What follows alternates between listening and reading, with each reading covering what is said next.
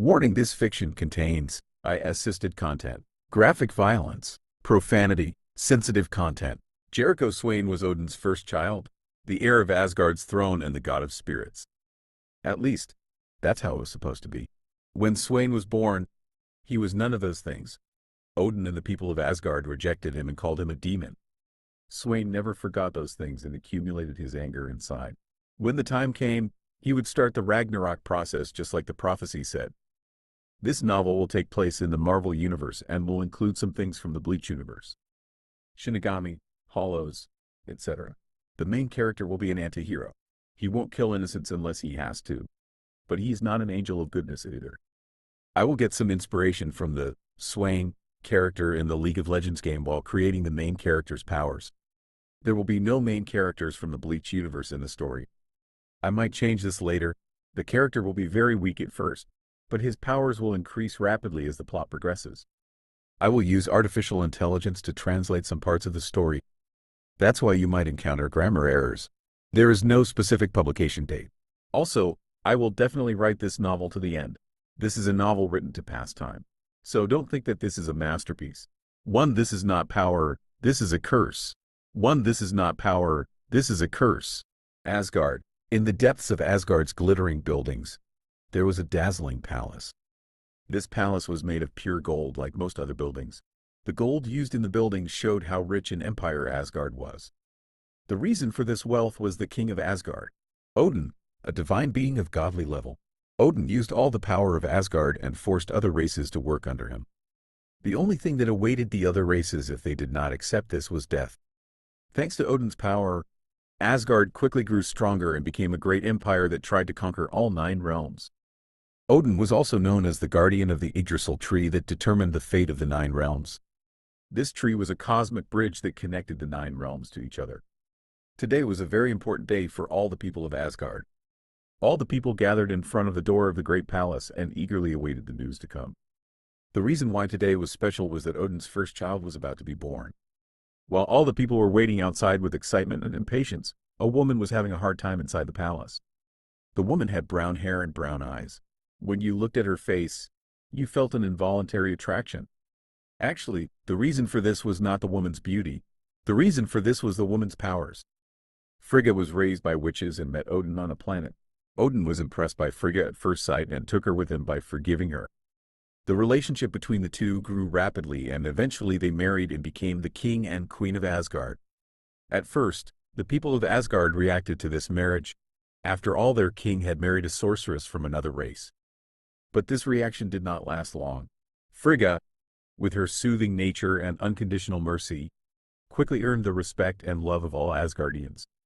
Frigga did not support the war, so she fought with Odin many times, but none of these fights stopped Odin. Frigga had to give him something he would value very much if she wanted to stop Odin. So Frigga got pregnant and finally gave birth to a child after 2 years of pregnancy. This child would be Odin's heir and Asgard's future. That's why all Asgardians were curious about the child's gender, name, and power. "Please hold on, my queen," said a servant as she put a cloth on Frigga's forehead. Frigga's body was soaked with sweat and she was so exhausted that she couldn't even moan in pain. Frigga's face was full of wrinkles as if she had aged. No one who saw this understood what caused it, except one person. Odin looked at Frigga, who was suffering, with thoughtful eyes. It was clear from his facial expression that Odin was in a big dilemma. His facial expression kept changing, and sometimes he put his hand on his chin in a thoughtful way. "What should I do?" Odin thought. He could clearly see that the baby in Frigga's womb was rapidly sucking her life energy. If this continued, the baby would be born successfully, but Frigga would die. Frigga was his only love and he didn't want to lose her, but at the same time he didn't want to endanger the life of his unborn child. While Odin was focused in a thoughtful way, Frigga looked at Odin and instantly understood what he was thinking. After all, there was no one in this world who knew Odin better than Frigga. "Let the child be born, please," Frigga said with difficulty. Although she had trouble breathing, she had a big smile on her face. Odin frowned when he heard Frigga's words. Frigga wanted the child to be born, but Odin was not ready to lose Frigga. Frigga was the best thing that came into his life. Frigga was compassionate to everyone and loved Odin incredibly. No matter what, Odin would never let go of Frigga. "Take the child out," Odin said in a harsh voice. The servants who heard his words turned to Odin in astonishment. A servant gathered courage and spoke. "Are you sure, my king? Taking the child out early could weaken or even kill him," said the servant. "Do as I say," Odin said. He knew the risk and he didn't care about anything as long as Frigga was alive. The servant saw Odin's angry expression and walked towards Frigga. Frigga moaned anxiously when she saw the servants coming towards her. "No, don't do this, Odin!" Frigga fainted from exhaustion when she shouted with her last energy.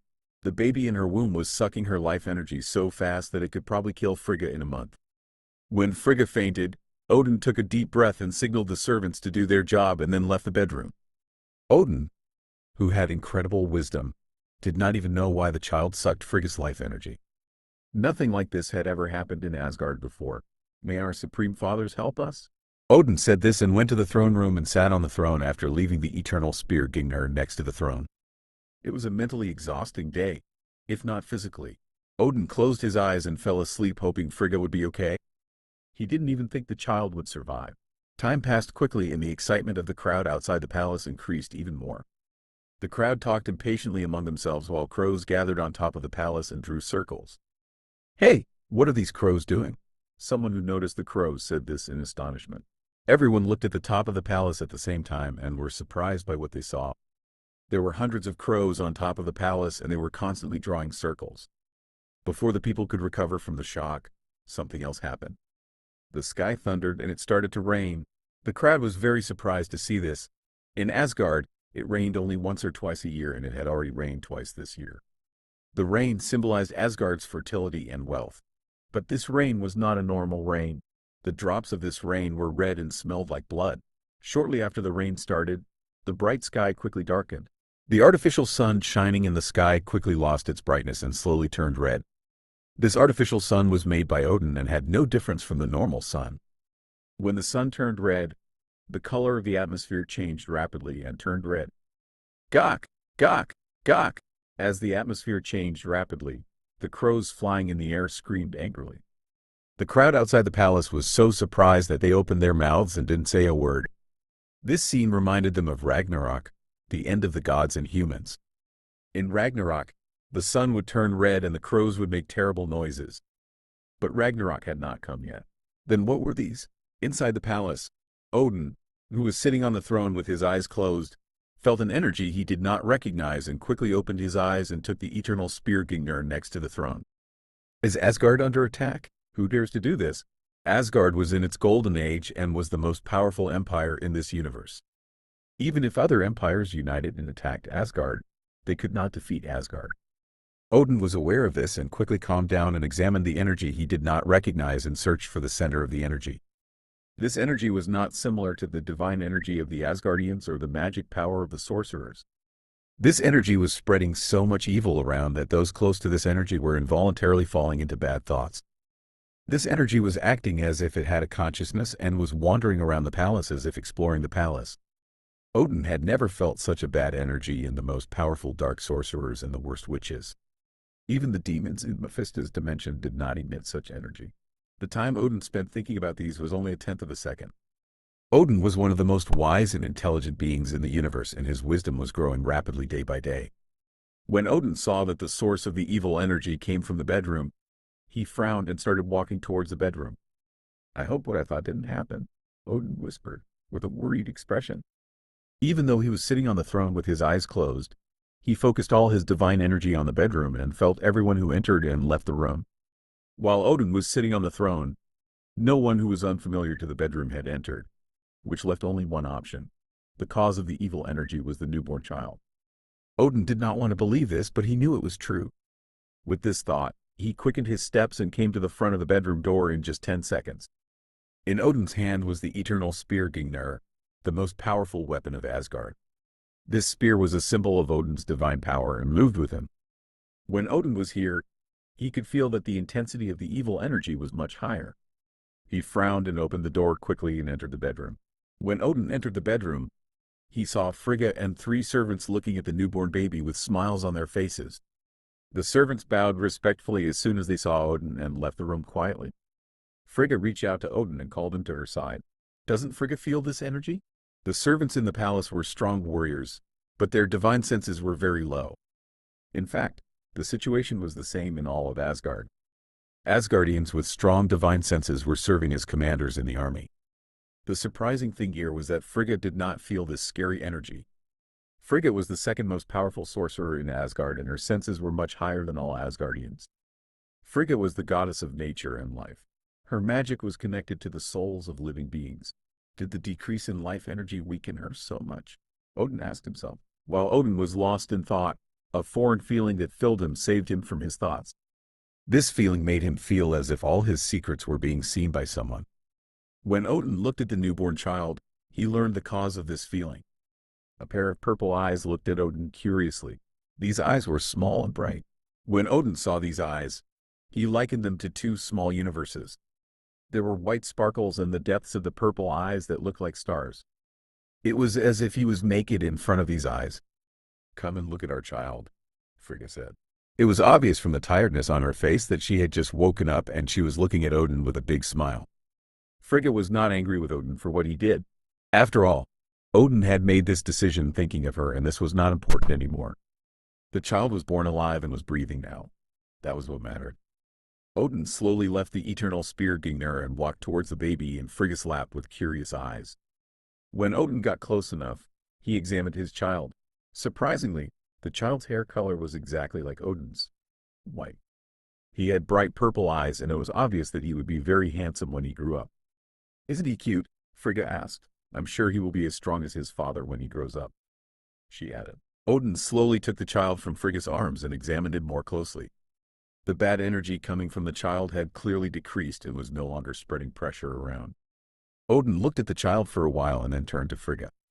"Are you okay?" Odin asked. It was obvious from his expression that he was very worried. Frigga was surprised when she heard Odin's question. Did he notice that my life energy decreased?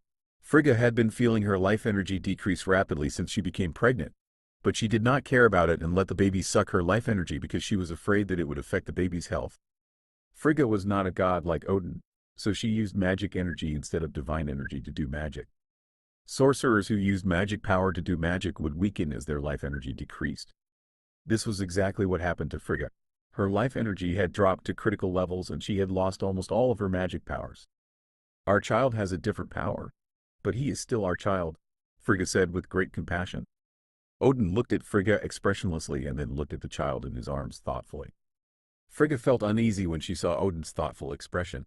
Odin walked slowly towards the bedroom door with the child in his arms.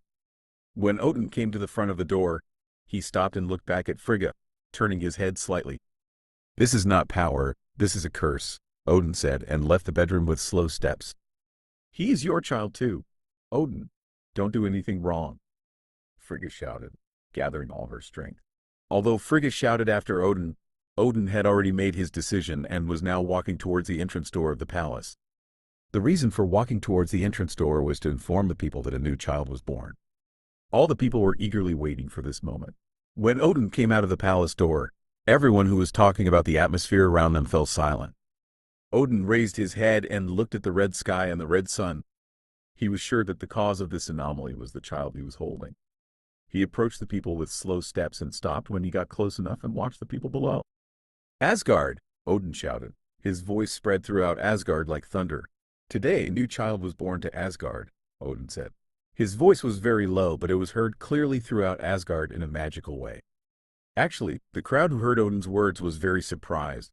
The reason for this was that Odin spoke of the child as if he was not his own. "The child's name," Odin said and paused. "Jericho Swain," Odin said. "Got it." He hesitated after saying that. "No," he whispered to himself. "Demon of secrets," Odin shouted with determination and turned his back and returned to the palace with the baby in his hand. Odin left a curious and astonished crowd behind and entered the palace. When Odin entered the palace, the red atmosphere in the air quickly disappeared and the rain stopped. Demon of secrets? Only 2 seconds after Odin left, the crowd started to argue loudly. Odin first spoke of the child as if he was not his own. Secondly, he did not give him his own surname, and finally he called the child a demon. It was clear that Odin was rejecting this child. Power levels, Shinigami, 1, level 1 to 3, asterisk. Newly graduated Shinigamis are low-ranked members. 2, level 4 to 5, asterisk. Mid-ranked members are experienced Shinigamis. 3, level 6 to 7, asterisk. Captain-level Shinigamis. They are powerful characters with usually high levels of Ryoku. 4. Level 8 to 9. Asterisk. Elite captains are extraordinarily powerful Shinigamis. 5. Level 10. Asterisk. Legendary characters. This level represents the highest level of Shinigamis in terms of special abilities, experience, and amount of Ryoku. 1. Power level 1 to 3. Asterisk. Soul Watcher. 2. Power level 4 to 5. Asterisk. Soul Protector. 3. Power level 6 to 7. Asterisk. Soul Guardian. 4. Power level 8 to 9. Asterisk. Soul Judge. 5. Power level 10. Asterisk. Soul Ruler. Hollow. 0. Asterisk asterisk newborn hollows. 1 to 3. Asterisk. These hollows are at the bottom of the hierarchy. 1. Jillian. 4 to 5. Asterisk. Jillian are the lowest level of the hollow hierarchy. They are usually low energy and move in large groups of giant hollows. 2. Ajukas. 6 to 7. Asterisk. Ajukas are hollows that have undergone Jillian evolution and gained more power. They usually have more complex abilities and tend to move alone. 3. Vasto Lord. 8 to 9. Asterisk. Vasto Lord are beings that have undergone Ajuka's evolution and risen to the most powerful hollow type. Vasto Lord are usually chosen from among the Espada members, who are very powerful and have complex abilities. 4. Legend Hollow. 10. Asterisk. Legendary hollows are the most powerful hollows, usually appearing in a special story or under certain conditions. These hollows can be stopped by very few beings. Divine beings.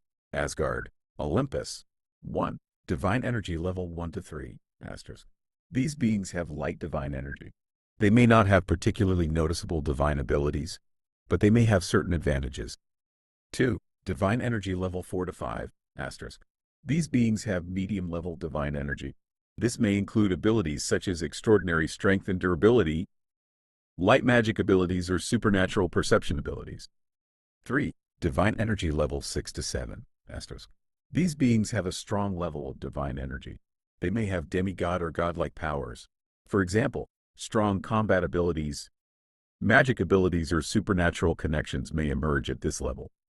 4. Divine energy level 8 to 9. Asterisk. These beings are divine beings with very high divine energy. They may have abilities to control universal powers, magical mastery, or intervene in realistic dimensions. 5. Divine energy level 10. Asterisk. These beings have the highest level of divine energy.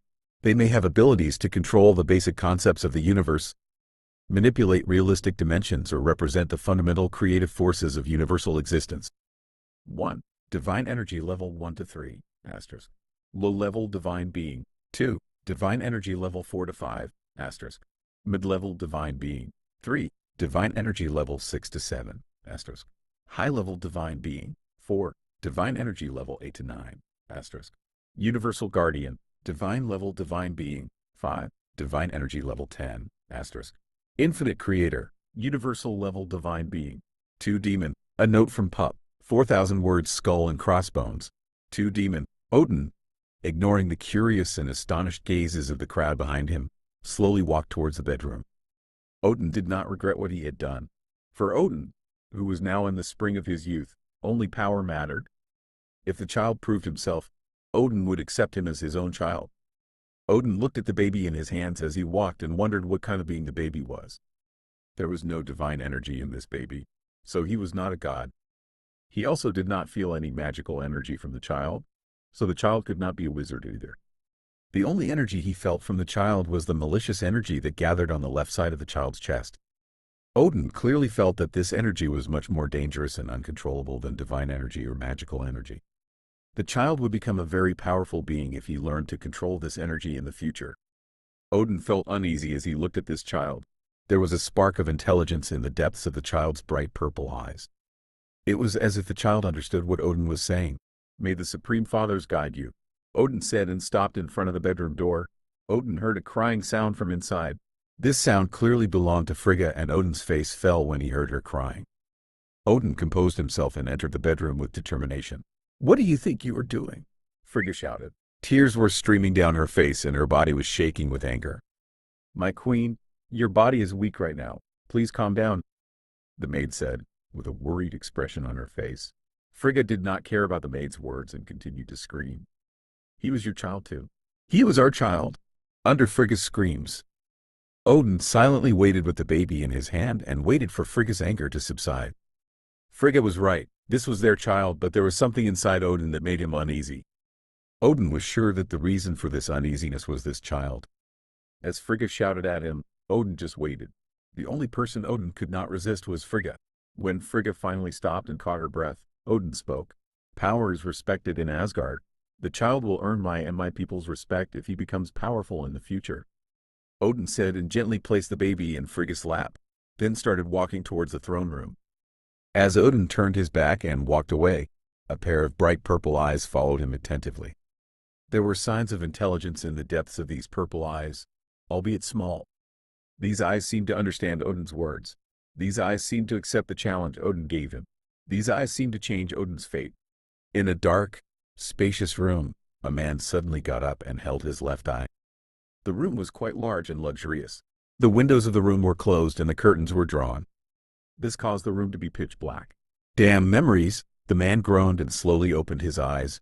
When the man opened his eyes, a pair of bright purple eyes appeared in the darkness. The purple eyes were so bright that they were very easily visible even in the pitch-black room. The man cursed and got up and walked slowly towards the window. He parted the curtains and let the sunlight in. When the sunlight lit up the room, the details of the room and the man's face appeared. The room looked like a royal room and was very messy. There were wine bottles and various clothes scattered in the corners of the room. The room looked like it had not been cleaned for a long time. The man did not hurry and pulled the curtain completely and opened the window made of gold. The man stuck his head out of the window and looked outside. There was nothing outside, just a forest that had no end. The forest contained 1,000 shades of green. The man had snow-white hair. His hair reached his shoulders and he had bright purple eyes. The man had a large nose and a large chin. The man's cheekbones were very prominent and his lips were pale. His skin color was light and his purple eyes and white hair were very compatible. The only thing on the man's face that was not compatible was his eyebrows. The man's eyebrows were brown in color, unrelated to his hair. This man was 35 years old and his real name was Jericho Swain. He was Odin's first and only child and should have been the heir to the throne under normal circumstances, but the circumstances were not normal. Swain was born without divine energy and his physical strength was very low compared to other Asgardians. In fact, Swain had no divine energy, but he had a very powerful and extremely destructive energy inside him. But using this energy was very harmful to Swain's weak body. He was rejected by other Asgardians and his father Odin because his power was not enough. That's why Swain built a house in the depths of the forest and lived there alone. In Asgard, the only person who showed love to Swain was his mother Frigga. Frigga always visited Swain and supported him. 20 seconds after Swain opened the window, a crow with black feathers came and landed on Swain's shoulder. The only feature that distinguished the crow from other crows was its eyes. One of the crow's eyes was purple, just like Swain's. "Tell me what happened in the last week," Swain said and walked towards the wardrobe with the crow on his shoulder. The wardrobe was the largest item in Swain's room. There were many clothes that Swain's mother had sewn in the closet. Swain admired his mother's sewing skills. Caw, caw, caw. The crow was making normal sounds, but Swain nodded understandingly as if he understood the crow. Swain was the only person who could talk to crows. "So I have magic and swordsmanship training today." "Huh," Swain said, puffing. His mother gave him magic training and this training was clearly useless. After all, Swain could not use the energy inside him. Swain had the energy required for magic from birth, but he could not release this energy. That's why he couldn't do magic. Sword training was very useful. In fact, Swain's skill on the sword was quite average, but he had to work hard on this if he wanted to get stronger. Swain wanted to get stronger and prove himself to Asgard. Asgard was a large and powerful country where Swain lived. Asgardians were very talented in sword and magic. Swain was an outcast among the Asgardians. A commander gave him sword training and this commander was the most talented person in Asgard in terms of sword. The only bad thing about this person was that he treated Swain badly. In fact, everyone treated Swain badly, but this swordmaster was pushing his luck. Swain had to endure the insults and beatings he did. Swain put on black leather pants, a black shirt and a black coat that reached his legs after leaving the house. The collars of the black coat he wore were long and reached his ears. There were raven feathers on the shoulders of the coat. The coat suited Swain very well. All of Swain's clothes were black. He didn't know why, but he loved darkness and shadows since he was born. He even felt relaxed in the dark. The sun is already at the top. It seems I will hear scolding from my mother again, Swain said, spreading his arms to both sides and raising his head to the sky. Just seconds later, 20 crows came to him and started spinning around him quickly. The crows spun around Swain for 20 seconds, then the ground Swain stepped on changed. Swain suddenly found himself in one of the outskirts of Asgard. Swain lowered his arms and scattered the crows around him. With this skill, he could teleport over long distances. Of course, there was a limit. Swain could only teleport to places where crows could fly.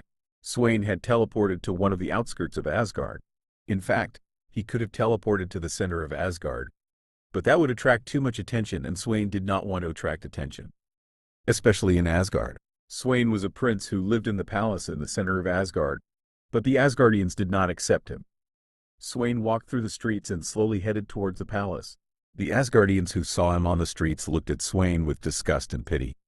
Swain was not surprised when he saw them. After all, he had been living here for 35 years and was used to it. Swain quickly reached the palace using the dark streets. The palace was the most magnificent structure in Asgard. The walls of the palace were covered with gold. There were various plants and animals in the palace garden. When Swain entered the palace garden, a few gardeners greeted him. Swain smiled at the gardeners. The gardeners were one of the rare people who did not treat Swain badly. Frigga was calmly drinking coffee in a room and waiting for her son to come. She was a little angry, to be honest. After all, her son was late for training again. Frigga wanted her son to do magic. Frigga had worked hard to teach her son magic, but her son could not do magic. Frigga could not understand why. She knew that her son had the energy necessary to do magic. But her son could not release this energy. Frigga finished her coffee and gracefully got up from the chair she was sitting in and walked slowly towards a table. There was a picture of Swain's childhood on the table. Frigga looked at the picture and smiled. There was a crow next to Swain in the picture. Swain was the only person who could talk to crows. Frigga thought this was a very interesting skill. Frigga put the coffee cup on the table and turned around. She walked back to the chair. When she came to the side of the chair, a smile appeared on her face. If your eyes weren't so bright, you would definitely be a very dangerous assassin, Frigga said, giggling. In a dark corner of the room, a pair of purple eyes looked at Frigga. In the darkness, no detail was visible except the purple eyes. You caught me again, Swain said, smiling, and came out of the darkness and went to the chair in front of Frigga and sat down. Swain had no respect in his movements. He sat in front of his mother and crossed his legs, waiting for her to speak. Actually, Swain was not disrespectful to his mother. The only reason he did this was that he was very close to his mother. His mother always treated Swain like a friend. As always, I ask again, why are you late this time? Frigga asked. The smile on her face had given way to a serious expression. Her son was late for this magic training every time. I had some nightmares, so I woke up late again, Swain said without thinking. In fact, he said this every time he was late. Again, the same nightmare? My son, I was raised by witches. If you tell me your nightmare, I can tell you what it means, Frigga said with a worried expression. She did not want her son to suffer and believed that she could help him. Swain was silent and avoided eye contact when he heard Frigga's words. How could he tell his mother that these were not nightmares but memories? What would his mother say if he told her that he knew everything that happened after his birth, and even that he was the cause of his mother's weakening? That's why Swain always remained silent. Magic training is useless, Swain said, trying to change the subject. Frigga understood that Swain was trying to change the subject and sighed with a defeated expression on her face. When you learn to control the energy inside you, all these trainings will work, Frigga said. She always believed in her son's potential. Swain frowned when he heard her words. You know that using the energy inside me means getting seriously injured, even dying. I will never be able to control the energy inside me, Swain said. In fact, he did not remember how many times they had this conversation. He tried to control the energy inside him many times, but they all resulted in injuries. Even if he used a very small part of the energy, this energy was harming his body. This energy seemed to not want his body. Frigga looked at Swain with sadness when she heard his words. Feeling the atmosphere getting heavier, Frigga quickly decided to change the subject. How is the process of infusing your energy into words going? Frigga asked. She asked this question, but she had no hope that this would happen. Infusing energy into words was a very difficult process. The energies inside the beings were hard to manifest outside the body. But if someone succeeded in this, their power would increase incredibly. This process was called judgment, doing magic with words. Surprisingly, a smile appeared on Swain's face when he heard Frigga's question. He pulled a glass on the table in front of him and looked at the glass ominously. As Swain looked at the glass, his purple eyes shone and spread an ominous energy around. This energy caused Frigga to feel uneasy involuntarily. Burn! As Swain said this, his voice echoed because of the malicious energy inside him. As soon as Swain's word ended, the glass was surrounded by red flames and destroyed in seconds. Frigga watched in astonishment as the cup turned to ashes and flew away in the grip of the red flames. The red flames were howling like a hell where thousands of people suffered, spreading fear around. How? Frigga asked in wonder. Her son Swain had never been able to control the energy inside him since he was born. I released the magic inside me with my words instead of circulating it in parts of my body. This way I can give simple commands without putting a strain on my body. The only downside is that the energy that comes out loses a lot of its power, Swain said with a bit of arrogance. After all, he had performed a magic for the first time in his 35 years of life. The magic was very weak in its current state, but it gave Swain a great sense of achievement. Frigga thought about his words and imagined what he had told her. Magic power and divine energy retain all their power when they leave the body. Your energy becomes incredibly weak when it comes out. The reason must be that you don't use any of your limbs. Without a tool to let your energy flow out, your energy may be weakening, Frigga said with a thoughtful expression. Swain nodded his head when he heard these words. Swain was thinking the same thing as his mother. If he wanted to fully control the energy inside him, he needed a tool. He had actually tried this method many times, but no tool could carry his energy. The only thing that carried his energy was his body. Maybe that's why his body was always bruised. Your swordsmanship training will start soon. You should go. Maybe the sword could be the tool you're looking for, Frigga said and hugged Swain with love. Swain left the room after hugging his mother tightly and headed quickly to the training area. The commander who gave Swain swordsmanship training was named Roland. He was actually getting this special training thanks to his mother. If it weren't for Swain's mother, Swain would have received a collective training like everyone else. Roland was an experienced swordsman and the battalion he controlled was quite famous. Roland's only bad side was his personality. Roland always made fun of those weaker than him. No soldier could stand up to Roland, unless he was stronger than him. It took Swain 10 minutes to reach the training area. The training area was a 100-meter area, and in the center of this area sat a blonde-haired and 2-meter-tall, very muscular man. Roland frowned when he noticed Swain and walked toward Swain. Hey, you trash, you're late again, Ronald said. Swain held back his anger when he heard his words. Actually, there wasn't much he could do even if he vented his anger. Even if he somehow injured Roland, he would receive a very heavy penalty for it. I had things to do, Swain said expressionlessly. Roland looked at Swain with a disgusted expression on his face. Like other Asgardians, Roland had no love or respect for the weak. In fact, Roland hated the weak. Your mother is trying hard to improve a waste like you, Roland said, with a mocking smile on his face. Swain frowned when he heard his words. Be respectful. You're talking about the queen, Swain said angrily. Roland ignored his words and took a sword from a shelf behind him. The sword Roland took was a normal knight sword and was specially prepared for training fights. Swain also headed to the weapon shelf and took a samurai sword with a black sheath and a length of 170 centimeters. Swain was going to do a training fight, so he didn't take the sword out of its sheath. Are you going to use this stupid sword again despite all my words? Roland asked. It was clear from his facial expression and voice that he was making fun of Swain. Swain, ignoring Roland who had told him to change his sword many times, chose this sword in every training because he felt more comfortable with it. Swain did not answer and took a fighting stance after moving away from Ronald and looked at Ronald sharply. You are not a Shinigami, so you can't use this sword well enough. I'll give you one more chance to change your sword, Ronald said, with a confident smile. Shinigamis were a group of spiritual beings that emerged recently in this universe. Shinigamis had quickly gained strength in a short time, and their mission was to kill Hollows. Just like Shinigamis, Hollows had also emerged recently. These beings were spiritual beings, and they emerged from the corruption of the souls of dead humans. Shinigami's mission was to cleanse them before Hollows became stronger. Shinigamis usually used katanas that were special to them. Each katana had different powers and abilities. It was not known how much a Shinigami could grow in power for now, but according to Swain's estimates, A Shinigami could reach the advanced level of divine beings if he was skilled enough. Of course, these were just guesses. It was not clear how much a Shinigami could grow in reality. Shinigamis were very weak for now. I will continue with this sword, Swain said determinedly. Ronald smiled contemptuously when he heard these words and attacked Swain. Ronald swung his sword from above when he got close enough. Ronald was considered strong even among Asgardians, so Swain could barely see his movements. Swain quickly lifted his katana to block Ronald's sword. When the two swords clashed, Swain's hands trembled and he knelt on one knee. Swain's physical strength was nothing against Ronald. Roland gave more power to the sword in his hand and caused Swain's hands to tremble more. You are really pathetic, Roland said and kicked Swain, sending him flying. Swain ignored his words and got up quickly and attacked. Swain knew that the power difference between them was too much and he could never beat Roland in swordsmanship, but he had to push himself to get stronger.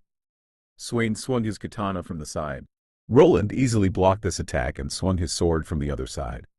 Swain was not fast enough to defend this attack, so he hoped not to be seriously injured by protecting his head with his arm. Swain felt an incredible pain when Roland's sword hit his shoulder and the sword quickly changed direction and moved towards Swain's stomach. Swain resisted the pain in his shoulder and blocked the sword coming towards his stomach at the last moment and took 2 steps back to get away from Roland. Swain couldn't feel his left shoulder and tried not to show it by frowning. You don't deserve to be Odin's son, Roland said with disappointment. Even a normal Asgard warrior can easily beat you, he added. Swain couldn't answer these words because he had no answer. Roland was right. Even a normal Asgard warrior was stronger and more durable than Swain. Your mother tainted the Asgard bloodline and gave birth to a child like you. These are her fault, Roland said, with a great anger on his face. Swain felt a great anger grow inside him when he heard these words. There was no problem with being mocked, but no one could say anything to his mother. Swain was born healthy thanks to his mother, even though he seemed to have no respect for her. She was the only person he loved in Asgard. Roland saw a silver blade coming towards his face as soon as he finished his words. Swain and Roland had not used weapons that could inflict serious wounds on each other while training. Roland used a blunt knight sword. Swain used a katana in its sheath. The sword that came to Roland's face had no sheath. Roland smiled when he saw this and blocked the katana coming to his face with a quick reflex. It seems you love your mother very much, Roland said, chuckling. Swain's anger grew even more when he heard Roland's words and he pulled back his katana and swung it quickly again. Roland easily blocked these attacks with his sword every time Swain swung his katana. Sparks flew and a disturbing ringing sound was heard every time the two swords clashed in the air. Weak and fast attacks. You really look like a Shinigami now. And you are as weak as them, Roland said. He was easily blocking Swain's relentless attacks while saying these. After a while, Roland stopped defending and started attacking too. The two swords clashed so fast in the air that a normal human couldn't even see the swords. Swain's purple eyes shone with seriousness and he reacted quickly as if he could see Roland's attacks beforehand. But as the fight continued, Swain's hands holding the hilt started to bleed and his arms started to tremble. That's the limit of what you can do. You are a disappointment, Roland said, laughing. He was clearly trying to provoke Swain and he succeeded. Aj! Swain roared with anger and stopped defending and started attacking only. No matter how hard you try, you will never be Odin's child. You will remain helpless like your mother, Roland continued his provocations. I will definitely kill you, Swain snarled. Roland didn't say anything when he heard these words and just smiled. In his eyes, Swain was a trash that destroyed Asgard's honor and glory. As the fight continued, Swain's whole body started to get tired and tremble. Swain was breathing hard and he could barely hold the katana in his hand. Roland looked like he wasn't tired at all. His sword countered Swain's katana harder every time. Swain felt the mocking look in Roland's eyes. This look hurt his pride and honor. Roland decided to stop when he saw Swain in this state. He was not afraid of the queen herself, but he was afraid of the witches behind her. Besides, he would be killed by Odin if he killed Swain. Odin would not remain silent even if he didn't care about Swain. That's enough fun for today. Clean up the place and get out of Asgard, Roland said and threw his sword to the ground and started walking towards the exit. Roland noticed a mocking smile on Swain's face as he passed by him. He felt a fear inside him when he saw this. You should never have let go of that sword, Swain said with a smile on his face. What are you talking? Cease! Roland heard a deafening and choking sound when a red energy surrounded his body and made it impossible for him to move. He felt an unbearable pain in his chest while he was frozen. He lowered his head and looked at his chest and saw blood spurt from his mouth. A silver katana tip was shining in his chest. The red energy around his body suddenly disappeared and he could move again. He turned around with difficulty and saw Swain smiling at him with victory. "How?" Roland asked with difficulty. Blood was pouring from his mouth and the light in his eyes was about to go out. "I told you I would kill you," Swain said and took the bloody katana from Roland's back. With this movement, Roland collapsed to the ground and gave his last breaths. The only thing he said before he died was, "You, demon." 3 results. 3 results. Swain threw his bloody katana into the air, flinging the blood droplets off it, and slowly sheathed the katana. He had killed a great commander and he knew very well that the punishment would be severe. In fact, under normal circumstances, it was impossible for him to kill Ronald. Ronald was a mid-level divine being, and if he had used his divine energy, he could have killed Swain with one move. Swain was now at the very beginning of the low-level divine being level and had no divine attributes. The only thing that distinguished him from normal humans was his physical strength and evil energy. "So, you were the demon." "Huh? Well, I will call the energy inside me demon energy," Swain muttered and looked at the corpse on the ground. The corpse was soaked in blood and his face was frozen with a horrified expression. As Swain looked at the dead body on the ground, he felt the demon energy inside him bubbling with greed. Swain looked at his left chest in astonishment. A few seconds later, he walked slowly to the corpse and leaned over. "I must say, I feel quite hungry looking at this corpse," Swain said. The hunger Swain felt was not physical. Swain put his left arm on the corpse's chest and waited for the energy inside him to react. Only 2 seconds later, the corpse began to dry up, and at the same time Swain could feel the demon energy inside him getting stronger. Only 10 seconds later, the 2-meter corpse was left with only skin and bones. Swain examined the demon energy inside him with a smile on his face. "My demon energy has almost doubled," he said with a smile on his face. "It seems I can get stronger too," he added excitedly. "Odin must have already sent his soldiers here," Swain said and looked at the ceiling. When Swain looked at the ceiling, his purple eyes glowed and he could see an incredible divine energy directed at him from above. "I know you are watching and hearing me," Swain said with a playful attitude. When Swain said these words, he felt an incredible force crushing him. This force quickly grew and made Swain kneel down. Even when Swain was barely standing on his knees, the pressure did not decrease, but rather increased. "Urgh, you old bastard," Swain groaned. The ground was cracking and breaking because of the pressure, and if this pressure continued for a little longer, Swain's neck would break. This was the infinite power difference between a divine-level divine being and a low-level divine being. Odin could easily kill Swain with just a tiny part of his divine power. Odin's divine energy was so great that it covered all of Asgard like an infinite ocean. Odin was at his peak power now, and at this power level he could feel everything that was happening in Asgard. Just as Swain thought he was going to die from the pressure, about 20 soldiers entered the training field and captured Swain and tied his hands. The rope they tied Swain's hands with was magical and had the power of energy sealing. The ropes prevented Swain from accessing his demon energy. If a person's energy was strong enough, they could easily destroy these ropes, but Swain's demon energy was limited and weak. "You are guilty of killing an Asgard commander," said the leader of the guards. The guard leader did not need to do any investigation, because this report came directly from Odin. Swain nodded and followed the guards without any resistance. The guards took him to a cell in the depths of Asgard and locked him up there. "The Father of the Gods will decide tomorrow whether you are guilty and what your punishment will be," said the guard leader and turned around and left without wasting time. After the guard leader left, Swain examined his cell. This cell was large and very luxurious. There were comfortable chairs in the cell. The walls of the cell were glass, and Swain was sure that these glasses were reinforced with magic. Swain sat on the couch and looked at the blood on his left hand. This blood had splashed on his hand when he killed Roland. "I'm killing someone for the first time, and I must say this feeling is quite good," Swain said to himself. Swain had never killed any living thing since he was born. He was 35 years old now, and this age was very low for Asgardians. Actually, he had to go to wars as the son of the king. But thanks to his mother, he was not going to wars. The battlefields were very dangerous and destructive. Going to a battlefield with Swain's power was clearly suicide. Fortunately, his mother had talked to Odin and convinced him. Not going to wars was a good thing for Swain.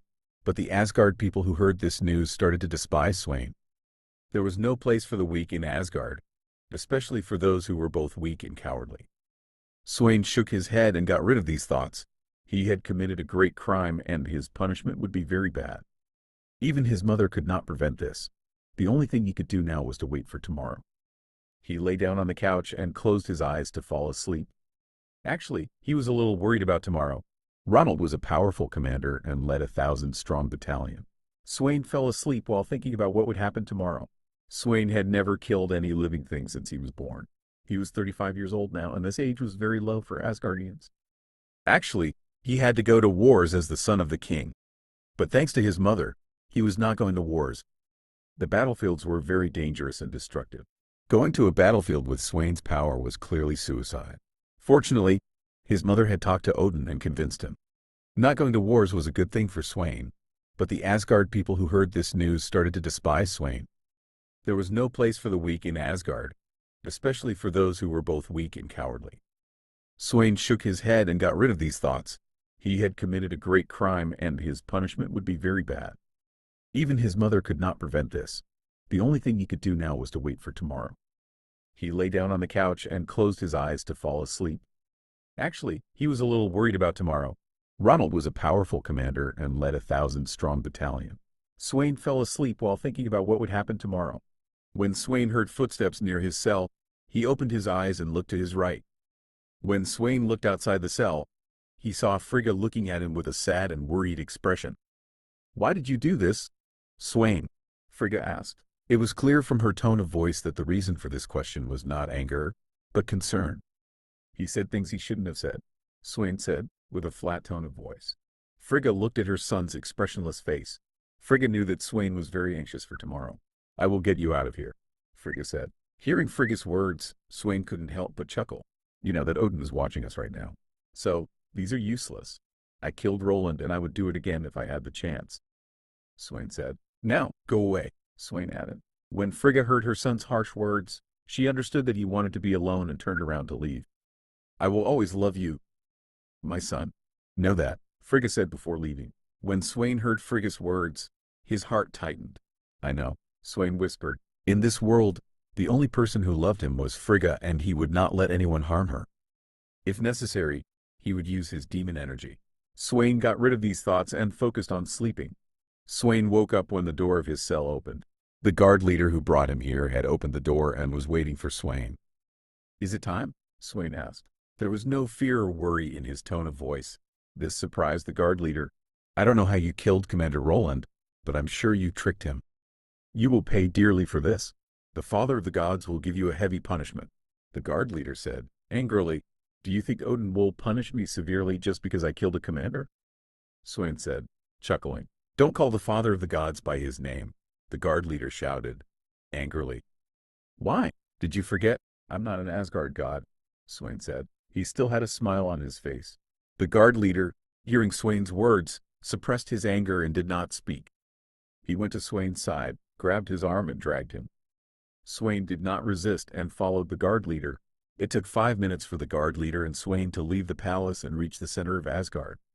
All the Asgardians had gathered in the square and were cursing and insulting Swain with one voice. Swain smiled when he saw this scene and did not care about them. In the center, there was an open area, and in the middle of the open area, Odin was standing. Behind Odin, Frigga was standing with a worried expression on her face. When Frigga and Swain met eyes, Frigga made a sign as if telling him not to do anything wrong. Swain gave her a meaningful smile and then looked at Odin. Odin was sitting on a magnificent throne and was eating an apple as if nothing around him mattered. The guard leader brought Swain before Odin and knelt down to greet Odin. Swain stood upright and did not salute Odin. The crowd, seeing Swain's movement, started shouting again. When the guard leader saw the angry crowd, he got up and kicked Swain's foot to force him to kneel. When Swain knelt down, Odin raised his hand and silenced the crowd. "I will not prolong this matter and cut it short," Odin said. His voice was spreading magically throughout Asgard. After saying these words, Odin lowered his head and made eye contact with Swain. "Why did you kill Commander Roland?" Odin asked, curiously. When Swain heard this question, he chuckled. Then these chuckles turned into a big laugh. Frigga, seeing this, was worried that her son would say something wrong. Ha ha ha ha ha. Why did I kill him?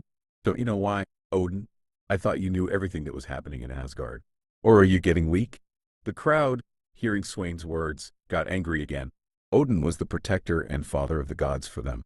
They saw someone mocking Odin for the first time, and this made them very angry. There was no expression on Odin's face. He raised his hand and silenced the angry crowd. I will ask you again, why did you kill Roland? Odin asked. Seriously. Odin's divine energy, as if angry, pressured Swain and made him bow his head. He said things he shouldn't have said, so I killed him, Swain said, determinedly. Odin nodded when he heard these words. Actually, he knew why Swain had killed Commander Roland. The reason he asked these questions was to inform the crowd. Is there anything you want to say before I give you your punishment? Odin asked and got up from his throne. Swain was silent for a few seconds and then started to speak. One day, you will regret all these wars, and these wars will be hidden. You, on the other hand, will play the role of a wise king. As time passes, you are getting weaker, Odin. I can see that, Swain said. As he said his last sentence, his purple eyes glowed, as if he could see everything.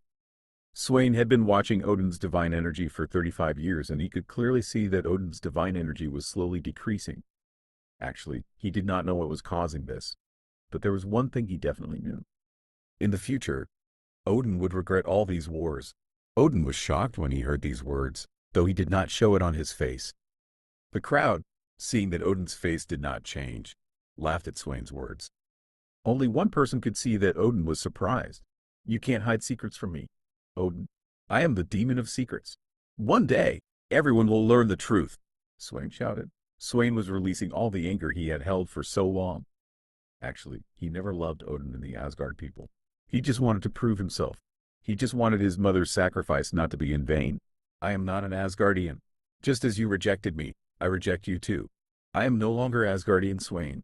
I am only the demon of secrets Swain, Swain shouted, angrily. The crowd, seeing Swain angry, got angry and started shouting again. Frigga watched this scene with a surprised and worried expression on her face. Tears were slowly flowing from her eyes. You are the reason your mother was crippled. You should never have been born, shouted someone from the crowd. He looked quite old and seemed to know what had happened at Swain's birth. The man's words made Swain freeze.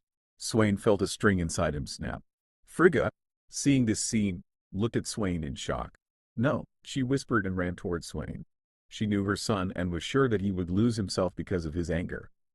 If she could somehow reach him, she could stop him from doing something wrong. As Frigga ran towards Swain, Swain quickly raised his left hand and pointed it at the man who had said those words earlier. Under the astonished and fearful eyes of everyone, a red energy covered Swain's left arm. The emergence of this energy spread pressure around and made the heads of the people nearby spin. As soon as Swain raised his hand was surrounded by demon energy, and a moment later, a beam of demon energy came out of his left hand, hitting the old man quickly, making a big hole in his chest. The beam of demon energy continued its way after piercing the old man's chest and slaughtered everyone in front of it, without exception. Swain had an angry expression on his face and did not think about what he was doing.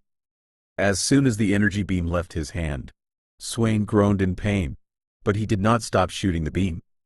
In just half a second, his left hand was covered with wounds and was about to be crippled.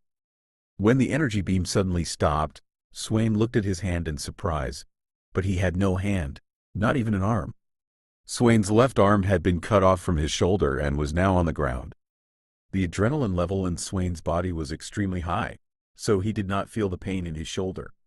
As he wondered what had caused his shoulder to be cut off, he noticed Odin pointing his finger at him. No! Frigga shouted and went to Swain's side, preparing to do magic on his arm. When Swain saw his mother preparing to do magic, he pulled back and moved away from her. His mother's life energy was at critical levels, and if she did magic, she could be crippled or even die. There is no need, Swain said, gritting his teeth. His adrenaline level was slowly dropping and the pain in his shoulder was increasing. Your punishment is to stay in the hollow cave for 500 years, Odin said and swung his hand. Seeing this, Frigga gave Odin a look as if asking for mercy, but Odin did not care. Under Swain, a black portal opened and Swain fell into the portal. After falling for about 2 minutes, he finally saw the ground. This is going to hurt, Swain said, before falling to the ground quickly. When Swain fell, the ground shook and cracked. A pit had formed where Swain had fallen and the surroundings were dusty. Swain opened his eyes slowly after being unconscious for an hour, and using his only arm, he forced himself out of the pit. His body was in pain all over, and moving was a heavy burden for Swain.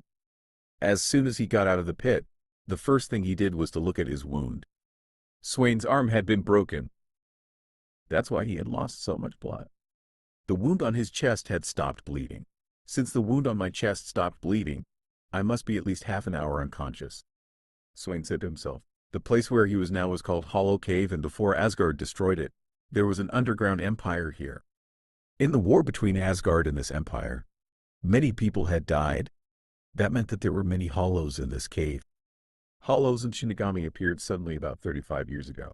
Hollows were beings that emerged from the decomposition of dead people's souls and were divided into levels from 1 to 10. Actually, the strongest hollow seen so far was level 4 and almost had the same power as an intermediate divine being. A hollow evolved into a being called Jillian on the 4th level. Jillians were not just spiritual beasts. They could also harm the physical world. That's where the Shinigami came in. No one knew how they got their powers or where they lived. Their only mission was to hunt down the hollows on crowded planets. Shinigami usually hunted hollows of the 4th level. In this cave, there were usually hollows of levels 1 to 3, and sometimes Jillians could be found in the depths of the cave. Even a 1st level hollow could cause me trouble, Swain said nervously. Inside the cave, there were hundreds of hollows, and Swain would have to meet one of them. After all, he would be stuck in this cave for 500 years. Swain was thinking about all this when he heard a rustling sound in front of him, and in a second, he saw a white-masked bear standing in front of him. The bear was standing on 4 legs, but it was 2 meters tall and had various wounds around its body. Damn, Swain said fearfully. For a sword against the rules. A note from Pupp. Happy reading. For a sword against the rules. Nidavellir, are you sure, sir? This weapon could corrupt its user, he said. A giant of 3 meters tall. This giant's head was bigger than the rest of his body.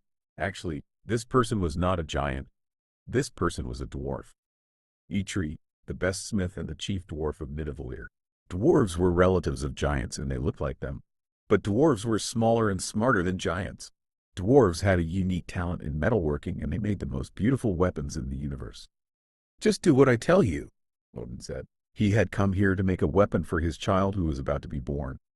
There were only days left for his first child to be born, and Odin had come to Nidavellir to make a weapon for his child.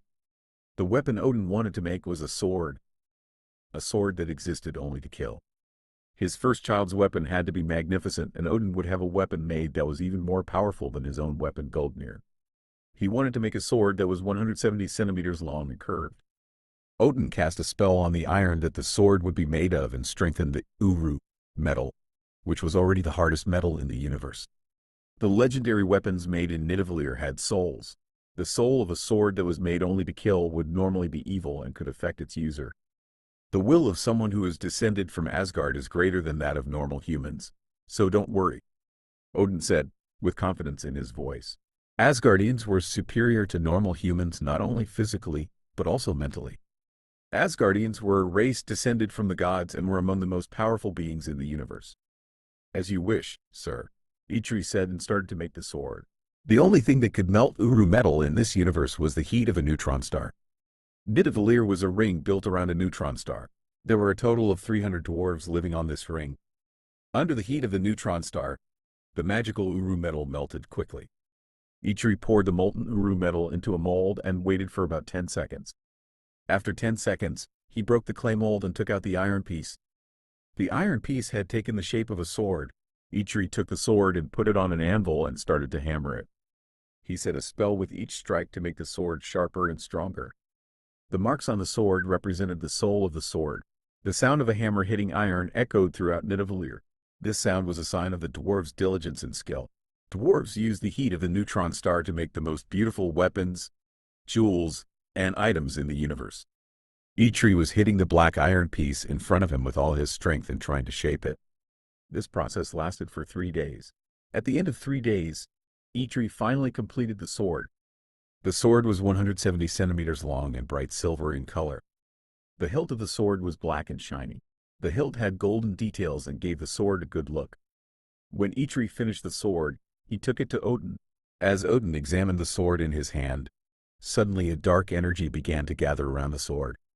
Odin threw the sword away in a moment of surprise and took a defensive stance. Surprisingly, the sword did not fall to the ground and stayed in the air. Under the astonished eyes of Odin and Eitri, the bright silver color of the sword quickly darkened as it absorbed the dark energy around it. After only 10 seconds, the color of the sword became so dark that it did not reflect the light around it. The stone on the hilt of the sword that looked like obsidian disappeared and gave way to a long hilt. As the dark energy flowed into the sword, skull shapes appeared on the black surface of the sword, as if someone was trapped inside. These skull motifs were golden in color and seemed to be moving.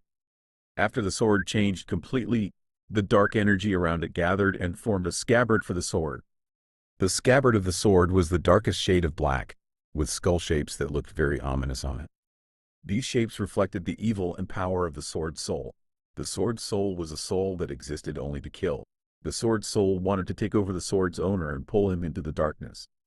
On the top of the scabbard of the sword, there was a dark-colored sword buckle embroidered with gold. Finally, golden details appeared on the scabbard of the sword.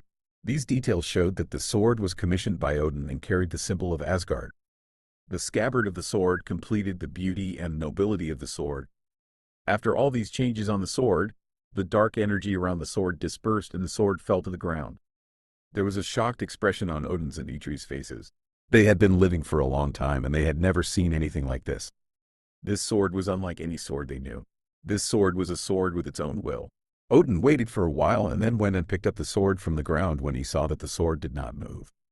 When he examined the sword closely, he saw that the sword did not absorb the divine energy.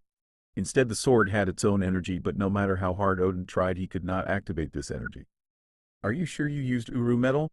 This sword does not absorb divine energy," Odin said, frowning. Odin could not believe that the sword was made of Uru metal. Uru metal is the hardest and most divine metal in the universe. Uru metal is used to make the weapons of the gods.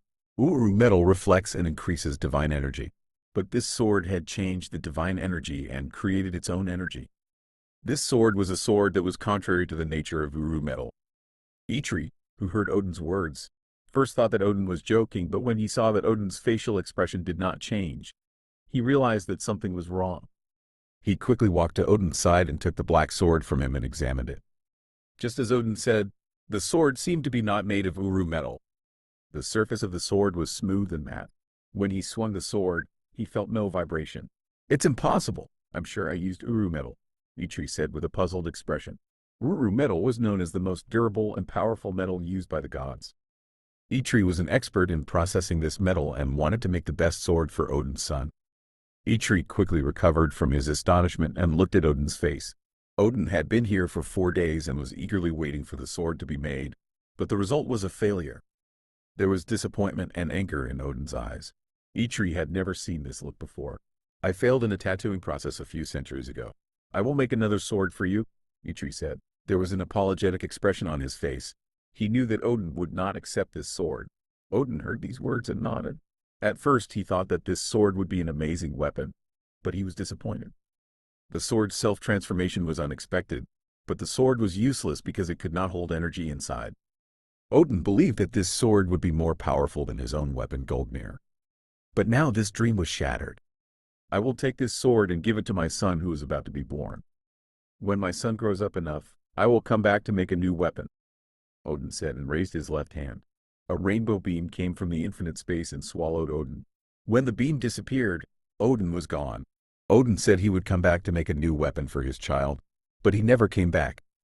After all, his son was a demon who had no divine energy. Today Odin and Eitri were disappointed, but there was something they did not know. That this sword would be the most powerful weapon in the multiverse in the future. The sword was sleeping and waiting for its true owner. The true owner would reveal the hidden power in the sword and use the sword to destroy Asgard. "I'm really very unlucky," Swain said with difficulty. Blood was coming from his mouth and his left leg was torn apart. He had claw and bite wounds all over his body. He saw some hallucinations due to blood loss when he looked around. His wounds were so severe that he couldn't even stand up, let alone walk. Swain dragged himself and leaned against a wall. He left a large blood trail behind him as he dragged. Even the first-level hollows were causing him trouble with his current power. Swain took a deep breath and closed his eyes. He had never been so close to death in his 35 years of life. He had large wounds all over his body and his left leg was unusable. Swain slowly opened his eyes and looked at the hollow corpse on his left. The hollow's corpse had no head. It was easy to understand that the cause of death was his head exploding. The hollow attacked him as soon as he saw Swain and was physically much stronger than Swain. The hollow made Swain helpless with its large teeth and claws. The hollow bit his leg and started to tear it apart after knocking Swain to the ground. Swain resisted the intense pain and realized that this was his last chance. He poured the demon energy inside him into his left leg and poured it directly into the hollow's head from his left leg. There was an explosion when the demon energy touched the hollow's head and the hollow fell to the ground lifeless and headless. When Swain transferred the demon energy to his left leg, the demon energy quickly inflicted heavy damage on his left leg. Even if the wounds on Swain's left leg healed, the damage caused by the demon energy from within would never heal. Swain's demon energy was like a foreign power that did not adapt to his body. Swain reached out and touched the hollow corpse next to him. When he did this, the demon energy inside him activated and sucked the hollow's soul power. After the hollow's soul power was completely absorbed, the corpse quickly turned to dust and disappeared. Swain could increase his own power by sucking the soul power of others, and hollows were beings made entirely of souls, which made them a great meal for Swain. It's not as much as Roland's soul energy, but it still works, Swain said to himself. Although he had returned from death, he had a big smile on his face. This adrenaline felt very good. Swain had been trained since childhood, but he never fought for his life. This was his first experience and the only thing he could say. Addictive, Swain said with a big smile on his face. After Swain said this, his eyes began to darken. He had suffered heavy wounds and used the demon energy inside him twice in one day. This put a great burden on his body. I can't fall asleep here, Swain said and slapped himself. This slap made Swain a little more alert. Swain dragged himself and went behind a large stone in the corner of the cave. Swain couldn't stand up. He had no time to look for a shelter. Even crawling was hard for him. It will take me about a week to heal. I have to avoid danger during this time, Swain said. He was helpless now and even a normal human could kill him. Swain listened nervously to his surroundings as his eyes slowly closed and he fell asleep. Swain had a dream in his sleep. In this dream, he was in a dark world. The sky was pitch black and there was no sun. There was a dried soil below him and countless dried trees around him.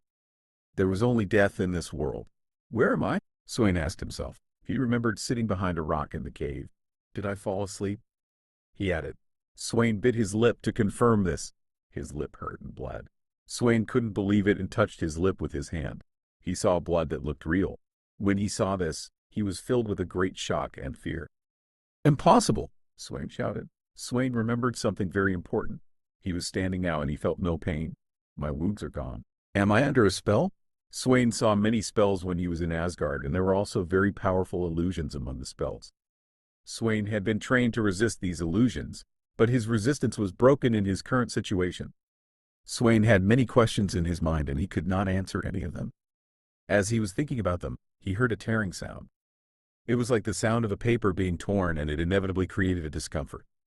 The sound was very disturbing. Swain looked at where the sound came from and he could not believe his eyes. The space in front of him was torn and it was spreading a great pressure around. He could easily see the endless darkness behind the small tear. Before Swain could recover from his shock, a large and black hand grabbed the torn space and pulled it to enlarge it. Swain was shocked by this sight. He wanted to turn around and run away, but he could not. The energy around him was so high that it prevented him from moving. I'm definitely going to die, Swain thought. This thought increased his fear even more. Swain felt the cold breath of death on his neck. Actually, the energy coming from this dark entity was much more than Odin's energy. This entity was spreading such a serious pressure even though it did not focus its energy on him. This pressure made it hard for Swain to breathe and caused pains in his body. Swain felt fear and admiration when he felt the power of this entity. The space in front of Swain quickly grew, and after it widened to 20 meters, an entity came out of it. This entity was 20 meters tall and had a very dense dark energy around it. The face and body shape of this entity could not be understood because of the dark energy around it. The entity had only two visible points. The first thing he noticed was his eyes. His eyes were bright purple like Swain's and had white sparkles that looked like stars in their depths. These eyes penetrated Swain's soul and increased his fear. The being had a katana at his waist. The sheath of this katana had gold embroideries and looked very good. This katana was of a beauty that Swain had never seen before. This katana was the weapon of Swain's dreams. This being did not care about Swain and looked around. After looking around for a few seconds, he lowered his head and looked at Swain. This image was the last thing Swain saw. The moment the being looked at Swain, Swain's body disappeared. Swain could not forget the cold and deadly look in the being's eyes. When Swain opened his eyes, he saw a stone ceiling and quickly lifted his head. When he did this, pains came out all over his body. "So it was a dream," Swain said as he put his head back on the ground. His body was soaked with sweat because of this dream. Swain knew that what he saw in the dream was not real, but he was still very impressed. When Swain looked at the hairs on his arms, he saw that they were all erect. Clearly, the being he saw in his dream was very scary. Even though it was a dream, this was very scary, Swain said. The glory and pressure of the dark being was still in Swain's mind, and he would probably never forget this dream. His mother used to tell him that every dream had a meaning. Swain wondered who or what this being was and what it had to do with him. Swain fell asleep again after looking at the ceiling with his eyes open for a few minutes. This time he did not see any dream or nightmare. His body's healing would take a week, and the only thing he could do during this week was to be careful. Swain would be careful to keep himself safe during this time. 5 life energy. A note from Pupp. Sorry for any grammatical errors. I was in a rush to prepare this chapter. 5 life energy. Swain slowly opened his eyes and looked around. He was in the same place as before he fell asleep. The dark and cold walls of the cave offered him a shelter. My wounds have stopped bleeding. I think I've been sleeping for a day, Swain said, examining his wounds in detail. He had managed to escape from Hollow's attack, but it had cost him dearly. All of his tooth and claw wounds had stopped bleeding and started to heal. His left leg, however, was not in good shape. His left leg was still bleeding from some places and had not entered the healing phase yet. This wound was his biggest weakness right now. The reason why his left leg was in this condition was also because he had suffered heavy damage from the inside. Swain took support from the ground and slowly got up. Even if he couldn't use his left leg, he could walk slowly with the help of the objects around him. But he couldn't go far like this. The reason why he came out from behind the rock was to find a safer shelter. The fact that no Hollow had come here for a day did not mean that they would never come. Swain was taking a big risk right now. If the Hollows found him, he might not have the strength to run or fight. I won't go into the depths of the cave, and I'll stick to the wall on my left side, Swain said to himself. He hoped to find a place where he could take refuge without being attacked by the Hollows. But this hope was very weak, because Hollows could be anywhere at any time. Swain's bright purple eyes pierced through the darkness and allowed him to see clearly around him. As Swain walked, the cave narrowed and the stones on the walls crumbled. He walked for about 2 hours until he heard a sound. Is that a cry of sorrow? There shouldn't be anyone here, Swain said to himself and carefully approached the source of the cry. He was only 2 minutes away from the source of the sound. The source of the sound was a spirit, a crying spirit. This spirit was 2 meters long and had a skin that resembled a lizard man. The head of the spirit looked like a mixture of an ogre and a lizard man. It had a tail about 1 meter long. The tail grew longer as he walked and had a sharp point at its tip. A lizard man, Swain exclaimed in surprise. Swain thought that no lizard man had survived when Asgard attacked this place long ago. Lizard men hated sunlight and built their homes as deep as possible. They were also very proud and arrogant, never working under anyone else's command. Asgard attacked this world because they did not care about working for them either.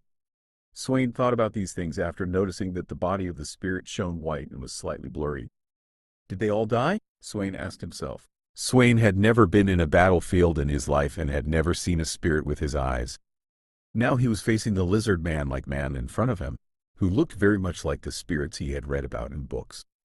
Swain decided what to do before making up his mind, and wanted to get a better look at the lizard man. So he slowly approached him. Swain heard him shout angrily when he got close to the lizard man. "Monster, I will kill you when I find you. You killed my family. I swear I will kill you." Is he really saying that from Asgard? No, that's impossible. Asgard attacked this place hundreds of years ago. Swain thought and continued to watch the lizard man carefully. His anger was so great that it shook the air around him with every word he said. Swain noticed that a dark energy was accumulating around him as he talked. Is his spirit turning into a hollow? Swain wondered in surprise. Swain was thinking about this while the dark energy around the spirit intensified and a white mask appeared on his face. No, I have to stop him. Swain was heavily wounded at the moment, and a hollow could easily kill him. Hey you, Swain shouted. The lizard man, hearing Swain's shout, hesitated for a moment and then turned around and looked at Swain. When he saw Swain, he showed a great surprise on his face, and the mask that had formed on his face disappeared before it was completed. Who are you? Lizard man shouted. His face and voice clearly showed great fear. Swain was slightly surprised when he saw the lizard man's fearful expression and started to talk. Don't worry, I don't want to harm you, Swain said. I just want to help you, Swain added. As he said this, he extended his right hand to the lizard man friendly and slowly walked towards him. The lizard man relaxed a bit after hearing Swain's words and examined Swain's body. Did that monster also attack you? He asked, hesitating for a while. What monster? Swain asked. After hearing Swain's question, the lizard man hesitated a bit more and started to talk. There is a monster that is 25 meters tall, with a completely black body and a white mask on its face. This monster attacked my village, he said. As he said this, he clenched his teeth and his face became angry. Is it a Jillian?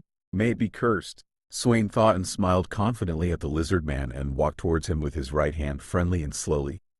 Don't worry, I will help you in your village, Swain said. As he said this, his blue eyes sparkled. Now tell me where your village is, Swain demanded. When the eyes of the lizard man and Swain met, the expression on the face of the lizard man quickly softened and he started to talk as if he was under control. My village is from here to there, one day after walking for a while, the lizard man said. His expression was very unstable. Swain said, Great, with a big smile on his face when he heard these words. Swain's eyes quickly lost their brightness and returned to their normal state. The lizard man looked at his hands in astonishment and then looked at Swain with anger. What did you do to me? He shouted. I'm just helping you, Swain said with a smile on his face. See you later, he added with the same expression. What are you talking at? Lizard man couldn't finish his sentence as his spiritual body trembled and floated to Swain's right arm. The lizard man's spiritual body disappeared in seconds. It tastes very good, Swain said, licking his lips. He had used up all his demon energy reserves and he had to wait a long time to refill them or feed on spirits. So there's a keratinous creature-like village nearby. I don't know how they survived until now, but thanks to them, my demon energy reserves will be completely full and even grow, Swain said with a big greed on his face. The power that forced the lizard man to answer was coming from his eyes. He could make them answer his questions correctly by making eye contact with them. He had noticed this power when he was very young, but he had never used it properly. The reason for this was that his power was very weak at the moment and it only worked on those with weak wills. Someone with a strong will could give false information or even break free from his control. The keratinous creature like man had just died, so his will was shattered. This made him an easy target. After using this ability, Swain's eyes started to hurt. I'm still very weak, Swain said, rubbing his eyes. But I will definitely get stronger, Swain said, with a great determination on his face. I will show my power to those in Asgard, he added and started to walk on the path that the lizard man had described. The lizard man had told him to walk for a day to reach the village, but Swain's leg was injured, so the journey would definitely take much longer. Swain was walking towards the lizard man village and there was no sign of a village here even though it had been 4 days. Another reason why this journey took so long was that Swain had taken many breaks. Swain was about to find a new resting place and rest when he noticed that the wall in front of him was hollowed out. I finally found it, Swain said, happily. He had been walking for 4 days. Swain slowly approached the hollow and then entered it. The hollow was very narrow and he had to stand sideways to move forward. He walked in the hollow for about 10 minutes and then finally came out of it. The scene that appeared before him after he came out of the hollow looked like a large square. There were 10 stone buildings in the middle of this square and he could see the lizard man inside these stone buildings. This must be the hole that Jillian entered, Swain said, looking at the collapsed wall in front of him. As far as I understand, the lizard man built this wall to protect themselves from Jillian, but it seems that it didn't work very well, Swain added. After saying this, he moved towards the lizard man village in front of him. The architecture of the buildings in this village was very bad and they were barely standing. Swain was actually surprised how these buildings were still standing. Swain stopped thinking about this and walked towards the lizard man village, limping. Considering the intact houses in the village, there should be about 20 lizard men here.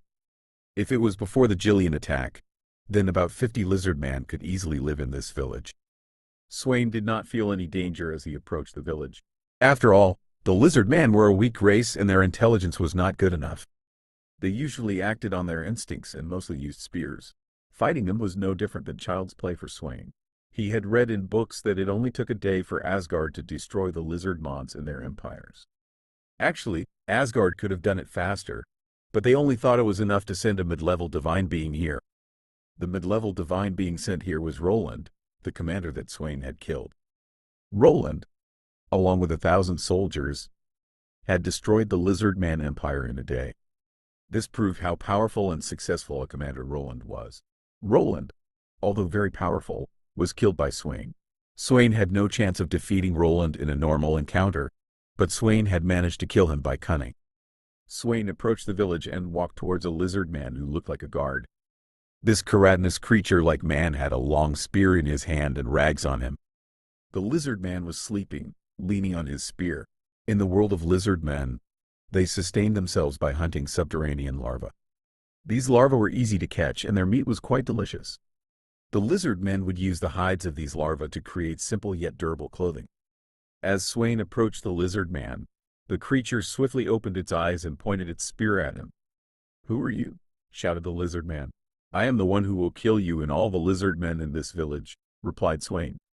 His wide grin made these words even more ominous. Swain considered the lizard men weak and foolish. Killing them was a form of entertainment for him. The lizard man furrowed its brow in anger and hurled the spear at Swain with a gust of wind. The spear was aimed directly at Swain's neck, but just before it could strike, Swain uttered, "Cease." The moment he spoke, an eerie crimson energy enveloped the lizard man, freezing it in place. What is this?" stammered the lizard man. "Dead men need not know," Swain said, seizing the spear from the lizard man's hand. In one swift motion, he severed the creature's legs. As the demonic energy dissipated, the lizard man collapsed to the ground. Swain reveled in the sight of the creature writhing in pain. "Quadruple Aag," the lizard man wailed. His face contorted, and he was on the verge of fainting from pain. Please spare me," he pleaded, looking at Swain. Tears streamed from the lizard man's eyes, and his expression was one of desperate supplication. Swain's grin widened as he observed the lizard man's face. Throughout his childhood, he had been tormented for his weakness. Now, Swain had found someone even more powerless than himself. "I must admit, this is quite entertaining, especially when dealing with a corrupted race like the lizard men," Swain remarked, his smile still in place. The lizard men were indeed a corrupted breed. Centuries ago, their king struck a pact, drawing power from a dark dimension. In return, the lizard men slaughtered all other intelligent races living in this world, offering them as tribute to the ruler of the dark dimension. Swain paid no heed to the lizard man's pleas. He walked slowly toward him, bending down by his side. The lizard man looked at Swain with a helpless, fear-filled expression. He was so terrified that he couldn't even beg for mercy. "Fear not, it won't hurt," Swain assured him, gently placing his right hand on the lizard man's head. Swain's eyes glowed with an eerie intensity as he stared at the creature. As the lizard man met Swain's gaze, he calmed down and remained still. "That's it, stay calm and don't move," Swain murmured, activating the demonic energy.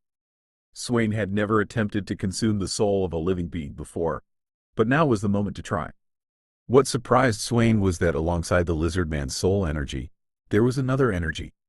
This energy was green and quite low in intensity. "What is this energy?" Swain wondered aloud, using his demonic energy to absorb a portion of it. As he did so, the lizard man's skin faded slightly and became rough. Swain instantly recognized what this energy represented. "Life energy!" exclaimed Swain, taken aback. As Swain continued to absorb this energy, he noticed his wounds healing rapidly. All the injuries on his body closed up, and the bleeding from his left leg stopped. Thanks to this energy, Swain felt stronger and more alive. "This is incredible!" Swain exclaimed with delight. He flowed within the life force, rejuvenating his body. "I just need to absorb the life energy from one more lizard man. Then my wounds will be completely healed," Swain declared, greedily eyeing the lizard man before him. He intended to further empower himself by draining the life energies of the other lizard men in the village. 6 Lizard Man Village. 6 Lizard Man Village. Swain, with a sinister smile on his face, limped toward the lizard men's village. Each step he took brought the lizard men closer to their demise. When he was close enough to the village, 2 lizard men noticed him and screamed. "Enemy! The guard is dead!" One of the lizard men shouted and sprinted toward the center of the village. The other, with a spear on his back, aimed it at Swain. The lizard man's spear resembled Swain's own. Its metal part glimmered ominously in the darkness. How could they be so sure the guard is dead? Swain wondered. When he killed the guard, there was no one nearby, so it shouldn't have been easily noticeable. Swain looked thoughtfully at the lizard man before him. The lizard man, fueled by anger and hatred, spoke. "My brother's scent is ingrained all over you. You'll pay for killing him." After saying this, the lizard man charged at Swain with fury. Lizard men had physical attributes slightly beyond those of regular humans. They were almost as strong as Swain. So, he figured out I killed the guard because of his scent, Swain muttered, launching himself at the lizard man. Although the lizard man's physical strength was comparable to Swain's, there was a significant difference in their training. Swain, despite lacking extensive experience, had been honing his skills since childhood and knew how to remain calm during battle. His body is quite unbalanced. Swain considered this and took a step toward the lizard man charging at him. With a swift motion, he hurled his spear. The lizard man, realizing Swain's attack, stopped running and raised his spear to block it. "Fooled you," Swain grinned. As he continued the spear's motion, he twisted his body, rapidly changing the spear's target. Before the lizard man could comprehend what was happening, Swain's spear sliced through his leg like a razor. "Arrgghh." The lizard man groaned in pain, losing his balance and collapsing to the ground. Seizing the opportunity, Swain swung his spear with all his might, severing the lizard man's arms. As the lizard man writhed in pain on the ground, tears streamed from his eyes. His single leg and 2 arms had been severed, leaving him utterly helpless. Swain approached him with deliberate steps, bending down to grasp the lizard man by the neck. The lizard man stared blankly at Swain, realizing that death was imminent. He began to murmur something. "In my final breath, I offer my soul to you, Master of the Dark Dimensions." The lizard man's words were cut short as Swain covered his mouth, a wicked smile playing on his lips. As the lizard man locked eyes with Swain, he felt an inexplicable agony in his soul. It was as if someone were pricking it with a needle. "My apologies, but your soul cannot be offered to anyone," Swain declared. His eyes glowed with an intensified shade of purple. "After all, your soul belongs to me." With that, he activated his demonic energy, swiftly draining the lizard man's soul and life force. In mere seconds, the lizard man's skin turned pallid, shrinking and drying like a drained corpse. Swain felt the rush of soul energy being devoured by the demonic force, and all the wounds on his body healed. However, there were still injuries that refused to mend. One was his left leg, damaged internally due to excessive use of demonic energy. The other was his left arm, severed by Odin. Just like his leg, the arm had suffered significant internal damage from the intense use of demonic energy. When Odin had cut it off, it remained in its current state. Standing up with a satisfied expression, Swain glanced at the lizard men charging toward him. 17 individuals. To eliminate them, I'll need to use the demonic energy, he declared. The smile on his face gave way to a serious resolve. Although the lizard men were not physically strong, their sheer numbers posed a significant challenge for Swain. He had to face them alone. "Hopefully, none of them draws power from the dark dimensions," Swain murmured. He pulled back his spear and hurled it with all his might. The spear cut through the wind, hurtling toward the lizard man at the forefront. The lizard man noticed the incoming spear early and was about to dodge when he heard a voice. "Cease!" At that moment, the lizard man found himself immobilized. It was as if an unseen force held him in place, preventing any movement. Despite his struggles, he couldn't budge. All he could do was watch as the spear impaled his chest. The impact sprayed blood around, and the lizard man was propelled backward by the force of the blow. 16, Swain declared. Retrieving the spear next to him, he repeated the same action. Once again, the lizard man attempted to evade, but Swain used a binding spell to prevent his escape. The spear found its mark,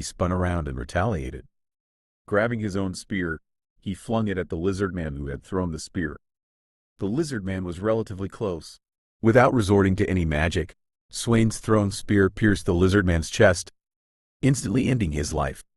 Swain pulled the spear from his back, wincing at the pain. Despite the agony, he gritted his teeth and endured. "Damn insects!" Swain exclaimed. "I need to heal," he whispered, hobbling toward the lizard man lying legless on the ground. As Swain reached the lizard man's side, an arrow flew, striking his left kneecap. The impact was forceful, shattering Swain's kneecap. He collapsed onto his one remaining knee, primitive rage etching his face. 11 lizardmen stood, armed, 10 with spears, 1 with a bow and arrow. They remained motionless, observing Swain with caution. "You'll pay for killing our brethren," shouted one of the lizard men, charging at Swain with fury. "No, don't do this," cried the lizard man with the bow, but the other paid no heed, continuing his relentless pursuit. As the lizard man closed in on Swain, spear poised to strike his head, Swain's eyes glowed with a vivid purple light. With a sudden movement, he shifted his head to the side, narrowly evading the spear. The lizard man, blood dripping from his mouth, stared in disbelief as the spear missed Swain's head, grazing only his cheek. But in that very instant, Swain drove his own spear into the lizard man's heart. "Before he dies, I must absorb his life energy," Swain thought. He withdrew the spear, then seized the lizard man by the neck. The surrounding lizard men gaped, witnessing the rapid healing of Swain's back and kneecap wounds. The recovery was monstrous, defying belief. Tossing the crumpled, lifeless lizard man aside, Swain rose to his feet. His face bore an immense grin, and his eyes radiated a brilliant purple glow, illuminating the darkness around him. Swain's face contorted with madness as he muttered, 10, charging toward the lizard men. Caught off guard, they watched in shock as Swain hurled his spear, decapitating one of the lizard men. "Burn!" Swain whispered, and instantly, the archer aiming from a distance burst into flames. The lizard man writhed on the ground, engulfed in red fire that refused to extinguish. The remaining lizard men snapped out of their stupor and converged on Swain. He fought them relentlessly, heedless of his own injuries. With each spear thrust, another lizard man fell, inching closer to death. 8, 7, 6, 5, 4, 3, 2, 1. Swain counted aloud as he dispatched each lizard man. The remaining 4 lizard men turned their backs and attempted to flee, but Swain pursued mercilessly, ending their lives. Swain, with a grin that bordered on madness, stared at the last remaining lizard man. The creature's legs had been severed, and tears streamed from its eyes. Swain's entire body was drenched in blood. His once white hair now bore no trace of its original color, and his face was obscured by the thick crimson fluid. The only striking feature visible was the glow of his purple eyes, which seemed to pierce through the darkness. Swain's spear had dulled and twisted, but its sharpness mattered little. It was the deeds he accomplished with it that held significance. "How long has this village been here?" Swain inquired, the grin never leaving his face. "Go to hell," the lizard man managed to rasp out. Swain chuckled at the response, the sound escalating into full-blown laughter. "Ha ha ha!" The lizard man stared at him, bewildered. He couldn't predict the actions of the person before him. "Do you know who I am?" Swain asked, amusement dancing in his eyes. "No one can keep secrets from me. Not even this universe," he added. "When the time comes, I'll uncover all the secrets within this universe," Swain declared, lifting the lizard man by the throat. "Now, let's see what kind of secrets you're hiding." As Swain spoke, the glow in his eyes intensified, locking onto the lizard man's gaze. 7 new spells, 7 new spells. Swain, while staring intently into the lizard man's eyes, saw all his secrets. The lizard man, as if enchanted, couldn't see anything other than Swain's eyes.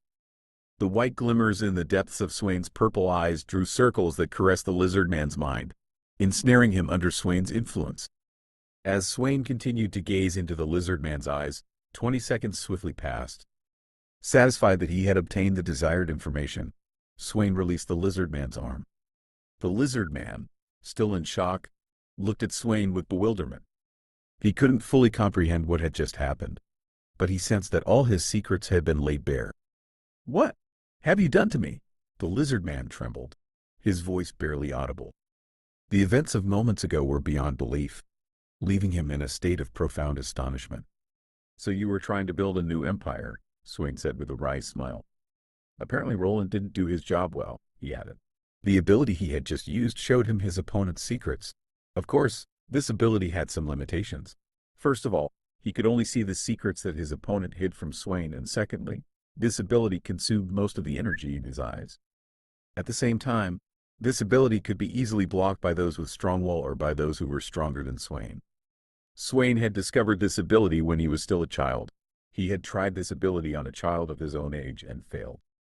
At that time, he had not realized how powerful this ability was. But as the years passed, he had improved and mastered this ability. The lizard man's face turned pale when he heard Swain's words. "How do you know this?" he shouted with all his strength. Swain did not care about the lizard man's words and swung his spear, cutting off his neck.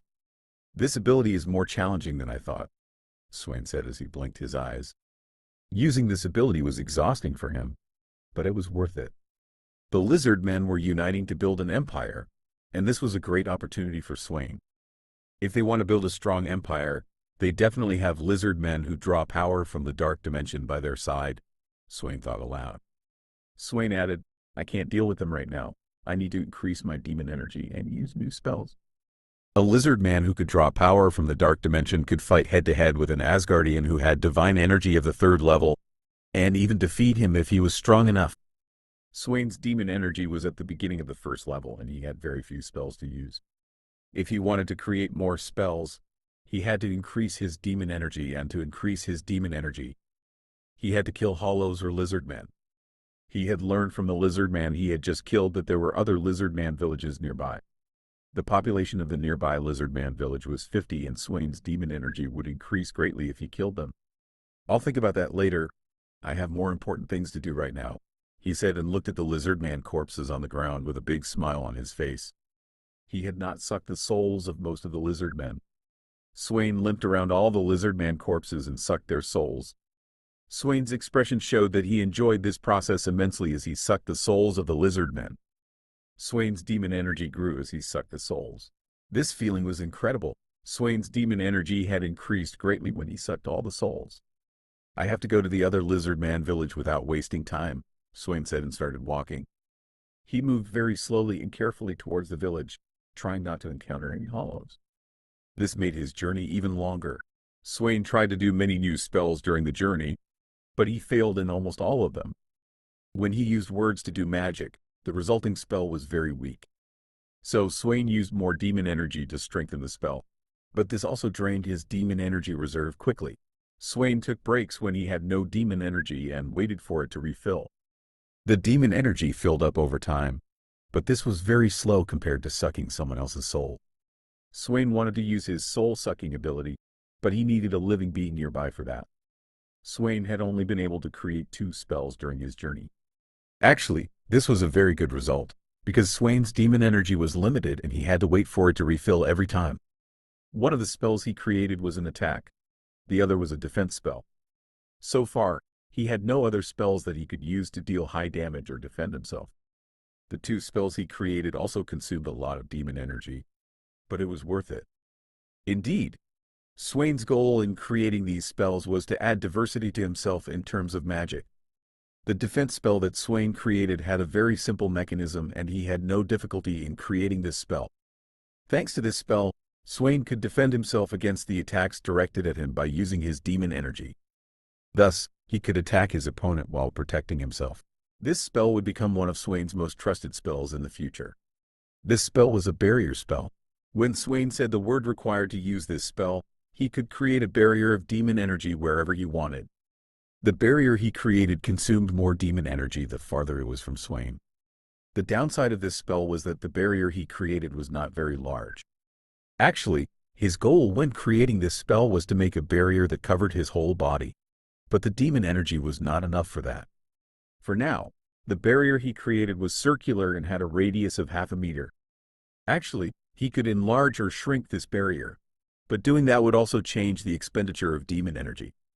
When Swain wanted to increase the protection power of the barrier, he could do that by pouring more demon energy into the barrier. But this process would completely deplete his demon energy. Therefore, he had to be very careful when using this spell. This spell was a spell that could save Swain's life, but it could also put him in danger.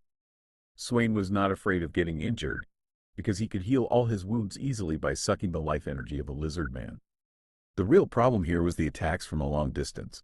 If his opponent was strong enough, he would not approach Swain and he could easily kill him with his attacks from afar. Swain would never heal unless there was a living being nearby, and he would die soon. The intelligence of normal lizard men was not enough to think of this, but a lizard man who gained power from the dark dimension could easily think of this. Swain, thinking of this, had created a barrier spell and had taken precautions to prevent such a situation. With this spell, Swain could protect himself and gain an advantage over his opponent. Swain's other spell was simple, just like the barrier spell, but he had worked hard to create this spell. This spell was a mid and long-range attack spell. When Swain said the word that activated this spell, a crow made entirely of demon energy appeared in the air. Swain could give orders to the crow with his thoughts and make it attack his opponents. This crow exploded when it touched his opponents. The reason why he struggled to create this spell was to give the crow a will. This way, the crow could fly in the direction Swain wanted and attack his opponents. This spell would be one of Swain's most effective attack spells. When Swain first used this spell, a crow made of demon energy appeared in the air and exploded instantly. The spell was of no use to Swain in this state, so Swain, after long trials, managed to give the crow a will. This way, he could now give orders to the crow with his thoughts. This spell had no drawbacks and was perfect. Swain had not fully mastered this spell yet. That's why the crow took 5 seconds to form. The explosion caused by the crow was very low level. This spell was a spell that Swain could surprise his opponents with, but he should not expect too much damage. This spell, in its current state, was a spell that Swain used to confuse and annoy his opponents. Swain could enlarge the explosion caused by the crow by using more demon energy, but if he did that, the time it took to form the crow would increase exponentially and his demon energy reserve would run out quickly. When he mastered this spell enough and his demon energy reserve grew, he could try to load more demon energy to the crows. This way, the explosion caused by the crow could be more powerful and effective. Even though Swain could give orders to the crow with his thoughts, He could not see what the crow saw, and he could not give complex orders to the crow. Therefore, he could only direct the crow to a specific target and detonate it. When Swain was in Asgard, all the crows living in Asgard were under Swain's control, and Swain could see and hear everything the crow saw and heard. This way, he knew almost everything that happened in Asgard. Swain could easily take control of the crows when he was close enough to them. There were only two ways for Swain to lose control of the crows. The first one was the distance. If Swain got too far away from the crows he controlled, the bond between them would break and the crow would be free. The second one was the death of the crows he controlled. When Swain was thrown into a cell after killing Roland, Odin killed all the crows in Asgard with his divine energy, preventing Swain from knowing what was going on outside. "I finally arrived," Swain said, hiding behind a rock. He had been on the road for about 3 weeks and had finally reached the Lizardman village. 8 Hypocrisy. 8 Hypocrisy. Compared to the previous Lizardman village, this village was much bigger and more advanced. The stone houses gave a solid and durable look. The village was surrounded by a 5-meter-high stone wall, and Swain could only see one entrance.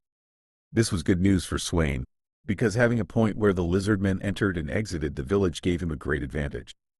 At the entrance of the village, 2 Lizardmen armed with armor and spears were guarding.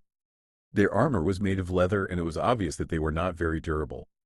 "This tribe is clearly much more advanced than the previous one," Swain said, with a thoughtful expression. Odin had assigned Roland to destroy the Lizardmen years ago. Roland had returned to Asgard claiming that he had killed all the Lizardmen in one day. All the people had accepted this lie without questioning and celebrated Roland for achieving a great success. How did Odin and Heimdall not notice this? Swain asked himself, wondering. Or did they ignore it on purpose? Swain pondered on what benefits the survival of the Lizardmen could bring to Asgard. But soon he decided that the Lizardmen's living had no importance for Asgard. No, it's not possible that they ignored it. Lizardmen are an insignificant race. Their living or dying has no benefit for Asgard. Swain thought aloud. Heimdall was the guardian of Asgard and the herald of Ragnarök. He could see and hear everything that happened in the 9 realms thanks to his powers. Of course, Swain believed that this power had a limit. If this power had no limit, Heimdall could compete with Odin in terms of wisdom. At least Swain thought so. Odin was a watcher and a warrior in his own right. His wisdom was so great that he could sense things that happened on very distant planets, and even shape the future to some extent. Odin had never used his wisdom fully. The reason was that he had never encountered an opponent who was powerful enough to use his entire wisdom. Odin had many powers, and his powers were very diverse. He had abilities such as magic, reality manipulation, divine energy, and predicting the future. Odin's power was very close to the beings who had their own dimension, so it was very unlikely or even impossible for him to not see the things that happened on this planet. This leaves only one scenario. The only being that can deceive Odin and Heimdall is the Lord of the Dark Dimension, Dormammu. Swain said, frowning. Actually, there were a few more beings that could deceive Odin and Heimdall, but they had nothing to do with the Lizardmen. Frigga had told Swain about the powerful beings in this universe and the hierarchy among them when Swain was a child. It seems that Dormammu wants to add this planet to his dimension by using the Lizardmen. Swain said anxiously, I will be on this planet for the next 500 years. I don't know how long it will take Dormammu to pull this planet into his dimension, but I can't wait for that. Swain added. Swain was trapped on this planet that Dormammu was trying to pull into his dimension. If Dormammu succeeded, the inevitable end for Swain was death. There were only 2 ways to escape this terrible fate. The first one was to sit and wait without doing anything. Maybe Dormammu would forget or give up on adding this planet to his dimension. But this possibility was very low. It was doubtful that this planet could survive for another 500 years. The second one was to act bravely. He had to find a way to break the connection between Dormammu and this planet. This way, even if it endangered Swain's life more, there was at least some hope. Swain did not spend too much time to make his decision. He was not someone who trusted his luck, and he would not sit and pray to the creators for Dormammu to give up on this planet for 500 years. There must be an avatar of Dormammu on this planet. If I can find and kill him, maybe I can cut off Dormammu's connection with this planet, Swain said, with a determined voice. But there was a big problem. If Swain wanted to kill the avatar, he had to be at least at the level of a mid-level divine being. With his current power, let alone an avatar, a large number of Lizardmen could easily kill him. I have to get stronger quickly, Swain said and clenched his right hand into a fist. There was a great determination on his face. For the next 10 days, Swain wandered around the village and examined it. There were always 2 guards at the entrance of the village and they changed every day. Every 3 days, about 15 lizard men left the village and went hunting. According to Swain's estimates, these lizard men must have been the best warriors in the village. Except for the hunter lizard men, no one went outside during the day or even approached the exit gate. The hunters will be back in about 3 hours, Swain said, and came out from behind the rock he was hiding and headed towards the village. If he wanted to attack this village, now was the perfect time. The village's 15 hunters had left the village to hunt and the village's defense was greatly weakened. "Come out," Swain shouted. The demonic energy around him had started to move and his voice echoed. After Swain said these words, the demonic energy in front of him began to gather and slowly form a shape. The demonic energy quickly took shape and after only 5 seconds, a crow made of demonic energy appeared. This crow was completely red and emitted an ominous energy to the surroundings. The crow's eyes glowed red and instilled fear in its opponents. "Kill the guard on the right," Swain thought. The crow seemed to understand Swain's thoughts and flew up and quickly towards the lizard man who was looking around absent-mindedly. The lizard man frowned and looked around when he felt a restlessness. As soon as he looked to his left, he saw a red bird flying towards him.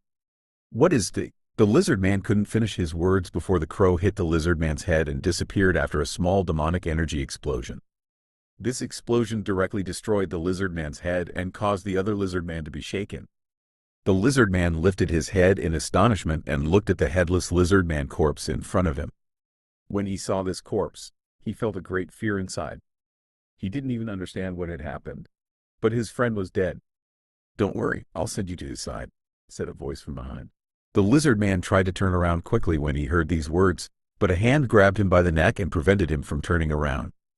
The grip on his neck tightened and the lizard man felt an incredible pain from his heart. This pain was so bad that it felt like someone was sucking his blood. He tried to resist this pain, but his efforts were futile. Soon his limbs weakened and he dropped his spear to the ground. Only seconds later, his eyes darkened and closed never to open again. "Surprisingly, he slowed down my absorption of life energy," Swain said, frowning. "It seems that it won't be easy for me to absorb the life energy of powerful people." He added and approached the other lizard man corpse and sucked his soul. "Come out," Swain shouted. When Swain said these words, 3 red crows began to form in the air. The crows were fully formed after 10 seconds and looked at Swain as if they were waiting for an order. "Enter the village and attack the first person you see," Swain said, giving orders to the crows. As Swain said these words, the 3 crows entered the village quickly to find a lizard man to attack. Swain took the spear of one of the lizard men he had killed and began to move carefully towards the depths of the village. He was moving very slowly now and trying to stay away from the torches as much as possible. The lizard man race, although they could see well in the dark, hung torches in their villages. Swain actually didn't know and didn't care what the reason for this was. The only thing he cared about right now was to kill all the lizard men in this village before the hunters returned.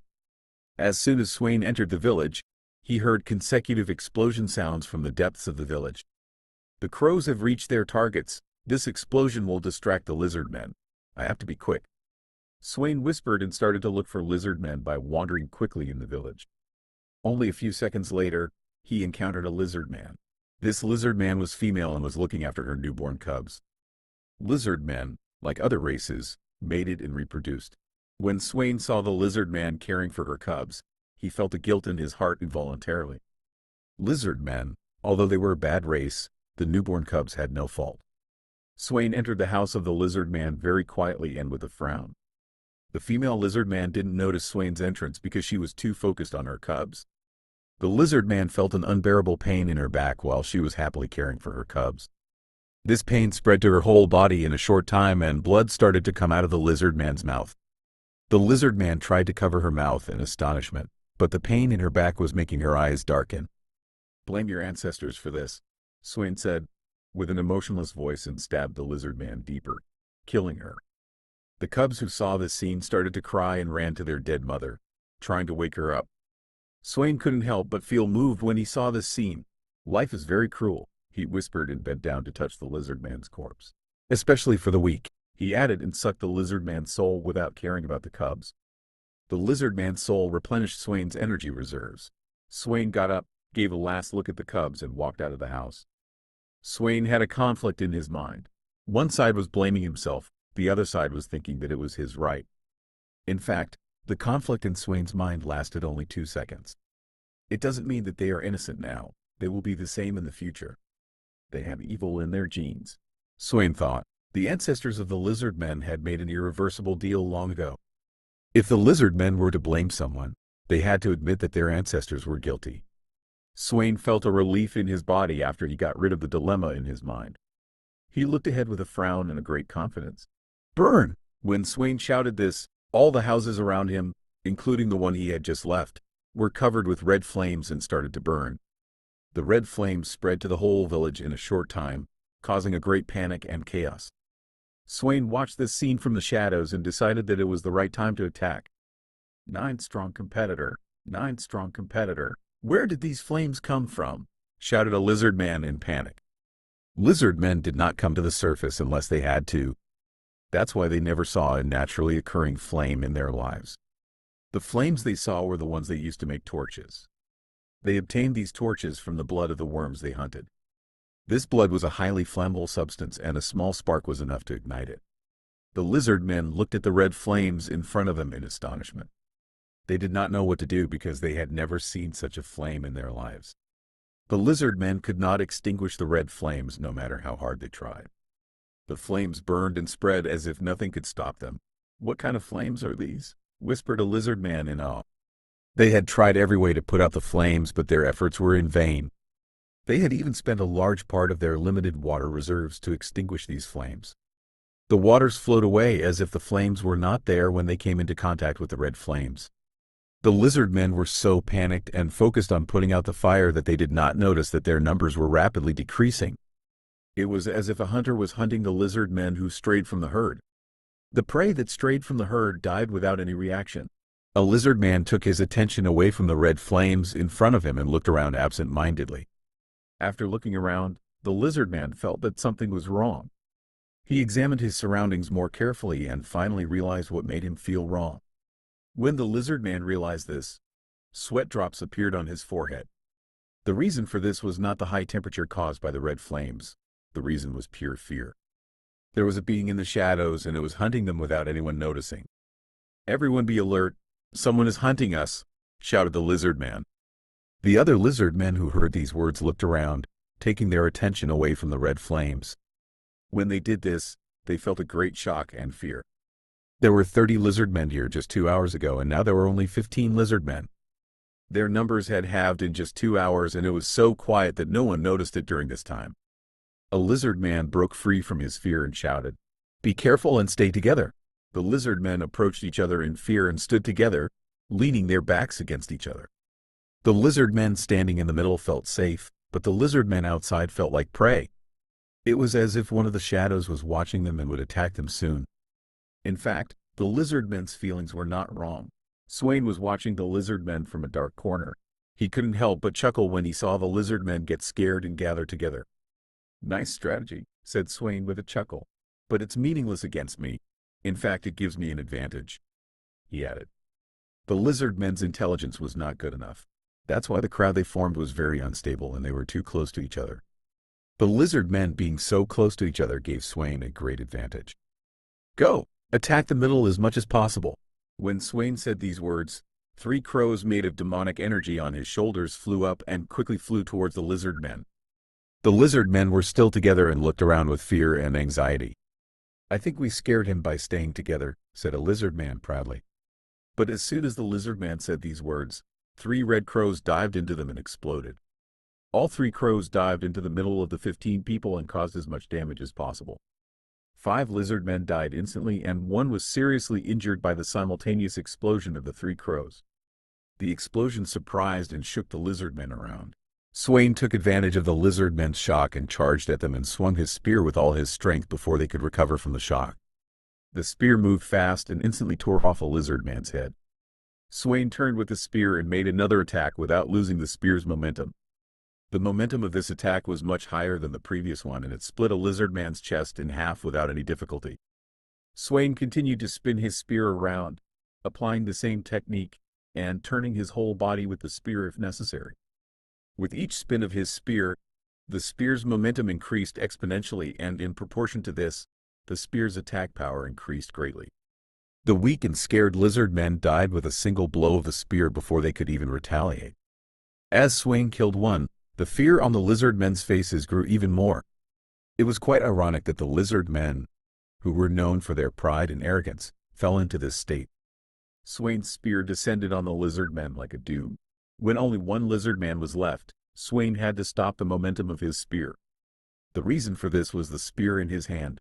The spear had dulled after a few blows with extremely high momentum, and the iron of the spear had bent. "It lasted well," said Swain, and threw the spear. This spear technique was one of the first techniques taught to soldiers in Asgard. The workings of this technique were very easy and understandable. All you had to do was not lose the spear's momentum and keep attacking without stopping. In fact, Swain was trying this technique for the first time. He learned this technique by watching the soldiers training when he was young. When he was little, his physical strength was not enough to enter the training with the soldiers. That's why the only thing he could do was secretly watch the soldiers while they were training. This technique, although a basic technique, was perfect for fear and weak opponents.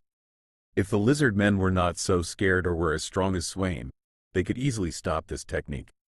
The flaw of this technique was that if someone stopped the attack's momentum, it would cause a great physical exhaustion and a bit of dizziness. "Is there another village nearby?" said Swain, looking at the scared lizard man in front of him. The lizard man's fear grew even more when he met Swain's ruthless eyes. The lizard man swallowed when he heard Swain's question. He didn't need to be very smart to understand why Swain asked this question. The lizard man decided to tell Swain the nearby village after hesitating for a few seconds. The lizard man's will was not strong enough, and maybe Swain would forgive him if he told him the truth. At least the lizard man thought so. When Swain saw that the lizard man was in a dilemma, he gave him some time by going to the side of the lizard men he killed and sucking their souls. The lizard man's fear grew even more when he saw this scene. "Yes, there are lizard man villages nearby," said the lizard man, choosing his words very carefully not to anger Swain. Swain showed no sign of surprise when he heard these words. Indeed, he expected this. "Tell me where this village is and how many lizard men live in this village," said Swain. The lizard man started talking without hesitation as soon as he heard Swain's words. "The population of the village is almost the same as this village." "As for where the village is," said the lizard man, and paused a bit. He seemed to be thinking whether his decisions were right or wrong. "Go straight from here." The lizard man disappeared from where he was before he could finish his words, as a brightness passed in front of Swain. Swain widened his eyes in shock. The silver glint passed in front of him so fast that he didn't see what it was. He quickly turned his head to the right and saw what had passed in front of him. There was a lizard man corpse on the wall to Swain's right. This lizard man was the same as the one who was standing in front of him a moment ago. There was a 2-meter-long silver spear in the lizard man's chest, and it had pinned him to the wall. "There is no need for traitors to live." A hoarse voice came from behind Swain. The voice sounded like a lizard man's voice. The owner of the voice passed slowly behind Swain and walked towards the silver spear stuck in the wall. Swain was so shocked when he saw the owner of the voice that he stayed in place. "I couldn't sense him. He is definitely dangerous." The owner of the voice was a lizard man, but he had great differences that distinguished him from his fellow race. This lizard man was surprisingly 3 meters tall, and muscles were sprouting from all over his body. The lizard man had a snow-white skin and scars all over his skin. The lizard man's tail was much longer than the others and had a plate-like bone on it. The lizard man was wearing a black leather pants that stretched from his waist to his knees. The lizard man didn't care about Swain and pulled out his silver spear from the wall and cleaned the blood on it. "I came here to find out why we didn't hear from the villages here, and I guess you are the reason for that," said the lizard man, with a voice that contained no emotion. The lizard man lifted his head after cleaning his spear and made eye contact with Swain. When Swain made eye contact with this abnormal lizard man, he saw intelligent sparks in his eyes. "This lizard man is different from the others. If I want to get out of here alive, I have to use everything I have," thought Swain. 10 tough fight, 10 tough fight. This lizard man is different from the others. If I want to get out of here alive, I have to use everything I have. The lizard man was looking at Swain, and Swain was examining the lizard man's face details. The lizard man's eyes were blood red, and he had a large scar above his left eye. The color of his eyes and the scar on his eye made him look very scary. Meanwhile, the lizard man was also scrutinizing Swain. "How many villages did you destroy before you came here?" "1." 2, 3? The lizard man asked. As he said these, there was no expression on his face, but his anger was evident from his tone of voice. Swain, seeing that the lizard man was talking to him, thought this could be an opportunity. "Come out," Swain whispered. His voice was so low that the lizard man couldn't hear him. The lizard man didn't hear Swain, but he noticed that his lips were moving. "Did you say something?" he asked. "Yes, I destroyed a few villages before I came here. Unfortunately, I don't remember exactly how many villages I destroyed." Swain lied blatantly. The lizard man's face showed a disgusting smile when he heard these words. "Kek, you're quite funny," the lizard man chuckled. "Now, tell me who you were and why you were in this world," the lizard man said. As he said this, the smile on his face disappeared and was replaced by a very serious expression. Swain had a plan in his mind when he heard the lizard man's words. "I came to finish the job that Asgard left unfinished," Swain said, putting on a serious face. He could use this lizard man to find out why Roland didn't destroy the lizard men a long time ago. To do this, he had to show a very good acting. The lizard man raised his eyebrows in surprise for a moment when he heard Swain's words. But the lizard man quickly composed himself and continued to look at Swain seriously. "So Asgard learned this," the lizard man said. "Yes," Swain answered. "Asgard may have learned this, but they made a big mistake," the lizard man said. At the end of his sentence, a small smile appeared on his face. "What are you talking about?" Swain asked. Kek. The lizard man chuckled when he heard Swain's question. "If Asgard wants to destroy the lizard men, they should have sent someone stronger than you," the lizard man said and charged at Swain. This lizard man's speed was much higher than his fellow race. "So fast," Swain thought, in astonishment. The lizard man reached Swain in the blink of an eye and swung his silver spear swiftly. The lizard man's silver spear looked very sharp and it was shining ominously in the dark. "Barrier!" Swain shouted, in panic. As the silver spear was moving towards Swain's neck, a red, round barrier appeared in front of him and blocked the silver spear's path. When the silver spear and the red barrier collided, the barrier trembled but resisted the spear's power. Because of the impact, the silver spear vibrated and recoiled. "Attack!" Swain had hidden 2 crows behind him and they came out and quickly moved towards the lizard man who had lost his balance. The lizard man, who couldn't recover yet, saw 2 crows moving fast and hitting his chest and exploding. There was a small energy explosion and the lizard man was dragged back a meter. Swain had created these crows and he had hidden them behind him during his conversation with the lizard man. "I have to make this skill stronger as soon as possible," Swain thought and grabbed a spear from the ground and moved towards the lizard man who was stunned. The crow creation skill, although good in terms of damage and disruption, had to be very simple in the commands it received. If the skill was more advanced, Swain could have given more detailed orders to the crows. For example, one of the crows could attack the foot and the other could attack the hand. But he couldn't do that right now. Swain swung his spear and aimed for the neck of the lizard man who had knelt on one knee. The spear was about to touch the lizard man's neck, when the lizard man showed an incredible reflex and dodged the spear and jumped back, putting some distance between him and Swain. Did he dodge that too? The physical features that the lizard man showed easily surpassed Swain. The lizard man looked carefully at Swain and brought one hand to his neck and touched his neck with his finger. When the lizard man pulled his finger, there was blood on his finger. Even though he showed an incredible reflex, he couldn't completely escape Swain's attack. This wound, although nothing more than a scratch, hurt the lizard man's pride. "I underestimated you. My name is Scar. What's yours?" the lizard man asked. Swain was a little surprised when he heard these words. After all, none of the lizard men he had encountered so far had a special name for themselves. "My name is Jericho Swain," Swain said. "Jericho Swain," Scar whispered and squeezed the spear in his hand. "Your death will be by my hand." He shouted angrily and slammed his foot on the ground and threw himself at Swain. The ground cracked and Scar moved towards Swain like a bullet coming out of a barrel. Swain's eyes sparkled and he quickly stepped to the right. Scar's spear grazed Swain's ribs and caused a small wound to form there. "Ah!" Swain groaned and swung his spear and attacked Scar. Scar raised his spear quickly and blocked Swain's attack. Ding! The sound of metals clashing, the 2 spears collided in the air and made a disturbing sound. Thus, the struggle between Scar and Swain became even more heated and the attacks became faster. Ding! Ding! Ding! The sound of metals clashing was heard in the destroyed lizard man village. The war between Swain and Scar was still going on and never losing its speed. Swain had no wounds on his body, but it was clear that he was very tired. Swain had only one arm, so if he wanted to fight Scar, he had to fight with all his physical strength. This was exhausting Swain. Swain's hands were trembling and his hair was soaked with sweat. The bloodstains on his face and hair were almost completely cleaned by the sweat. Swain had a big smile on his face and his purple eyes were shining like little stars. The skin around Swain's eyes had dried and turned purple, as if affected by the purple brightness of his eyes. Swain never stopped smiling on his face while fighting Scar. He saw this struggle as a very fun game for him and gave the impression that he didn't take this fight seriously. But that was not the case at all. The only reason for the big smile on Swain's face was that he enjoyed this fight and the adrenaline level rising in him immensely. Scar got angrier every time he saw the smile on Swain's face and sped up his attacks.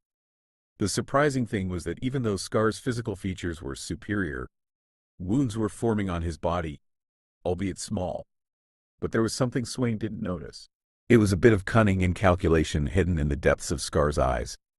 Normally Swain could easily notice these small details, but his eyes were completely locked on the fight. Swain escaped from Scar's every attack at the last moment and used the barrier spell when he couldn't escape the attacks. Swain's demon energy reserves were limited and there were no souls around to replenish his energy. So Swain didn't spend his energy unless he had to and used it only for the barrier spell. Is the only thing you can do is run away? Scar shouted angrily and swung his spear with all his strength from top to bottom. The silver spear was shining ominously and its speed was breaking the wind. Swain could easily see this attack, but his body was not agile enough to escape this attack. Barrier! With these words, a red barrier appeared in front of the silver spear. Scar showed no concern when he saw this barrier. On the contrary, a big smile appeared on his face. Swain felt a great anxiety when he saw this smile. It was as if something was going wrong. He was about to transfer more demon energy to the barrier and strengthen it when the silver spear moved quickly and hit the barrier. When the silver spear and the barrier collided, the barrier shook and cracked. In just half a second, the barrier shattered like glass and scattered. The silver spear shattered the red barrier and lost some speed, but continued on its way and pierced Swain's left shoulder.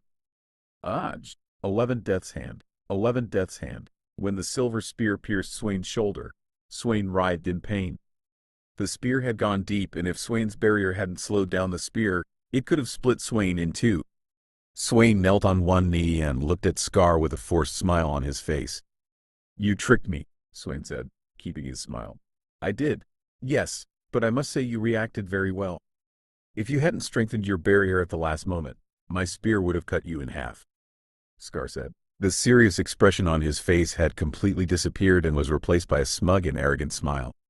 "Ha ha ha ha ha, I can't believe I was tricked by a lizard man," Swain said, giggling. Swain's face, although smiling, was badly injured and he could barely breathe. Swain hadn't noticed, but Scar had been controlling his power since the beginning of the fight. The reason for this was that Swain's barrier was adjusted according to Scar's power. Swain's demon energy reserve was limited and he tried to save demon energy by lowering his barrier according to Scar's power. Scar kept his power low, making Swain create a weaker barrier, and in his final attack, he used all his power to break Swain's weak barrier. If Swain hadn't suspected and strengthened his barrier at the last moment, he would be dead now.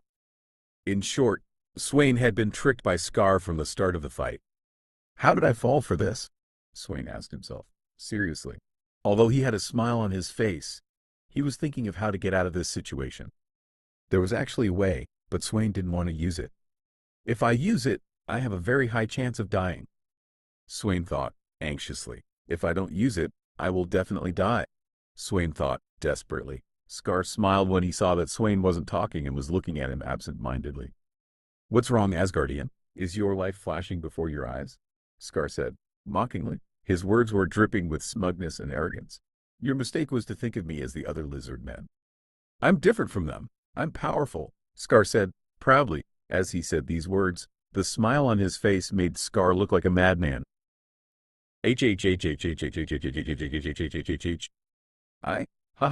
I'm so sorry." Swain laughed as if he had heard a very funny joke. Scar frowned when he saw Swain laughing. "What's so funny, Asgardian?" Scar asked, angrily. Swain stopped his laughter and looked at Scar with a smile. I find it very funny that a lizard man is so smug and arrogant. Actually, I have no idea why lizard men are arrogant. After all, they are very weak. Swain said, mockingly. He had a sarcastic expression on his face. Scar was enraged when he heard Swain's words and decided that it was time to kill him. Scar pulled the spear out of Swain's shoulder and lifted the spear in the air and looked at Swain. "What are your last words, Asgardian?" Scar asked, mercilessly. "I don't know. I've never thought about it, and I can tell you that these will definitely not be my last words." Swain said, bravely, "What are you talking about? You are badly injured and your life is in my hands." Scar said, "Apparently you're not that smart. This is called stalling, you idiot," Swain said, smiling. Scar frowned when he heard these words and swung his spear down quickly, but it was too late. Swain had been shaping the demon energy inside him for a long time and was preparing for the spell he was about to do. He had never used this spell before. In fact, this spell was only theoretical and Swain was thinking of trying it when he got stronger. According to Swain's estimates, this spell would consume an incredible amount of demon energy, and if he wanted to continue this spell, he had to have a large reserve of demon energy. The logic of this spell was quite easy. Swain's demon energy was gathered on the left side of his chest and was very close to his severed left arm. In fact, Scar's spear would almost reach the place where the demon energy reserve was. Swain didn't know what would happen when this happened. Would the attack pass through the energy or damage the demon energy? This was a question for later. Swain's demon energy was close to his severed left arm, and Swain would try to create an arm made of demon energy by using almost all of his demon energy reserves. The arm formed by demon energy would work like a normal arm and would contain all the nerves and muscles. Swain's demon energy could not leave his body unless he had a tool, and if Swain used parts of his body, the demon energy would harm him. Thanks to this spell, Swain would have a left arm, and with this left arm, he would be able to control the demon energy freely. This would greatly increase Swain's combat power. Of course, these were just theories. Swain had only thought of this spell. He had never tried to use it. The reason for this was that it was very risky. At best, the spell would work and Swain's combat power would increase greatly. At worst, using so much demon energy at once would kill him or cripple him forever. Swain had almost taken control of all the demon energy and suddenly directed it to his left shoulder. As the demon energy flowed to his left shoulder, time seemed to slow down. The silver spear flying towards him in the air slowed down and almost came to a stop. Meanwhile, Swain's attention was focused on recreating his left arm. When the demon energy reached his left shoulder and flowed out, Swain began to reshape his left arm using the demon energy. This process required an incredible amount of focus. Indeed, it was very difficult to use an uncontrollable and destructive energy like demon energy to create veins and muscles. This process also required an incredible amount of pain resistance. Bones, veins, muscles were reformed, and this process was very painful. As time passed, the demon energy on Swain's left shoulder began to take shape and finally formed an arm. The newly formed arm emitted an incredibly ominous aura and looked very scary. The color of Swain's newly formed arm was made up of shades of red and black. The red and black energy on his arm was spreading around, and it looked like it was barely maintaining its physical form. Swain's fingers on his left hand were very long and thin, and there were sharp, long nails at the tips of his fingers. These nails were black and looked very dangerous.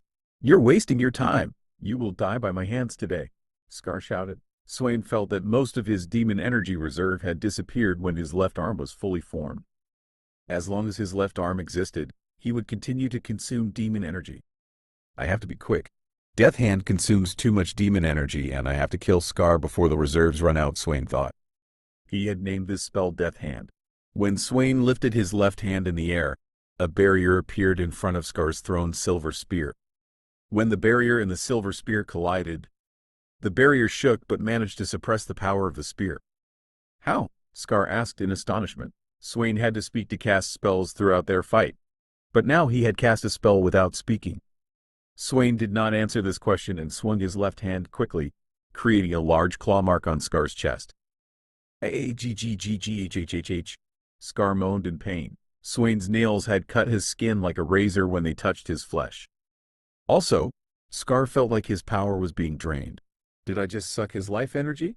He felt that the big wound on his shoulder had healed a little when he hit Scar. "Nice," Swain said and attacked Scar. When Swain got close enough to Scar, he swung his spear trying to cut his neck. Scar woke up from his astonishment and blocked Swain's attack with his own spear. Having another arm doesn't change anything. You will die by my hands, Scar said angrily and kicked Swain in the stomach, pushing him away from himself. Thus, the fight between them heated up even more. Scar didn't hide his power this time and used every bit of it. The silver spear was moving like a wind and was making a new attack every second. Swain was barely dodging these attacks and was injuring Scar with his nails whenever he had a chance. Swain had already dropped his spear and was fighting with his fists. His left arm healed the big wound on his shoulder quickly every time he injured Scar. Time passed quickly, and after 5 minutes, Scar was in a helpless situation. There were deep claw marks all over his body and he was barely standing. Swain's big wound on his shoulder had stopped bleeding and had scabbed. "I'll kill you," Scar said forcibly and threw his silver spear. Swain smiled when he saw this and looked at the silver spear coming towards him with a relaxed expression. Swain lifted his left hand and quickly grabbed the silver spear coming towards him and pulled it with all his strength and snatched it from Scar's hand. "No!" Scar shouted. Actually, he had barely shouted and there was no deterrence in this shout. Swain looked at Scar with a smile on his face. "Where did your smugness go?" he said, giggling, and swung the silver spear in his hand. The silver spear moved quickly and tore off one of Scar's arms. "Ouch! Damn it!" Scar moaned. Swain didn't care about his pain and threw the silver spear to the ground and stood in front of Scar. Swain looked into Scar's eyes for the last time. "Power requires will," Swain said and thrust his left arm into Scar's chest with all his strength. Swain's left arm came out of his back with Scar's heart. During this time, Scar couldn't even scream in pain. When Swain pulled his arm out of Scar's chest, Scar's body loosened and fell to the ground lifelessly. "Your soul is mine," Swain said, licking his lips, and swallowed Scar's soul. Swain lifted his head with a big smile on his face and fixed his hair that came in front of his eyes with his hand. "He fought well," he whispered. When Swain lowered his head and looked around, he saw no living lizard men. The houses around were swallowed by red flames. "That's enough," he muttered. When Swain said these words, the red flames around him went out as if they had never been there. "My wound on my shoulder is almost healed. I just need a few more lizard men," Swain said, and headed for the exit of the village. When Swain did this, he saw something that would make him very happy. There were 15 stunned lizard men in front of him, looking at him in the destroyed village. "You came back just in time," Swain said with a big smile on his face. He looked very scary when his blood and ominous left arm came into play. The lizard men who had left the village to hunt had returned, but there were no families or friends waiting for them. The only thing waiting for them was a demon. 12JALUSY. 12JALUSY. Demon arm equals death's hand. Swain, holding the silver spear in his hand, sat on a lizard man's corpse with a bored expression. This spear was 2 meters long and made of a very sturdy metal. This spear was also very heavy. According to Swain's estimates, it should weigh about 250 kilograms. The spear was covered with bloodstains. "This spear is very good," he muttered. Swain, sitting on the lizard man's corpse. It took him only a minute to kill the hunters who came to the village with his new spear and demon arm. During this time, he did not use any magic. He only used his physical strength and the silver spear he obtained by killing Scar. The spear he got from Scar was very sturdy and sharp. Swain wondered what metal this spear was made of. Swain had been fighting with one hand until now, and it was especially difficult to use the spear in this way. The spear was a long weapon, so using it with one hand was very bad both in terms of balance and fatigue. On top of all this, Swain's understanding of the spear was only basic. Swain had been using a katana since he was born and his mastery of the katana was very good, but he could not say the same for other weapons. "I need to improve my understanding of the spear," Swain thought. The best weapon he could use in this cave was the 2-meter-long silver spear he was holding in his hand. Lizard men usually used spears, so it was very difficult to find a well-forged sword, let alone a katana. Therefore, what Swain had to do was to quickly improve his mastery of the spear. "If I want to improve as both a demon energy and a spear mastery, I need to find strong opponents," Swain thought aloud. As soon as he said these, his arm formed of demon energy trembled a little and then slowly disappeared. The demon arm consumed a high amount of energy while it was active. Swain could form his demon arm with his current state, but he did not have enough demon energy to use magic with this arm. Actually, Swain could do a magic with his demon arm, but right after that, His demon arm would disappear due to insufficient demon energy. I was so caught up in the massacre that I forgot to question the hunters, Swain said. He had an embarrassed smile on his face. Swain did not know the reason, but when he was fighting, all his emotions except one disappeared as if the shutdown button was pressed. The only emotion that did not disappear was excitement. This emotion did not turn off, and it increased incredibly during the fight. Swain was able to focus more on the fight and his reflexes were better, but this had a downside. When he was focused on the fight, he did not think of anything other than the fight, and if he was going to stop fighting, there had to be an external stimulus. This may be a problem in the future, but it does not pose any problem for now, Swain said and dropped the silver spear in his hand and rubbed his eyes. The skin around his eyes looked dry as if it had burned and its color had turned purple. Upon this, the purple glow in his eyes completely disappeared and his eyes were transparent. It was as if he had no pupils. Apparently, I pushed myself too hard in this fight. Swain's vision quickly decreased and finally disappeared completely. Swain suddenly found himself in endless darkness. Damn it, Swain whispered. In the past, he had learned that his vision would decrease when he used a large part of the energy in his eyes. But his vision had disappeared completely for the first time. Swain was a little surprised when he saw this, but then he pulled himself together. After all, this was a predictable thing. During the fight, he used his eyes at their full potential and this put an incredible burden on him. I have to find a place to protect myself. He did not know exactly when the energy in his eyes would be replenished, so he had to find a shelter to protect himself during this time. After all, he was a big and easy target when he could not see. Of course, finding a shelter was not as easy as it was said, especially when he could not see. Swain found the silver spear he had dropped on the ground after a few tries and took it and started walking in one direction. He continued to walk by using his long spear to see if there was a wall in front of him. About 2 hours later, faint purple glows appeared in the depths of Swain's pupils, and this way Swain regained some of his vision. His vision range was only half a meter and he could barely see the inside of the darkness around him, but this was much better than not seeing. Swain continued to walk cautiously and it took him an hour to finally find a shelter. This shelter was actually a crack in the wall of the cave. The entrance of this crack was wide enough for Swain to barely fit in and there was a square with a radius of 10 meters in its depths. Swain said, "Nice." When he found this place and sat in a corner of the square and leaned his back against the wall. During this time, his vision improved a little more and he could now see up to 10 meters. Swain felt his eyelids start to close when he leaned his back against the wall. "I think I need to rest a bit," Swain said and closed his eyes. He was very tired both physically and mentally today and he had to rest.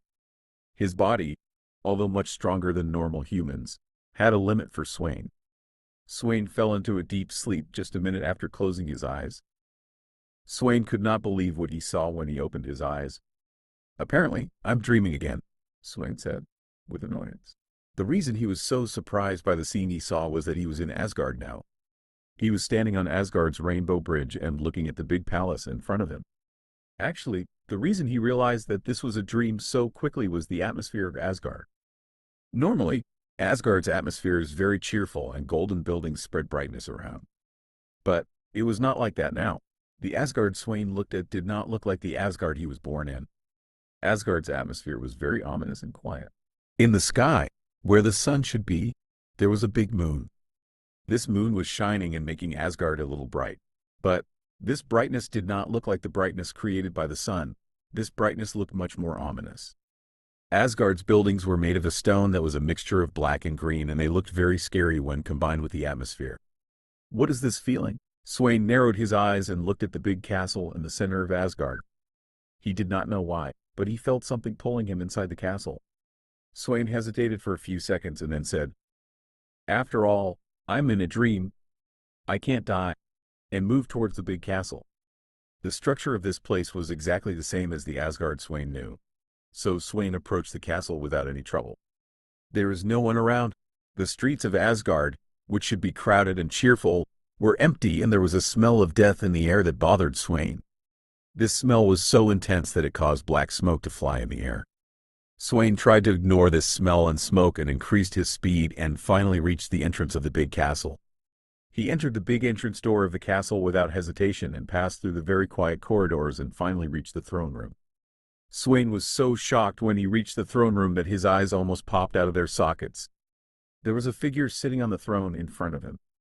This figure was holding a long spear in his left hand and had a black king's crown on his head. The figure's facial features or body details were not clear, but Swain understood who this figure was at a glance. "Odin," he said, with a hoarse voice. "Swain." It was understood from his voice that he had grown a great anger inside when he saw this figure. Swain, although he was angry, did not move from his place. The reason for this was that there was not only Odin's figure in this throne room. There was another dark figure on Odin's right side. From the shape of this dark figure's body, it was understood that she was a mature woman. "Mother," said Swain. Just like in Odin, he understood at a glance that this figure belonged to Frigga. Swain looked at his mother with longing, at least to his mother's dark figure. Before the longing in Swain passed, some changes occurred in the throne room. A figure appeared in front of Odin's magnificent throne, and many black figures appeared on Odin's left and right sides. It was easily understood that the dark figures lined up on both sides of Odin were soldiers. Swain understood this at a glance, but he did not understand who the dark figure standing in front of Odin was. It was understood from the shape of this dark figure's body that she was a young girl, but Swain could never remember her identity no matter how much he thought. "At least she is not someone I know," said Swain. He knew many people in Asgard and believed that his memory was good. So, he did not easily forget anyone. Asterisk, asterisk, asterisk, asterisk, my daughter. You are worthy of the legendary weapon, asterisk, asterisk, asterisk, asterisk, asterisk, asterisk, asterisk. You will take over the Asgard armies and command them, Odin said, with a determined tone of voice. Odin's words thundered in the dark throne room, and no one could object to these words. Did my ears not hear, or did it seem to me? He asked himself. Swain. He had a puzzled expression on his face. He did not know why, but it seemed like his ears stopped hearing at some places in Odin's sentence. "Yes, father," said the dark figure and knelt down. Swain was even more shocked when he heard these words. "What is this in this dream?" Asterisk, he said in shock and astonishment. Odin got up from his throne and opened his hand to the right. An object flew quickly into Odin's hand. Swain looked at the hammer in Odin's right hand in shock. This hammer looked very powerful, and it was lighting up the throne room a little by scattering blue lightning around it. Odin walked down the stairs slowly and majestically and came to the dark figure and handed him the hammer in his hand. The dark figure took the hammer from Odin's hand with a big smile on his face. When he did this, the scene in front of Swain changed completely. Swain was now in Asgard Square. He did not know why, but there was a big celebration here. There was a dining table where Odin, Frigga, and the dark figure sat in the middle of the square.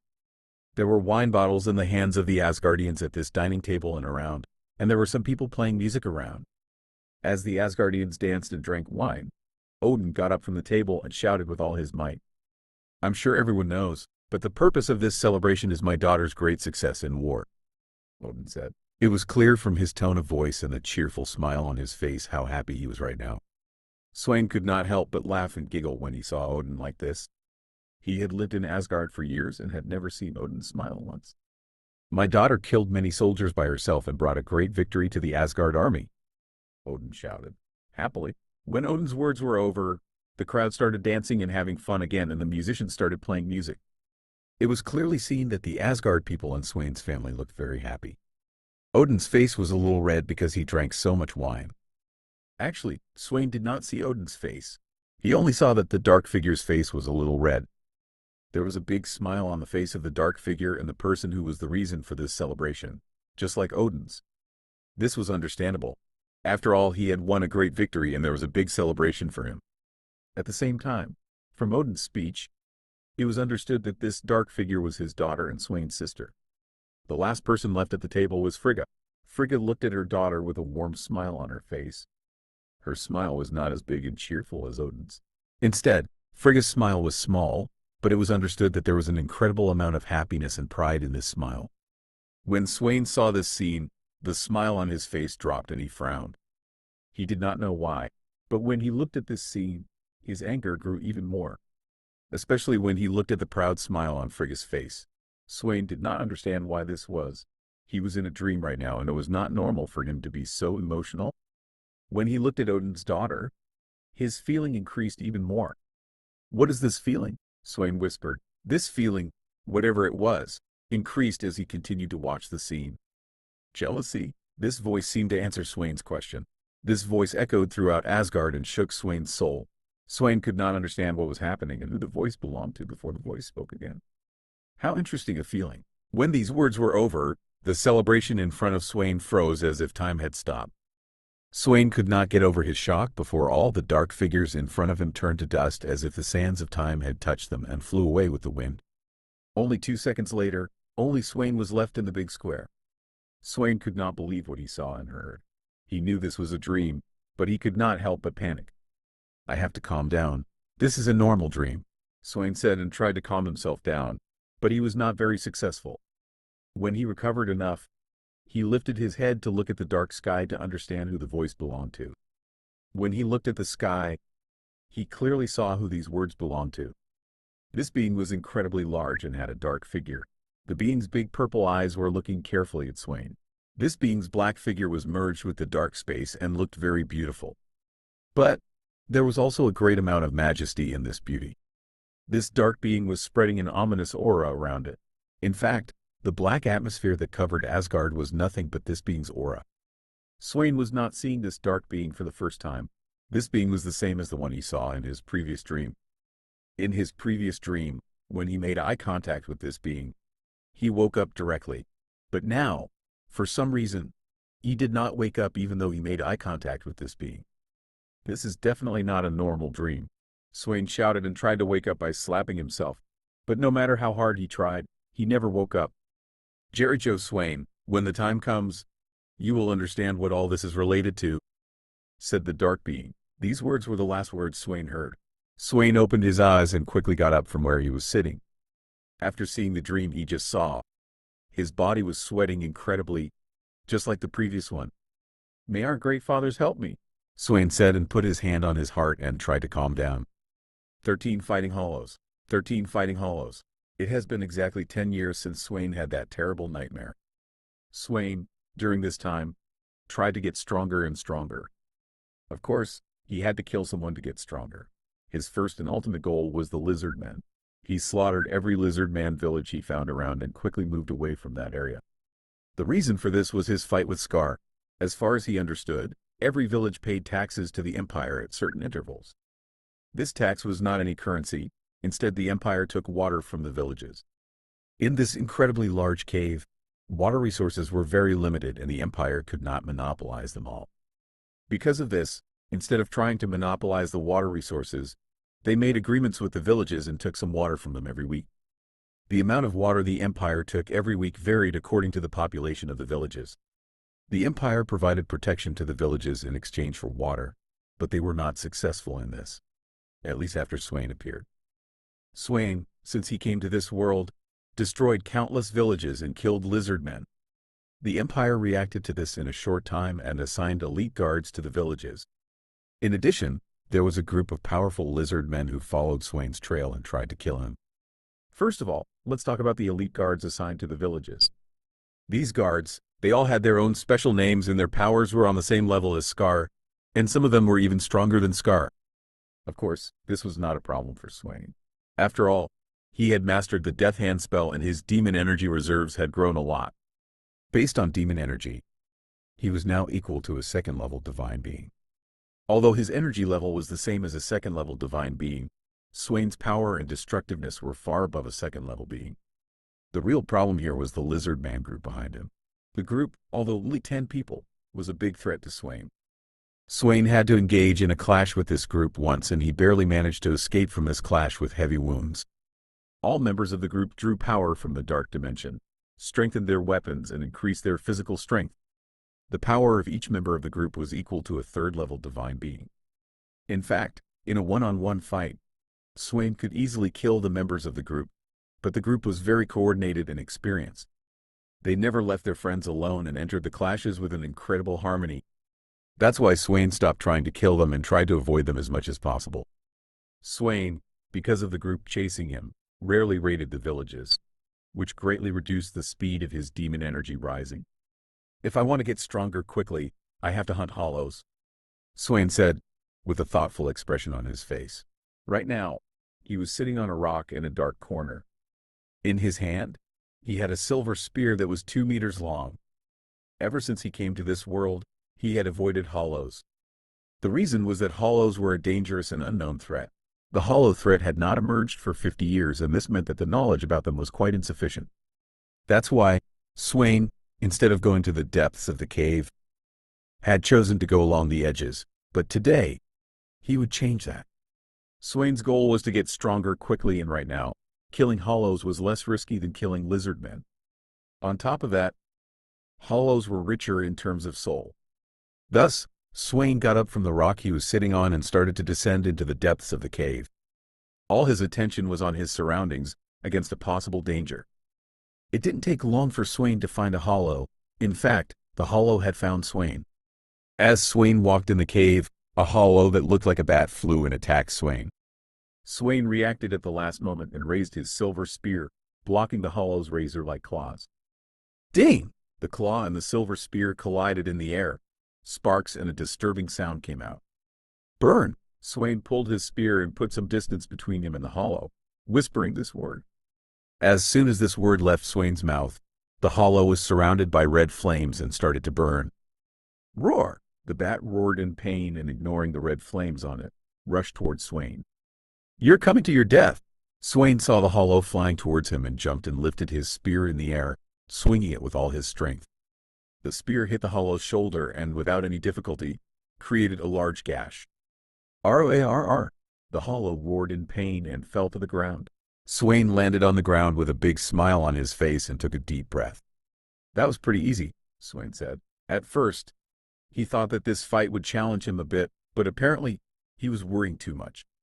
I have to be quick and suck his soul, Swain said, and turned around to see the hollow's corpse. But when he turned around, he couldn't help but frown. There was nothing where the hollow's corpse should have been. Roar! Swain was just thinking about how the hollow's corpse disappeared when he heard a roar over him, in the next moment. He felt a pain and pressure on his shoulders. The hollow dug its claws into Swain's shoulders and pushed him down hard, hitting the ground. The ground cracked with Swain's impact, and Swain's face had minor wounds. Damn bat! Swain hissed and was about to cast a spell when he heard another roar. Roar! This roar had a more disturbing tone. The hollow on top of Swain, before he could react, was hit by another hollow from the side and flew away. When the weight on him disappeared, Swain quickly got up and jumped to the side, trying to stay away from the fight between the two hollows. When Swain got far enough, he carefully looked at the new hollow. This hollow had 8 legs and was black in color. It was almost 6 meters tall and looked like a spider. The only feature that distinguished it from spiders was the long and pointed tail where its abdomen should have been. This tail was like a scorpion's, and as far as Swain could see, the hollow could use this tail to shoot poisonous energy. The bat-shaped hollow had already been hit on its wing, and its entire wing had been eroded by the green energy and became unusable. On top of that, adding the big wound it had taken while fighting Swain, it was in a pitiful state right now. The spider-shaped hollow had a great advantage, and the winner of this fight was almost certain to be it. First, I'll get rid of the spider. I'll deal with the weak one later. Swain clenched his spear and approached the spider-shaped hollow from behind, moving as quietly as possible, but his actions were stopped by someone else. Swain, before he could understand what was going on, another hollow sprang from the shadows and bit his right arm. The hollow that bit Swain's right arm was black in color and looked like a saber-toothed tiger. The only difference between them was that this hollow had 6 legs and was definitely much stronger than the saber-toothed tiger. RRRGG. Damn it! Swain groaned. The hollow did not let go of Swain's arm and swung its head quickly, hitting Swain from the ground to the ground. Swain, after so many blows, dropped his silver spear and looked at the hollow that bit his arm with an angry expression. This hollow was not as big as the others. It was about 2 meters tall. Presumably. Congratulations, you managed to anger me, Swain said, with an angry tone, and activated the demon energy inside him. In just a second, Swain had a new left arm. This arm looked very strong and spread an ominous air around it. Swain had worked on his spells for 10 years and improved them. Thanks to this, he could use the death hand in just a second. Do you want to bite this too? Swain said, with an angry tone, and swung his left arm, punching the hollow's mask on its face. The punch carried all of Swain's power, and thanks to the demon energy around it, it was very powerful. The punch hit the hollow's face and cracked its mask from end to end. The tiger-like hollow let out a roar of anger and pain. Swain took advantage of this roar and pulled his right arm out of the hollow's mouth, throwing another punch. Around the death hand, demon energy gathered and caused the air to glow ominously. The death hand touched the hollow's jaw as soon as it exploded with the demon energy, and the hollow's lower jaw, along with half of its mask, disappeared. The tiger-shaped hollow, before it fell to the ground, Swain sucked its soul. When the hollow's soul was sucked, its body turned to dust and flew away with the wind. "No life energy?" Swain said, in a surprised way. Normally, when he sucked a soul, he automatically sucked its life energy as well, but when he sucked this hollow's soul, no life energy entered him.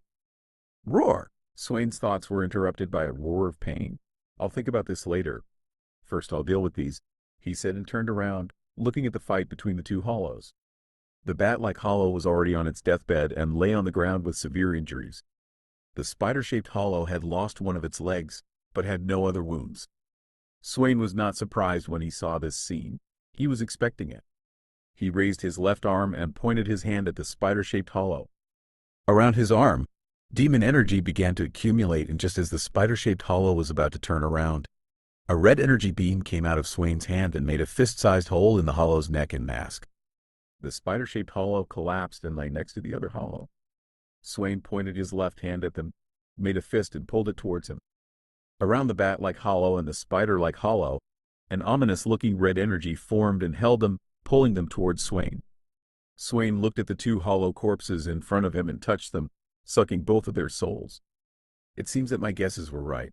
Hollows are dead beings, so they have no life energy," Swain said, and turned around, heading towards the lizard man villages. His right arm looked like a doe and was badly injured. If he wanted to heal quickly, he had to kill a few lizard men. "I gained experience," Swain said before disappearing into the shadows. A note from Pupp: "Don't forget to leave a comment. 14 Punisher, 14 Punisher." In a dark cave, in a corner, there were about 10 lizard men's corpses. These corpses were spreading a lot of blood smell around. The corpses were dry as if their blood and soul had been sucked. From the wounds on them and the large pools of blood on the ground, it was clear that only 10 minutes had passed since these lizard men had died. Under normal circumstances, such a dense amount of blood smell would attract the carnivorous insects that lived in the depths of the cave, but the ominous aura in the air prevented the insects from approaching this area. As if there was a very terrifying creature in this area, the insects did not even come close to this area, let alone enter it. "What was your name?" A voice was heard in the dark cave. The voice was very arrogant, and the owner of this voice was clearly mocking the one in front of him. "Claw," answered a voice. From his voice, it was clear that he was in a very difficult situation. "Well, Claw, I must say that you and your team did a very good job. Maybe 2 years ago, if you had caught me, you could have killed me," said Swain. Right now, a lizard man twice his size was kneeling in front of Swain and looking down at the ground with his head bowed. There were disgusting-looking claw wounds all over the lizard man's body. The claw wounds on his body were very small and presumably made by a human. None of the claw wounds hit vital organs. This was clearly torture. Claw had used all his strength while fighting Swain, but everything was futile. The monster in front of him reacted as if he could see his attacks beforehand and counterattack. In the second minute of their fight, Claw's body was filled with claw wounds. "He's playing with me like a hunter playing with his prey." Swain never hit Claw's vital organs. He only hit insignificant places and cut almost every inch of his skin. Right now, Claw was about to faint from blood loss and could barely speak. "This was a suicide mission," said Claw, forcibly. When Swain heard these words, the smile on his face grew even more. "You realize that too late. You are nothing but a pawn for the Empire. The Empire sent you to test my power," said Swain. Claw was going to die soon, so he did not hesitate to talk to him. "No, we were definitely not pawns. Even if the Empire did not know your power, they would not send us to find out. We are the strongest team in the Empire. The power of each member of the team is the same as a royal guard," said Claw, and lifted his head and looked at the corpses around him. There were many emotions hidden in his eyes: pity, fear, anger. He felt sorry for his teammates. In their first encounter with Swain, they had severely wounded him and let him escape. His teammates and Claw did not think much of it. After all, their target was weak and catching him would be very easy. But when they met their target again, they died without even realizing that their roles had changed. Now Swain was the hunter, and they were the prey waiting to die. Actually, it was quite illogical for Claw to feel sorry for his teammates. Even if Swain did not kill him right now, Claw knew that he would definitely die today. Even if Swain left him, he would die from blood loss. It was not hard to guess the source of the fear in Claw's eyes. The reason for this fear was of course Swain. As soon as the war started, Swain had killed his entire team in seconds, and Claw would never forget this scene. This scene would go to hell with Claw. The target of the anger in his eyes was himself. He was greedy and accepted this mission. As a result, his teammates died and he would die soon. Of course, there was no point in thinking about these things anymore. And now they all died without even dealing a single damage to their opponent. Said Claw and sighed with defeat as he looked at Swain. Swain's upper body was completely naked. His limbs did not look very muscular, but they carried a lot of power. All the scars on his body were visible, especially the large ones on his shoulder, chest, and back. How is he still alive after taking such heavy wounds? Claw asked himself this question. One of Claw's teammates had made the big wound on Swain's chest in their previous encounters. This wound alone would be enough to kill someone, but Swain had 2 more wounds bigger than this one on his body. Especially when he saw the scar on Swain's shoulder, Claw could not believe what he saw. This scar was so big that Swain looked like he had been split in half. Monster, Claw whispered and lowered his head again. Monster? Ha ha ha, this is quite new. People usually call me a demon. Swain said these words with a small laugh. When Swain heard these words, Claw whispered, "They are absolutely right." Swain clearly heard these words, and the big smile on his face shrunk a little and turned into a small smile. Enough talking. Swain reached out his right hand and grabbed Claw by the neck. Sorry to bother you, but you have to lift your head, Swain said, and forcibly lifted Claw's head. When Claw lifted his head, he met Swain's eyes. The frown on Claw's face slowly softened and disappeared. Swain's purple eyes were the brightest thing he had ever seen in his life. It was as if the infinite space itself was in the depths of Swain's eyes. The bright stars in this space were spinning in a great coordination and causing Claw's brain to numb. Claw was lost in this sight. He did not know that all the secrets he hid from Swain were revealed. He was just looking at the infinite space with admiration. He was enchanted by the beauty and harmony of this space. So beautiful. While Claw was impressed by the appearance of the infinite space, he felt a pulling force, and when he blinked his eyes, there was no infinite space in front of him. There was Swain looking at him with shining purple eyes.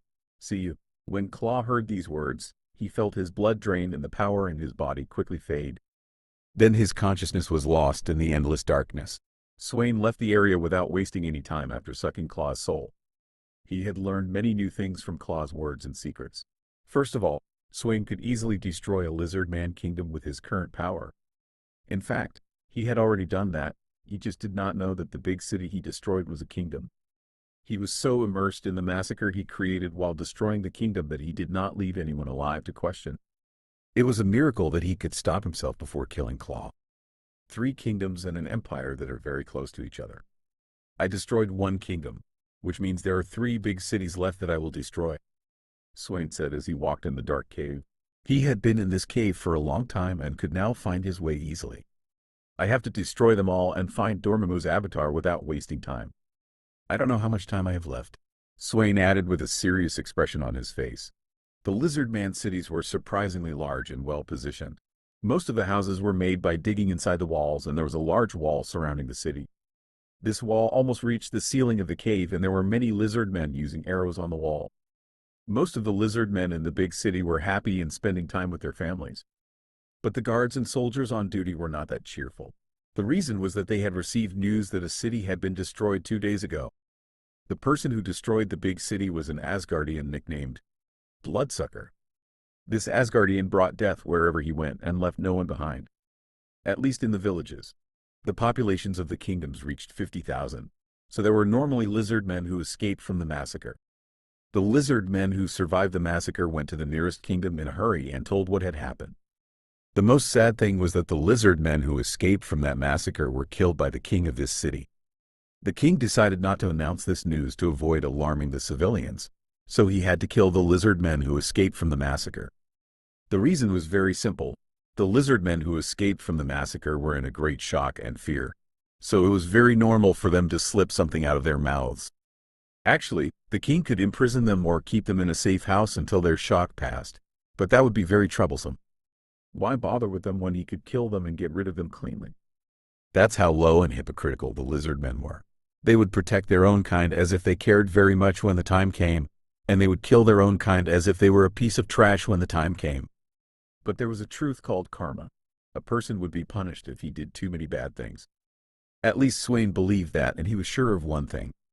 The person who had to punish the lizard men was no one but himself. Swain was a ruthless demon who brought justice in this cave, and the lizard men were criminals waiting to be punished. The lizard men and the king living in the big city did not know that the bloodsucker would punish them before the support troops they requested from the Empire arrived. 15 Goblin? 15 Goblin? Red flames were seen everywhere in the lizard man city, and screams of pain were heard from where the central building was. None of the lizard men understood what was happening. 2 minutes ago, they were all happily living their lives. The thing that dragged them into despair and caused them to run around in panic was the red flames. These flames appeared out of nowhere and spread quickly, covering the entire city. The most surprising thing was that none of the buildings in the city were made of flammable materials. All the buildings in the city were either made of stone or carved out of stone, so they couldn't burn. There were some flammable materials and some small buildings, but they were insignificant. After all, they were small in size and couldn't cause such a big fire. Lord of the Dark Dimension, please protect us. A lizard man prayed to his god when he saw his house in red flames. I'm sorry, but no one can protect you. The lizard man felt a pain in his chest before he could find out who these words belonged to. He slowly lowered his head towards his chest while blood dripped from his mouth. When the lizard man lowered his head and saw what caused the pain in his chest, he felt an incredible pain and his vision darkened in just a second. Swain sucked the lizard man's soul and pulled his demon arm out of his back and threw the lizard man's corpse to the ground. Normal lizard men's souls no longer strengthen my demon energy. If I want to improve, I have to kill lizard men who draw power from the dark dimension. Swain's demon energy grew and strengthened, making it much harder for him to improve. Now, normal lizard men's souls increased his demon energy by a very small amount. The biggest contribution to Swain's demon energy improvement was the quality of the soul rather than the number of souls. The soul quality of the lizard men was utterly disgraceful. Lizard men who drew power from the dark dimension had a piece of Dormammu in their souls, so they were one step ahead of normal lizard men in terms of soul quality. Lizard men who drew power from the dark dimension didn't know about this piece in their souls. This piece was placed by Dormammu himself, and according to Swain's guess, this piece was in all beings who drew power from the dark dimension. Swain examined this piece a little and gained some understanding of it. Actually, the task of this piece was very simple. This piece worked just like Swain's demon energy. Its only task was to sacrifice the soul and body of the being it carried to Dormammu. In short, Dormammu could activate these pieces whenever he wanted and have a nice and satisfying feast and strengthen himself. Swain was undecided at first whether to assimilate it or not, but when his demon energy felt this piece, it acted as if it had been starving for years and assimilated it. Thus, Swain realized that this piece posed no threat to him. In fact, this piece improved his demon energy faster. Actually, this was understandable. After all, this piece was a part of the soul of a real god who had his own dimension. This was one of the things Swain learned in the 65 years he spent in this cave. Swain was busy destroying another kingdom right now. He didn't need any tactics or preparation. Swain used the Death Hand spell and headed towards the center of the city without hesitation. As he did this, he killed every lizard man he encountered. Swain's demon energy reserves filled up quickly as he killed lizard men. Thus, the amount of demon energy consumed by the Death Hand spell per second was replenished by the lizard man souls. Swain threw a dried lizard man corpse to the side and looked around with a smile on his face. He was surrounded by thousands of lizard men and had nowhere to escape. Asgardian, you dare to attack one of the great lizard man kingdoms, a lizard man shouted. If you don't want to die in pain, surrender so that... You talk too much. The lizard man couldn't finish his sentence before Swain interrupted his speech and pointed his left hand at him. At the same time, a red energy beam the size of a fist shot out of his left hand and killed dozens of lizard men, including the one who was screaming. Swain didn't stop this energy beam and started to slaughter the large lizard man army that surrounded him as he spun around. The red energy beam killed or severely wounded every lizard man it touched. The bodies of the dead lizard men dried up and their souls were sucked by Swain. Swain had to stop the energy beam when he felt a great pain in his left arm. He looked at his left arm and said, I still haven't mastered this spell completely. The lizard men who saw Swain stop his attack looked at him with a shocked expression on their faces. None of them could attack Swain, let alone recover from the shock of the previous attack. It seems I have to engage in a close combat, Swain said with a big smile on his face. This smile made Swain look like a madman. I will lose myself soon, so I apologize in advance for what I will do to you, Swain said with a chuckle. None of the lizard men said anything when they heard these words. Swain sighed when he saw that the lizard men didn't speak and attacked the lizard man closest to him. Swain's sudden attack snapped the surviving lizard men out of their shock. So the lizard men attacked Swain. Then a close and very bloody fight started between the lizard men and Swain. During the fight, Swain laughed like a madman and killed or severely wounded a lizard man with every swing of his left hand with the claw. The lizard men had a huge numerical advantage, so they hit Swain with many deadly blows during their fight. But Swain healed these wounds in just seconds. Swain's demon energy was almost limitless when he had so many followers and easily killable enemies around him. With his incredible regeneration added to this, there was nothing the lizard men could do against Swain. 4 hours had passed since Swain attacked this city, and he continued to attack Swain as if their numbers meant nothing, even though he had killed hundreds of lizard men. Swain was not complaining about this situation at all. He enjoyed this massacre immensely and shouted like a madman every time he killed a lizard man. Nice. Keep going. Your soul is mine now. Swain's smile was so wide that it covered almost half of his face. The fear in the lizard men who saw this smile grew even more. As Swain slaughtered the lizard men, a purple energy beam quickly approached him from afar. This purple beam didn't choose a target. It killed dozens of lizard men before it reached Swain. The purple beam was about to hit Swain when Swain raised his left hand towards the purple beam.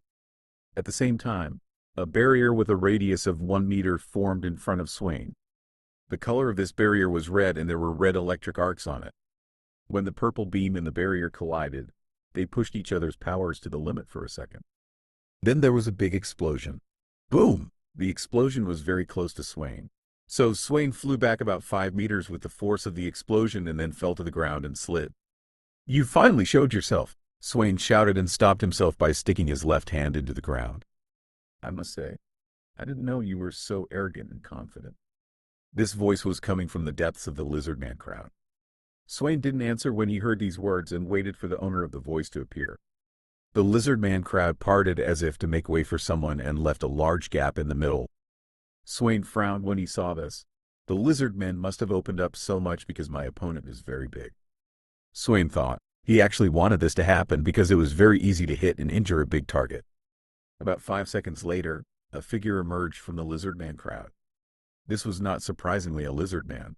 His skin was purple and he had black tattoos on it. These tattoos were shining and writhing as if they were alive. The lizard man's eyes were the darkest shade of black and he had no pupils. There was only darkness in the lizard man's eyes. The lizard man looked at Swain with an arrogant and angry expression on his face. The lizard man had a staff that was twice as long as his height in his hand. Swain didn't have a frown or a thoughtful expression on his face when he saw this lizard man. Instead, he had a surprised and disappointed expression on his face. The reason for this was the lizard man's height. This lizard man was 130 centimeters tall and looked like a goblin. Asgard, a society of people who think they are gods. They think they are very powerful, but they can't do anything against the real power, the lizard man said with anger. Swain didn't react when he heard these words. He still looked at the lizard man with the same expression.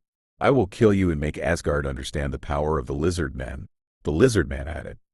Swain said what he wanted to say since he saw this lizard man when he heard these words. Your words are very ambitious, but, Swain said and paused. I don't know if you realize it, but you look like a shitty goblin. A note from Pupp. With this chapter, I will finish the lizard man arc.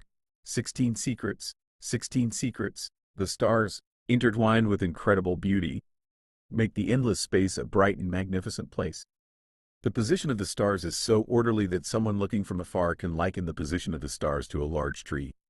The stars travel everywhere in the 9 realms and wander in great coordination. A bright star travels through the 9 realms in a row in the endless space that resembles a tree. The first realm that the star encounters is Midgard.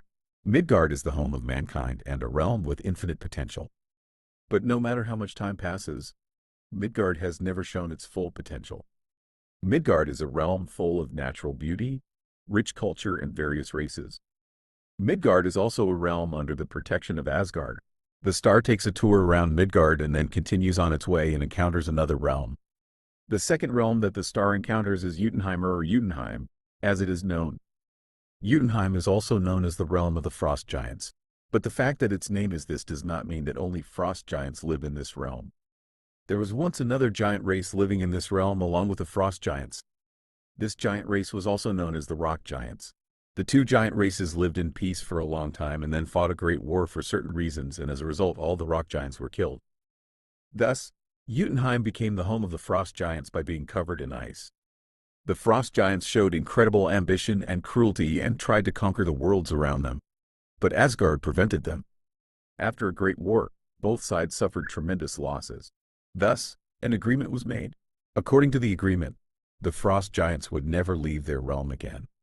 The star takes a tour around Jotunheim and then continues on its way. As the star continues on its way, the already dark endless space becomes even darker. It was understood from this darkness that the star had entered the borders of another realm. This realm was called Svartalheim. Svartalheim was older than all other realms. This realm was in the endless darkness and there was no light around it. Dark elves lived in this realm. This race existed before the universe and lived in the endless darkness before the universe was created. The aim of the Dark Elves was to drag the whole universe back into the endless darkness. They had fought a war with Asgard in time and suffered a great loss. Thus, the Dark Elves did not leave Svartalheim for a long time. The star did not stay in this realm for a long time and continued its journey. Shortly after, it reached its next destination. This realm looked quite normal and had no abnormalities. The name of this realm was Alfheim. Alfheim was the realm of the Light Elves. This race was the most beautiful and graceful creatures of the universe. The Light Elves were a race that lived in harmony with nature and were fond of art. Alfheim was a realm full of colorful flowers, bright lights, and magnificent architecture. The Light Elves had friendly relations with Asgard. Asgard used Bifrost to protect Alfheim from other enemy realms. The star takes a tour around Alfheim and then continues on its way. As the star continued its journey, another realm came across. The name of this realm was Nidavellir. Nidavellir was the realm of the dwarves. This race was the most intelligent and skillful creatures of the universe. The dwarves were masters of smithing and mining. Nidavellir was a realm full of volcanoes, caves, and metalwork. The dwarves were in cooperation with Asgard. Asgard got valuable items such as weapons, armor, and jewelry from Nidavellir. The dwarves were a realm under the protection of Asgard. The star took a tour around Nidavellir and then continued on its way. As the star continued its journey, another realm came across. The name of this realm was Vanaheim. Vanaheim was the realm of the Vanir gods. This race was the oldest and wisest creatures of the universe. The Vanir gods were experts in nature, fertility, and magic. Vanaheim was a realm full of green forests, clear rivers, and golden palaces. The Vanir gods were at peace with Asgard. Asgard had fought a war with Vanaheim once but eventually reached an agreement. Asgard used Bifrost to protect Vanaheim from other enemy realms. The star took a tour around Vanaheim and then continued on its way. As the star continued its journey, another realm came across. The name of this realm was Muspelheim. Muspelheim was the realm of the fire giants. This race was the hottest and most destructive creatures of the universe. The fire giants were masters of flame, ash, and lava. Muspelheim was a realm full of volcanoes, deserts, and firestorms. The fire giants were in enmity with Asgard. Asgard did not use Bifrost to isolate Muspelheim from other realms. The fire giants were planning to destroy Asgard one day. The star took a tour around this realm and then continued its journey. The next realm of the star was Hell, which had a very ominous atmosphere. This realm was a very insignificant realm. In this realm, the dead lived and could never leave this realm. The star took a tour around this realm and then disappeared as if it had never existed. There was actually one more realm, but the star could not travel it. Asgard, the depths of the palace. The room where Yggdrasil is located. Odin was looking at the tree in front of him with a sparkle in the depths of his eyes. The size of this tree extended to the top of the palace, and the trunk of the tree seemed to contain the endless space. Stars were wandering on the trunk of the tree, and the situation of each realm was visible on its branches. Odin had just used this tree to travel a star in space and looked at the situations of the other realms. "There is no movement," Odin whispered. He was doing this almost every day, and most of the time there was no movement in the other realms. Odin continued to look at the tree even though his work was over. Sparkles resembling stars appeared in the depths of his eyes, and Odin did not take his eyes off the tree as if he was immersed in something. "What does the tree show you, Odin?" Frigga entered the room and asked him this question when she saw Odin looking at Yggdrasil in a daze. Odin woke up from his daze when he heard Frigga's voice. The sparkles resembling stars in the depths of Odin's eyes disappeared. "The cycle is still going on," Odin said, turning to Frigga. Frigga looked at Odin with disappointment and sadness when she heard these words.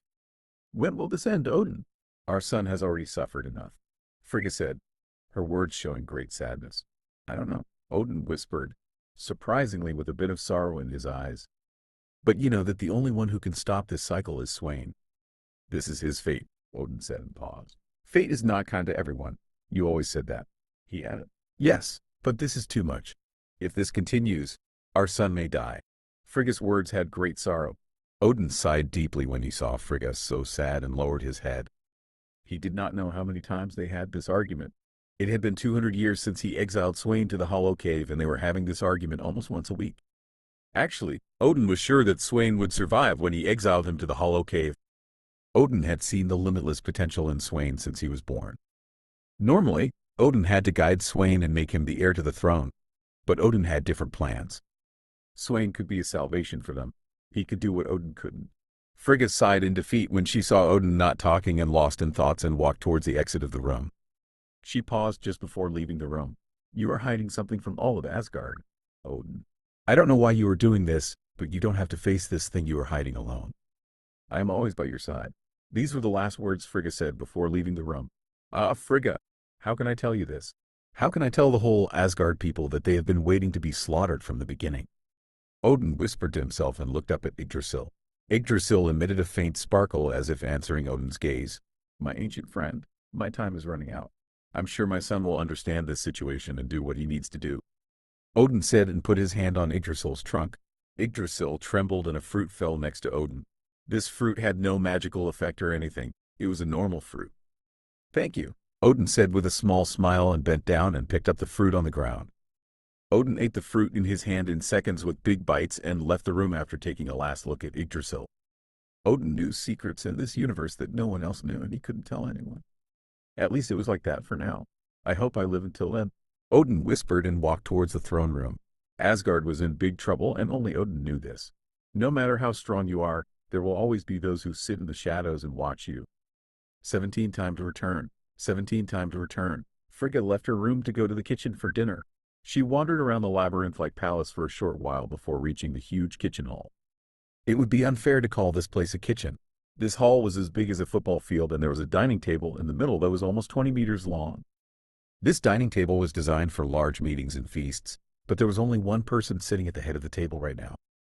Odin was sitting upright at the golden embroidered, long dining table, waiting for Frigga without touching the food in front of him. "Am I too late?" Frigga asked, seeing Odin waiting for her as soon as she entered the hall, with a playful tone. "I just sat down," Odin said, with a small smile on his face. Frigga walked slowly and steadily to the side of the dining table and sat on the chair on Odin's right. "There were some unexpected troubles in Hela's mission. She will be able to join us," Odin said, informing Frigga. Frigga nodded to show that she understood and took a knife and fork from the table in front of her and started eating. There was a big sparkle in her eyes, and her smile never changed. Odin smiled too, seeing Frigga's smile, and started eating.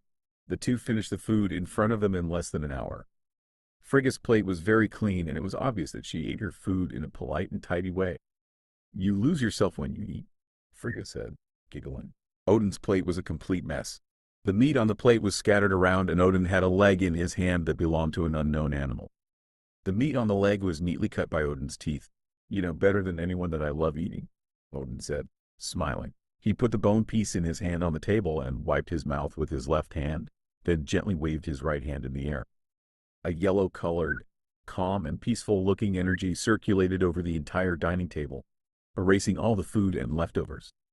Then it turned around Odin's body and cleaned his clothes and the corners of his mouth. Odin had been a glutton since he was born and ate many times a day. The ironic thing was that he didn't have to do this. Odin would never feel hunger or thirst even if he didn't eat or drink for a whole year. He could feel like he had eaten and drank by consuming a small amount of his divine energy.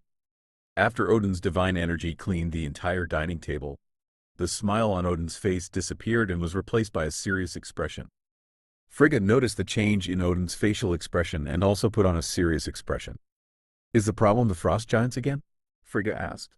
There had never been a good relationship between Asgard and Jotunheim, and Asgard had fought with the frost giants many times. These wars were usually small-scale wars and did not last long.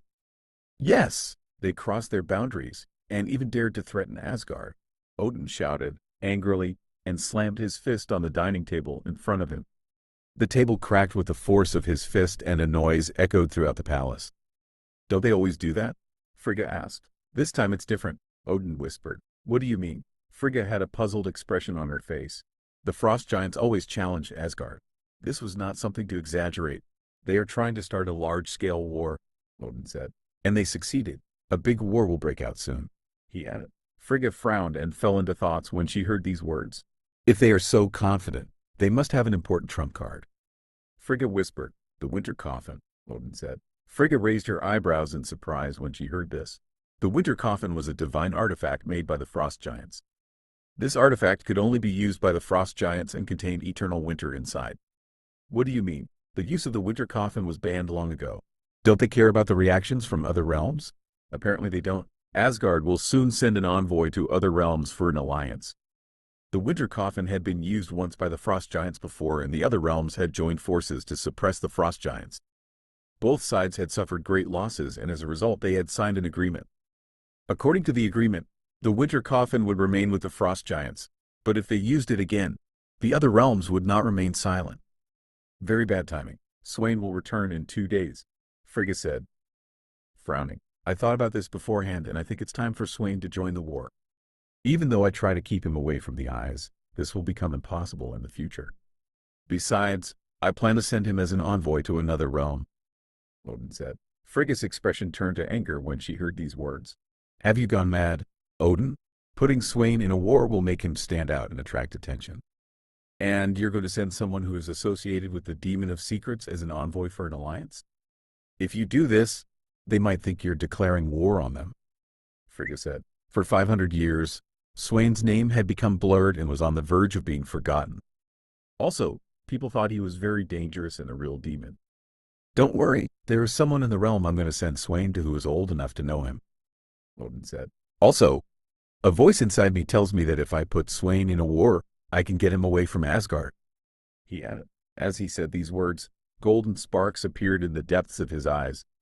Frigga couldn't say anything when she saw the sparkle in Odin's eyes. She knew very well what that sparkle meant. Future prediction. It was one of the many abilities that Odin had, and it was undoubtedly a big factor in Asgard's strength. Frigga bowed her head and spoke with a worried voice. "I'm just worried about him. What if he's not the same when he comes back? After all, you sentenced him to 500 years of exile even though he was innocent." Frigga said and paused for a moment. "What if the one who returns is not our son but a real demon?" she added. Odin gently reached out his hand and lifted Frigga's chin. "Don't worry, even if he is, he will be Asgard's only hope," he said and wiped the tears that flowed from the corners of Frigga's eyes with his finger. "I hope so," Frigga said. "I hope," Odin whispered, uncertainly. "Finally, the time has come," Swain said, leaning against a wall. His upper body was completely naked and there were big scars all over his body. Even though his regeneration was amazing, the scars caused by the big wounds remained. The last 400 years were very boring, he said to himself. He had no one to talk to for 500 years, so he often talked to himself. He had tried to chat with the lizard men a few times, but he had never succeeded in these attempts. In the first 100 years, he destroyed the lizard man kingdoms and the lizard man empire and absorbed the souls of all the lizard men he killed. Unsurprisingly, Dormammu's avatar was the emperor of the lizard man empire. Swain killed him easily. Actually, this disappointed Swain. He thought that Dormammu's avatar could match him at first, but the reality was a disappointment. The only good thing about the avatar from the other lizard men was his physical strength and some magical abilities. Dormammu's avatar's power was not as the others said. I guess Dormammu didn't care about this planet, or the lizard man's physique was not enough to get more power. Either way, this was very easy for me, Swain said. He had a smug smile on his face. After destroying the lizard man empire, he left the lizard men alone. His first reason for killing the lizard men was to find the avatar quickly, and he had completed this task. Also, the lizard men's souls no longer increased Swain's reserves, so there was no need to chase them. So Swain started hunting hollows. He struggled a bit at first, but as he gained experience and strength, this became very easy. Swain was attracting hollows to himself for some unknown reason. Whenever he went down to the depths of the cave, hollows would flock to him. Swain was not bothered by this. In fact, this was useful for Swain. He absorbed the souls of all the hollows he encountered. He stayed away from the Gillians, though. Swain had no information about them, and it was too dangerous to approach them to get information. 500 years passed by quickly. My demon energy must be equal to a third-level divine being, Swain said to himself. During all these years, by killing lizard men and hollows, his demon energy had increased a lot and had become more destructive. The only bad news was that his demon energy stopped growing. His demon energy seemed to have reached a limit and was not increasing anymore. According to Swain's estimates, if he wanted to increase his demon energy and break the limit, he had to assimilate more quality souls. Swain was leaning against a wall, with his eyes closed, while time passed by quickly. When he felt a foreign energy, he slowly opened his eyes and looked ahead. There was a portal in front of him that made him smile. This portal was very similar to the portal that Odin had created when he sent him here. It's time to return, Swain said, and got up and walked towards the portal. 18 cruel fate. 18 cruel fate. Swain did not feel anything when he entered the portal. He had no nausea or dizziness. He just felt like he was moving somewhere. When he opened his eyes, he was in front of his old house. The house in the forest was quite worn out and covered with vines after 500 years. The trees and plants in the forest had grown excessively due to neglect. Now this place looked more like an abandoned mansion than a mountain house. Which it was. My home, my beautiful home, Swain murmured with a small smile on his face. He loved this house even though he did not like Asgard. This house gave him a sense of belonging. After staring at the old house for a few seconds, Swain finally decided to enter the house. He walked and opened the door of the house with a creak. Surprisingly, the inside of the house had not changed or dirtied at all. There were no dusts flying in the air or spiderwebs on the walls. Swain looked around the house absent-mindedly. It felt strange to see his house after 500 years. Well, I need to take a quick bath. Even if I don't understand, I must smell like a dead body right now. Swain had only a makeshift pants on him. Apart from that, his upper body was naked and had dried bloodstains. These bloodstains belonged to the lizard men who occasionally came across him. Frankly, the lizard men who met Swain were very unlucky, especially in a period when Swain stopped hunting them. He killed the lizard men who came across him even though he stopped hunting them. After all, it was very easy to kill them and he did not need to move any muscle. He could kill the underdeveloped lizard men by using the judgment spell. Swain quickly entered a room with a large bathtub and filled the tub with bright, clean and magical-looking water by opening the faucet on the side. He got into the tub without waiting. I've definitely missed this, he murmured to himself. He had not taken a nice bath for a long time. He had wet himself a few times using the lizard men's water reserves, but these waters could not be compared to Asgard's magical waters. When his hair touched this water, the dried bloodstains on it quickly disappeared and his hair shone as if it had come back to life. The same thing happened all over his body. His skin shone as if it had been revived and he began to absorb this magical water like someone who had found water after a long time. Swain was so drowsy at that moment that his eyelids slowly began to close. Definitely better than hard rocks. These words were the last words Swain said before falling asleep. He had a big smile on his face even when he was asleep. Knock, knock, knock. The elegant and quiet door knocks woke Swain from his happy sleep. He opened his eyes with an angry expression on his face and slowly got out of the tub filled with water. "I'm coming," he shouted and went to the bedroom to put something on. The bedroom was near the bathroom, so it did not take long to reach. Although he shouted as if he was in a hurry, there was no hurry in his movements. He slowly opened the wardrobe and examined the clothes inside slowly. After a long examination, he wore black leather pants and a black coat over it. He had not worn anything under this coat, so his chest and stomach were exposed and the wounds on his upper body were clearly visible. Finally, he wore black boots and walked to the living room with the same slow, unhurried steps. The reason for this was that he had to go through the living room if he wanted to open the door. But when he arrived at the living room, he saw that he did not need to open the door. The guest who knocked on the door had not waited for Swain and entered and waited for him in the living room. No one in Asgard knew that Swain lived here and no one was wandering in the forest. That's why there was no lock on Swain's door. Swain looked at the person in the living room with mixed emotions with his dark, bright eyes that glowed purple. Frigga looked at the wooden door in front of her with a contradictory and fearful expression on her face. It was clear from the wrinkles and blemishes on her face that she had aged a lot. But she still looked very young. A normal person who saw her from a distance would think that she was 35 to 40 years old. Her son had returned after a long time, and Frigga had come to see him to talk to him and relieve his longing. But when she reached the door of the house, a feeling gnawed at her inwardly: fear. Frigga was extremely afraid, because her son might not be the same as before. Fate had treated Swain badly since he was born, but he did not care about them and continued his life. At least he gave such an image to the outside, but Frigga knew inwardly that Swain was suffering.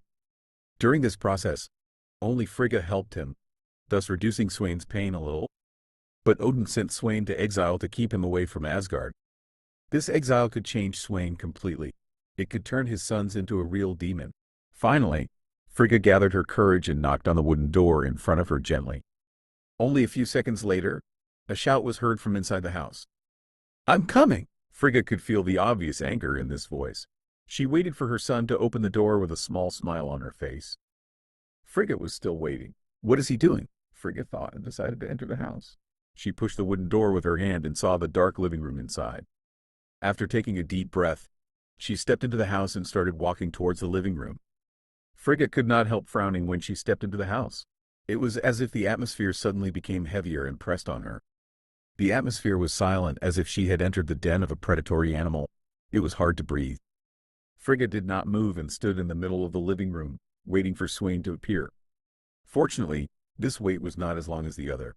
When she heard a sound from the room on her right and looked to the right, a pair of bright purple eyes were looking at her.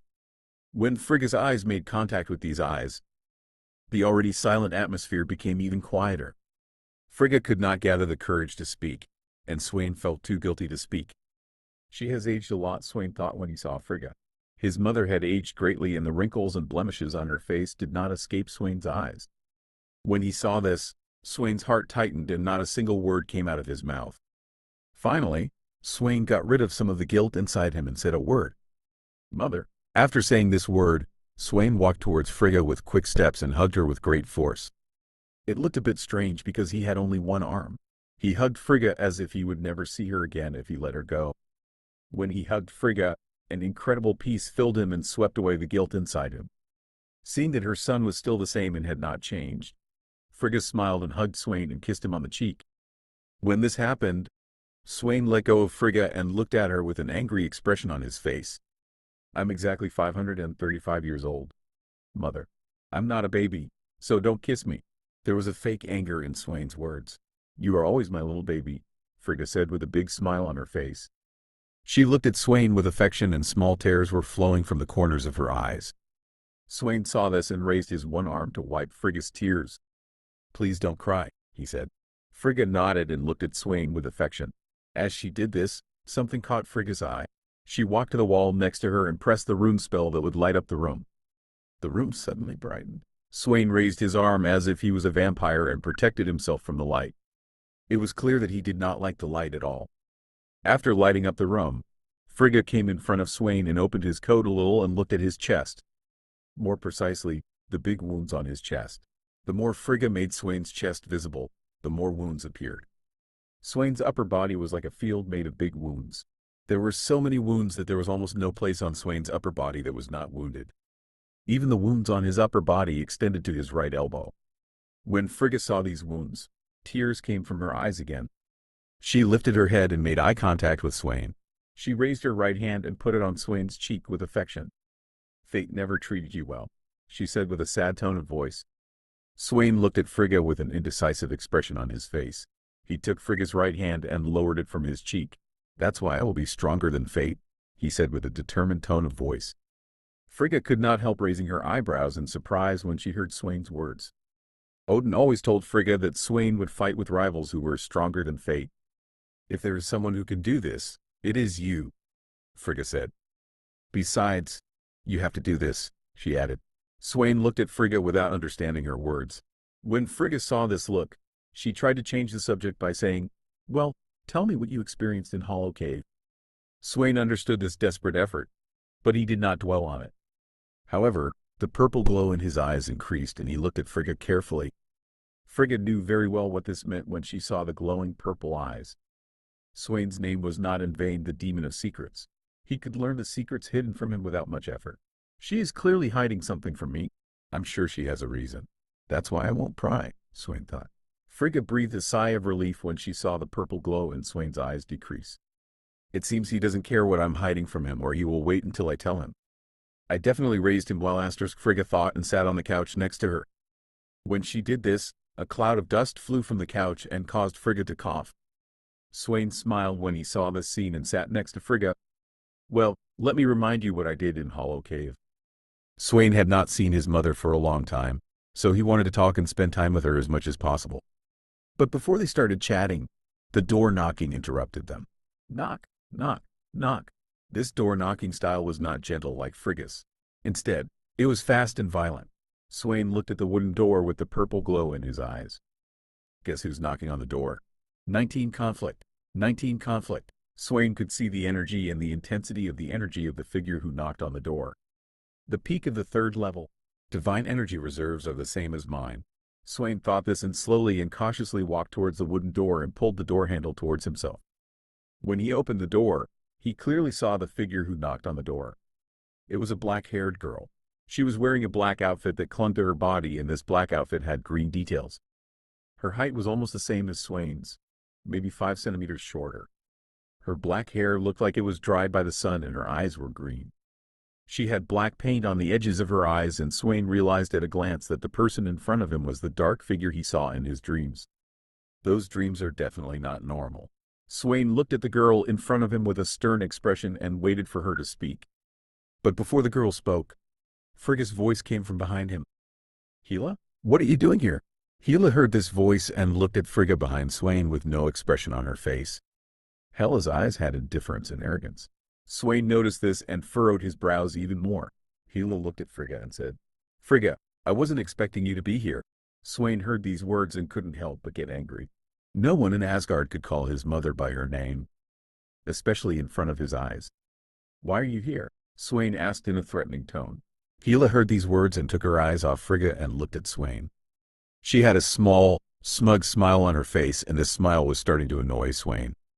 "Odin is calling you to his presence," Hela said. She still had a smug smile on her face. Frigga heard these words and said, "Tell Odin I'll bring him." Hela heard these words and the smile on her face disappeared, and she frowned and said, "I'll take him." "And now," she shouted at Frigga at the end of her sentence. This shout was the last straw. Swain's eyes sparkled and he took a step towards Hela with an angry expression on his face. "Hey, watch your tone. You're talking to my mother," Swain said, raising his voice at the end of his sentence. Hela saw Swain angrily and smiled and opened her right arm to the side. Just a second later, a hammer flew into Hela's right hand. "What if I don't watch my tone?" Hela said and looked at Swain's missing left arm. "Are you going to beat me with one arm?" she added. She was clearly mocking Swain. "Do you want to try?" Swain snarled. "Ha ha ha ha." Hela laughed for a few seconds and wiped the tears from her eyes with her left hand. Then she turned her back and took a step. Swain was surprised to see this. Is she giving up? Fortunately, he didn't have to wait long for the answer to this question. Hela suddenly turned and hit Swain's chest with all her strength with the hammer in her right hand. When the hammer hit Swain's chest, there was a small lightning explosion and it burned Swain's skin. Then Swain flew into the house behind him and broke all the walls that came in front of him. Frigga saw this scene and turned to Hela with anger and shouted, "What do you think you're doing?" Hela didn't bother to look at Frigga and answered, "He disobeyed Odin's order. I'm punishing him." Gawk, gawk, gawk, gawk. The crows flying in the forest started to scream with all their strength as if they were angry and flew around. Hela frowned when she saw the angry crows flying in the air and looked at the collapsed house in front of her with a serious expression on her face. The walls that Swain broke while flying were visible and they were going deep. Hela couldn't see Swain because of the darkness. "Don't tell me you died with one blow?" Hela said these words when Swain didn't show up for a long time. Fortunately, her question was answered immediately. Actually, no one answered her. The thing that answered her was dozens of red crows flying out of the collapsed house towards her. What the hell is this? Hela was surprised to see this and swung the hammer in her hand to hit the crows coming towards her and successfully hit the crows in the air. But she shouldn't have done that. As soon as she hit a crow, the crow made of red energy exploded and stunned Hela. This stun created an opening for the other crows. Dozens of crows flew towards Hela with their last strength as if they had seen a piece of walnut and hit her. The crows exploded when they hit Hela and knocked her to the ground and didn't even give her a chance to get up. When all the crows hit and exploded on Hela, Hela was lying on the ground in a crater with a radius of 1 meter. Hela had a few bruises on her body, but they healed in seconds. "I'll definitely kill you," Hela shouted and quickly got up and turned to the collapsed house. She had a big anger on her face and she was grinding her teeth from anger. This was making an annoying squeaking sound. I was going to say the same thing. When these words were heard, a red glow came out of the dark rubble, and only a few seconds later Swain came out of the rubble. Hela and Frigga couldn't believe what they saw when they saw Swain. Swain, whose left arm was cut off by Odin 500 years ago, had an arm now. Swain's arm was not like theirs or anyone else's. This arm was red and black, and it was spreading an incredible pressure around. Hela felt her thoughts getting heavier as she looked at this arm. Red energy was swirling around the arm, and it gave the illusion that this arm had no physical form. Frigga and Hela looked at Swain's demon arm in astonishment, while Swain raised his arm and pointed it at Hela. "Asgard, throne room. Are you sure there won't be a problem, sir?" asked a black-skinned man. The man had hair and a beard. His hair was black and there were white hairs in it. His beard was the same color. This man was wearing a golden armor and holding a big golden sword in his hand. But none of these things made the man stand out. The thing that made the man stand out was his eyes. His eyes were orange and they looked like they had a small universe in them. A normal person who saw these eyes would think that they could see everything. And that was true. This man was the guardian of the Rainbow Bridge and the herald of Ragnarök. This man was Heimdall. He was watching the fight between the two siblings with Odin right now. "Don't worry, I'll stop them if it goes on too long," Odin said. He had a big smile on his face and he was very excited for what he was going to see soon. His son had returned after 500 years and naturally Odin was curious about how much he had grown. In front of Swain was his daughter Hela. She was the goddess of death and she was commanding the armies of Asgard with her current power. Hela had an endless ambition and desire to win. Her divine energy was at the 3rd level, but she could compete with a 4th level one. Heimdall nodded when he heard Odin's words. He was curious about the outcome of this fight too. Indeed, he had never heard or seen the energy that Swain used in any of the 9 realms. This energy felt like the energy that the demons in hell used, but there were some differences. For example, the energy of the demons was destructive, but it did not interfere with the thoughts of those around them, and it was not magnificent. But Swain's energy was both very destructive and spreading an incredible pressure around, and finally it was very magnificent. Heimdall was excited to see what this energy could do. Let's see how much Swain has grown after 500 years. 20 war between blood, 20 war between brothers. Hela became the favorite of Asgard and Odin shortly after she was born. She had an incredible ambition and desire to win. She also had the power to fulfill this desire. Therefore, the people of Asgard and Odin adopted her and pampered her.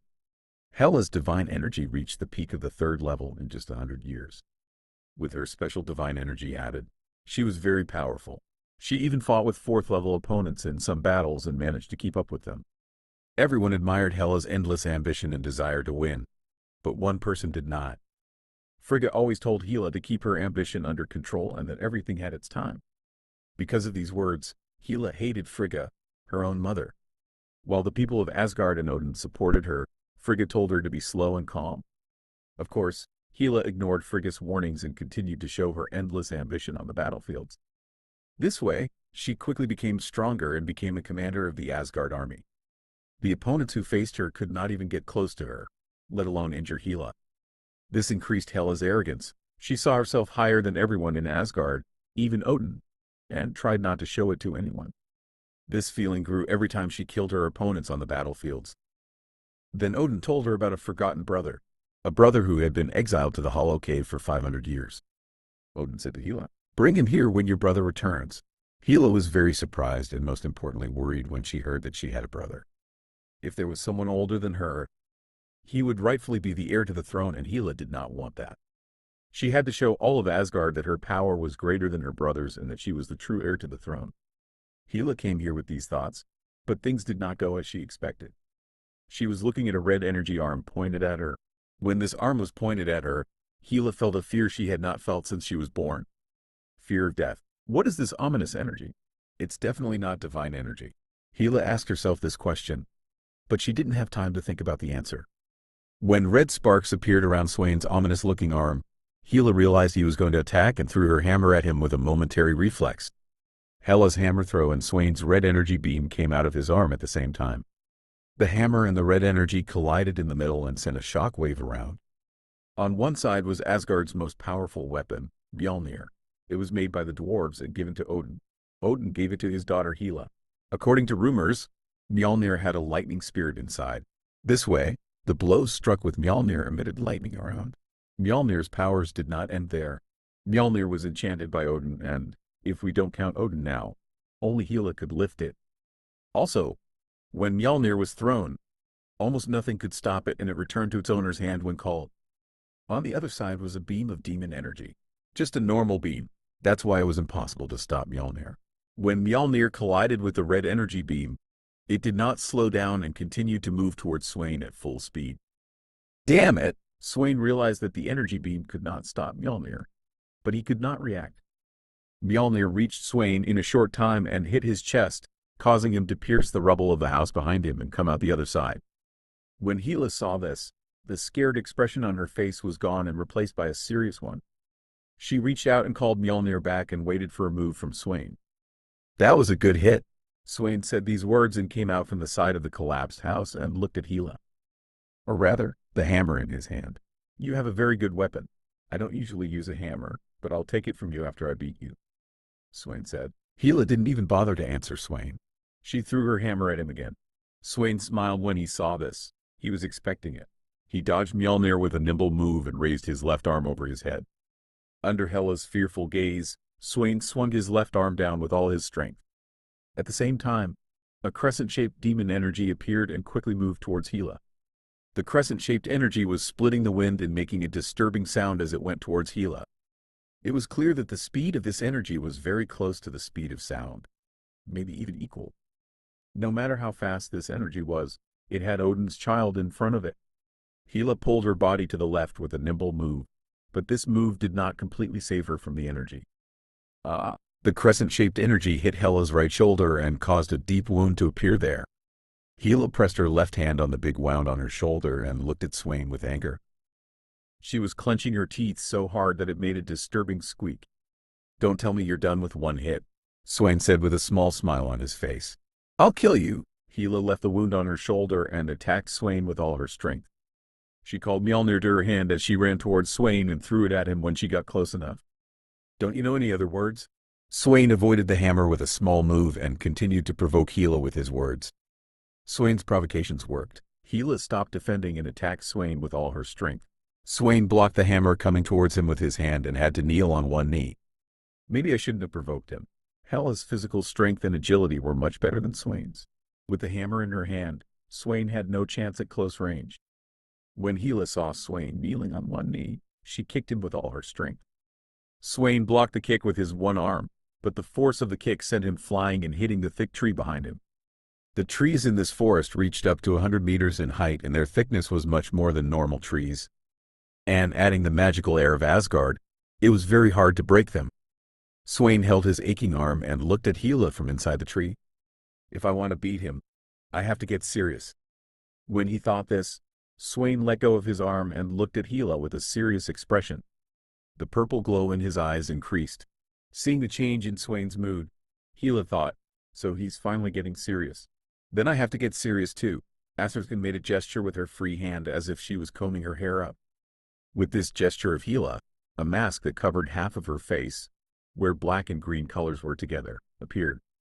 Also, this mask covered her entire head and instead of hair, there were black, long and angular horns. Swain frowned when he saw this. How many weapons does he have? As if to answer Swain's question, Hela swung her arm. At the same time, black swords appeared from her hand and went towards Swain. Swain reacted quickly and extended his hand to make a barrier appear in front of him. When the barrier and the black swords collided, the barrier trembled and cracked, but stopped the swords. After stopping the swords, Swain decided to attack without wasting any time. He swung his left arm and at the same time, a red demon energy hand that was 2 meters long and wide appeared in front of him and quickly moved towards Hela. Hela threw Mjolnir at the big hand coming towards her without wasting any time, but it was not effective at all. A hole appeared in the middle of the big hand and Mjolnir passed through it and went towards the trees behind. Hela was surprised when she saw this and was about to make another attack when the red hand grabbed her and squeezed her with incredible force.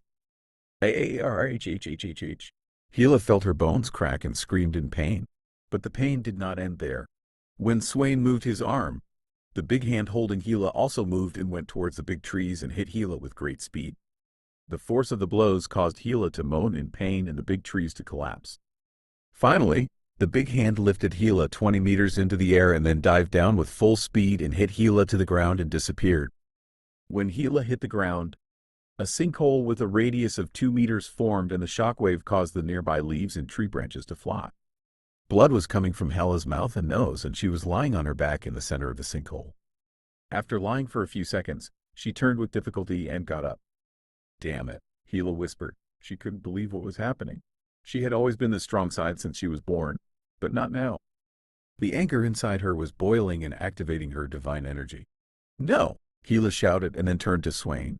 "I will beat you and show the people of Asgard that I am the true heir to the throne."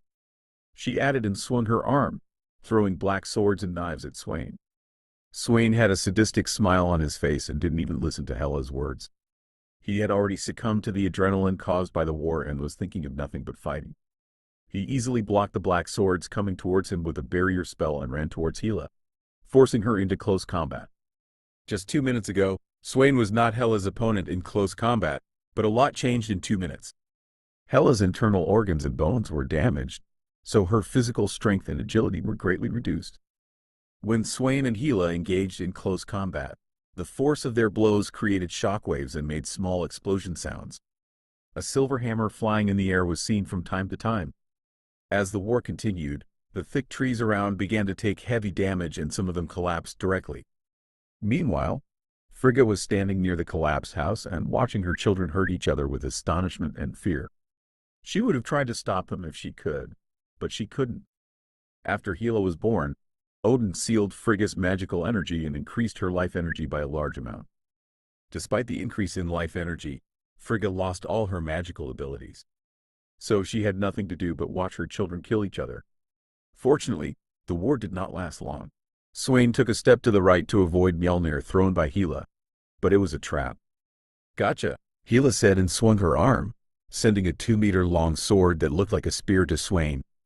Swain couldn't recover before the long sword entered his stomach and came out of his back. "No!" Frigga screamed with tears in her eyes when she saw this scene and started running towards the battlefield. Frigga and Hela thought Swain would die if this war continued, but there was no expression on Swain's face. He hadn't even moaned from the pain. Hela didn't notice this because of her excitement, and Frigga because of her worry. Swain lowered his head and looked at the long sword in his stomach. Even though blood was coming from his mouth, there was no expression of pain on his face. He held the sword in his stomach and pulled it out, then threw it to the ground and looked at Hela. "How?" he asked himself. Hela. She had used the last drop of her divine energy to create a big sword and now she had no divine energy left. Hela watched Swain walk slowly towards her with a scared and surprised expression on her face. The most surprising thing here was that the big hole in Swain's stomach had already started to heal as he walked towards her. Everyone in Asgard, especially Odin and his family, had very good healing abilities. For example, the big wound that Hela had received on her shoulder at the beginning of the war had already healed. But Swain's healing was too extreme. When Swain came in front of Hela, he grabbed her by the throat and lifted her into the air. Hela tried to resist, but she had neither energy nor physical strength left. On top of that, she had no energy to move because of the damage she had taken from the inside. Hela could only pray and look at Swain with fear. "Did you think such a small wound could kill me?" Swain said these words as he saw Hela looking at him with fear and disappointment. "A small wound? This wound is enough to kill a normal person. You demon." Hela said these words with her last strength, though with difficulty, and waited for death to come.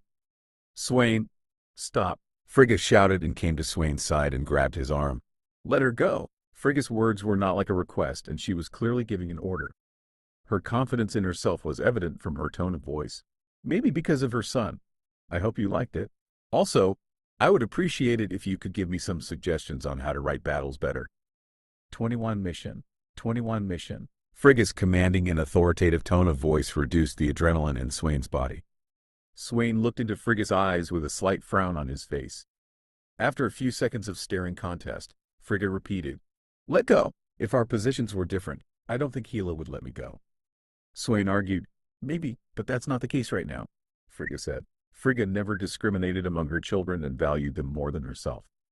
She did not favor her children and did not allow them to kill each other. "Are you really going to kill your sister?" Frigga said these words when she saw that Swain did not let go of Hela.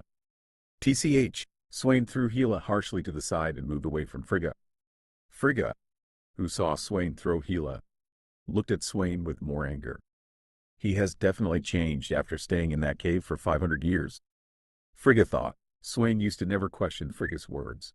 When the crows flying in the air started to descend in flocks, Frigga looked at Swain with surprise.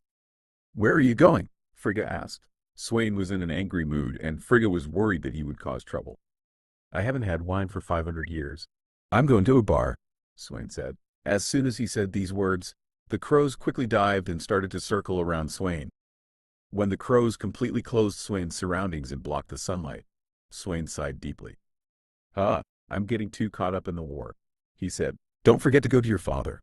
These were the last words Swain heard before he teleported to the remote corners of Asgard.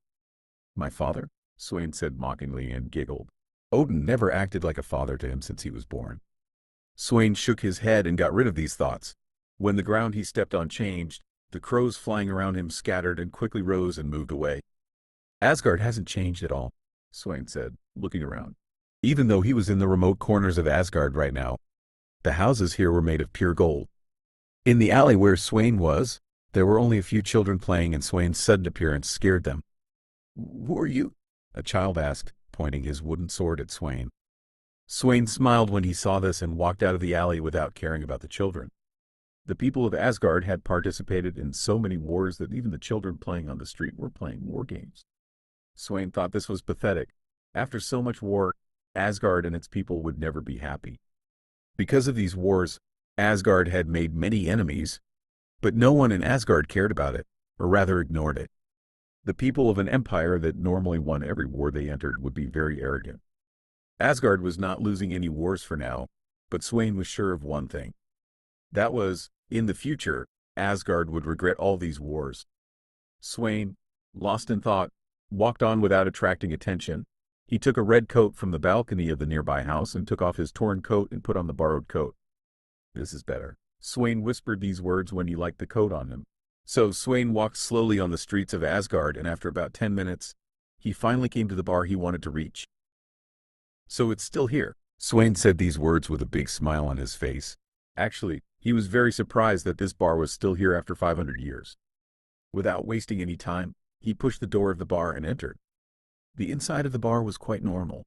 Tables and chairs scattered around, and a big table in the middle where a bartender was. Since it was not evening yet, the bar was quite quiet. Except for Swain, there were only 3 customers, and they were asleep at a table in the corner. The reason they fell asleep was probably Asgard's famous wine. Swain smiled excitedly and walked towards the bartender and sat on a chair opposite him. The bartender was an old man and quite big. "What do you want, son?" the bartender said, without showing any respect. Normally, in the bars of Asgard, the bartenders would show respect to their customers and try to get along with them, but this bar was different. Swain liked it very much when he first discovered this place. After all, no one here cared about identity, and they did not show fake respect to each other. "I'm definitely older than you," Swain thought and said, "Give me the heaviest wine you have." The bartender looked at Swain in surprise when he heard his words, taking his eyes off the glass in front of him. The bartender's eyes lingered on Swain's missing left arm as he examined him. "Are you a war veteran?" the bartender asked. "Yes," Swain lied blatantly. A big smile appeared on the bartender's face when he heard Swain's words. "I have infinite respect for war veterans. Drink as much as you want today. It's on me," the bartender said and put a huge glass in front of Swain. This glass was filled with a slightly pink liquid. The smell of this liquid was enough to make a normal person drunk, but it needed more to make someone like Swain drunk. Swain nodded to the bartender with a smile and finished the wine in front of him in one gulp. Then he slammed the glass on the table. I definitely missed the taste of this. Hey, I hope you don't go back on your word, Swain said, looking at the bartender. The bartender smiled in astonishment when he saw Swain finish the big glass in one gulp. Of course, a word is a word, the bartender said, although there was a smile on the bartender's face. His voice was trembling. I'm going to lose a lot of money today. Time passed and Swain consumed most of the wine stock in the bar. During this time, he did not forget to ask some questions to the bartender and get information from him. The bartender had also drunk wine with Swain and was clearly drunk. So it was quite easy to get information from him.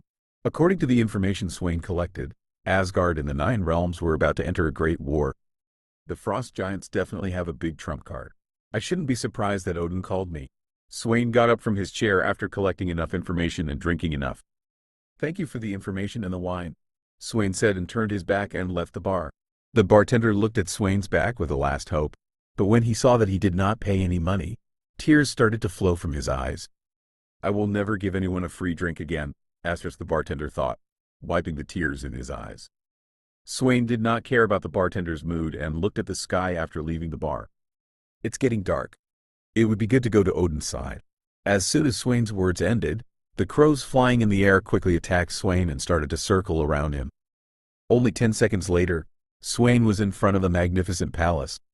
I can't help but feel sorry for the wasted gold every time I see this palace, Swain whispered. Asgard must show off if it wants to deter its enemies, Prince Swain.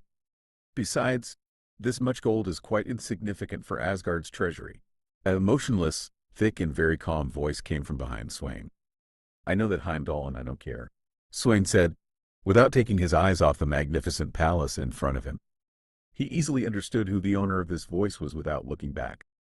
Also, don't call me Prince, he added. Heimdall nodded behind Swain and walked slowly to his side. As you wish, sir, he said and made a gesture as if he was showing the way to Swain. Let me accompany you to the throne room, he added. Swain ignored Heimdall and walked towards the palace. Heimdall saw this and followed Swain with a small smile on his face. Just call me Swain, Swain said, walking. They walked together towards the palace and headed to the throne room after entering the palace. They finally arrived at the throne room after passing by the shining golds and the magnificent guards. There were 2 people in the throne room. Odin was sitting on the throne with his eternal spear Gulpnir in his hand. Next to him was Hela. It seemed that her wounds had healed. After all, she is Odin's daughter. It is normal for her to heal so fast. Hela looked at Swain with an angry expression on her face. Clearly, the fight between them had left an unforgettable wound on her pride. Greetings to the father of the gods, Heimdall said and knelt on one knee as he entered the throne room. Unlike Heimdall, Swain did not react. He looked at Odin without any expression on his face and eyes. Odin ignored Swain's disrespect, but Hela could not stand it. How dare you not kneel before the father of the gods? Hela shouted. Swain took his eyes off Odin and looked at Hela.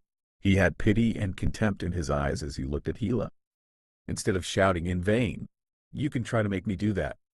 But I warn you, this time your mother is not here to save you, Swain said, with a great contempt. You! Enough! Odin shouted and slammed Gulpnir on the ground. A big shockwave spread from where Odin was, causing Swain's hair and coat to flutter. Just as I thought, his power is decreasing rapidly as time passes. It seems that no one but me has noticed this, Swain thought. He clearly saw that Odin's divine energy had decreased by a large amount. Actually, this amount was quite large for Swain, but it was not that important for Odin. But this did not change the fact that Odin's power was decreasing rapidly. What is causing his power to decrease? What is Odin hiding? This is exciting me a lot, Swain thought. He could smell the secrets from far away and he could easily say that Odin was hiding something very important. Swain involuntarily had a big smile on his face as he was lost in these thoughts. Odin did not care about this, but Hela thought it was directed at her. He is clearly mocking me. Jericho Swain, I will make you pay for this even if I die.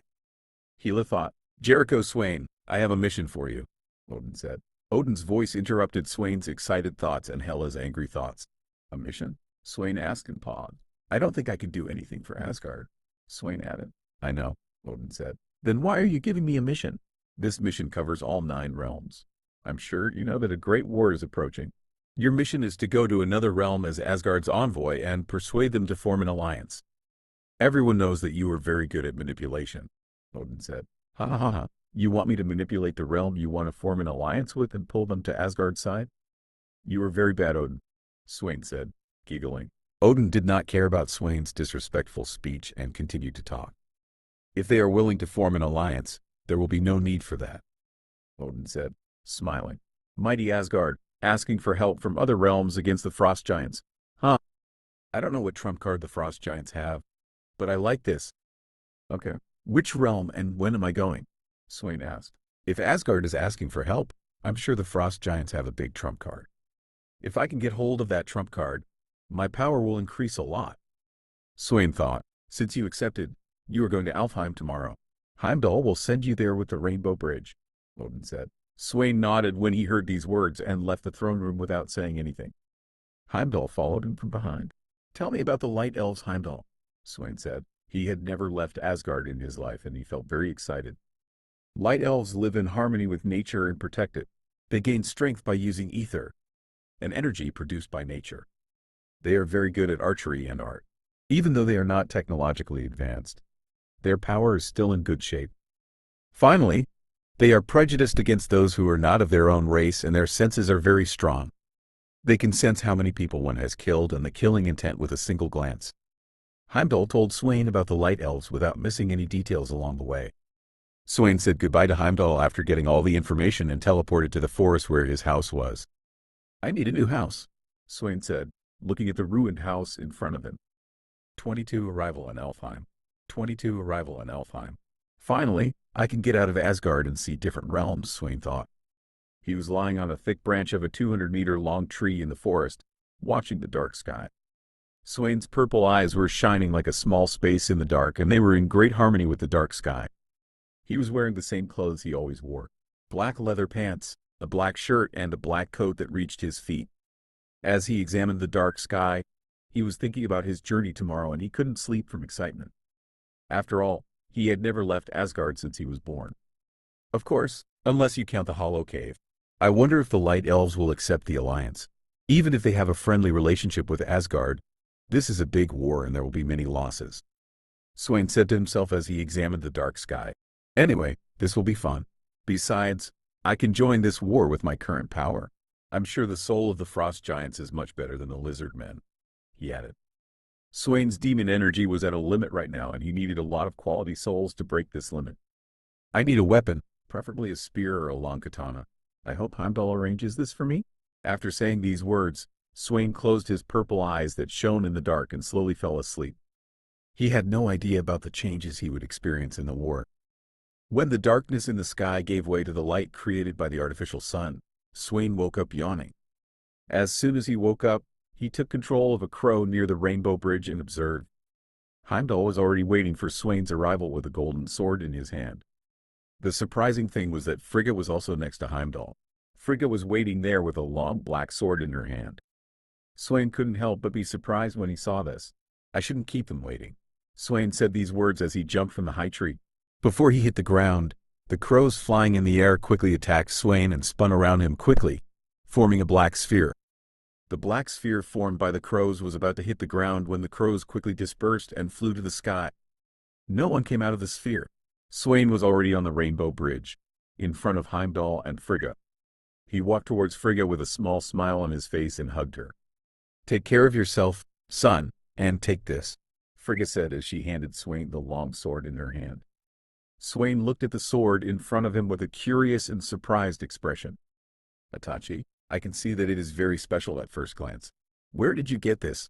Mother, Swain asked as he examined the katana in his hand. The katana in his hand was 170 centimeters long and matte black. There were golden skulls on the scabbard and golden details on the hilt. Swain could tell at a glance that this katana was scary and special. It was as if the skulls on the scabbard were alive and looking at Swain. At least Swain felt that way.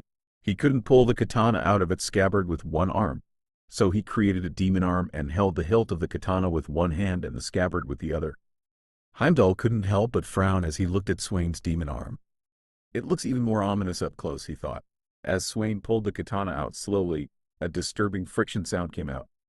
Swain looked at the blade of the katana in his hand with a surprised expression. The blade of the katana was so dark that it didn't reflect any light even though there was sun in the sky. Also, when he pulled the katana out of its scabbard, it started to emit an ominous aura around it. This ominous aura was not like the one on Swain's demon arm. The ominous aura that Swain's demon arm emitted caused more fear and doubt, but the eerie aura that the katana emitted caused only one emotion to arise: fear of death. As Swain looked at the blade of the katana in astonishment, Frigga began to speak. This sword was made by the chief dwarf Eitri a week before you were born. Uru metal was used when making this sword, and this metal was enchanted by Odin. As you can understand from the scary aura it emits, the only purpose of this sword is to kill. When Odin had this sword made, his first thought was that it would be stronger than the eternal Speargimer. Actually, you are the owner of this sword. Odin had it made to give it to his first child to be born, but he never gave it to you. According to Odin and Eitri, this sword was a failure. It had a special energy inside, but even after all these years, Odin couldn't activate this energy. Thus, it was doomed to rot in Asgard's treasure room. Swain listened to Frigga while swinging the katana in his hand and getting used to its weight. So the reason for the energy inside is that it is a failed item. Swain thought as he looked at the katana with his purple eyes. If it is a failed katana, then why does it activate my soul? Swain didn't know why, but his soul seemed to get stronger and weight to move when he held this katana. Another reason why this sword is a failure is that it absorbs energy, Frigga said. Swain nodded. He had already tried it and the katana had rejected his demon energy. He clearly knew that this katana had great secrets. Whatever, it's a good weapon. Thank you, Mother, Swain said with a smile. Are you ready to go, sir? Heimdall's words interrupted Swain and Frigga's conversation. Okay, I'm ready to go, Swain said and hugged his mother one last time before heading to Bifrost. Be careful, the light elves are prejudiced against strangers, Frigga said as she looked at her son's back.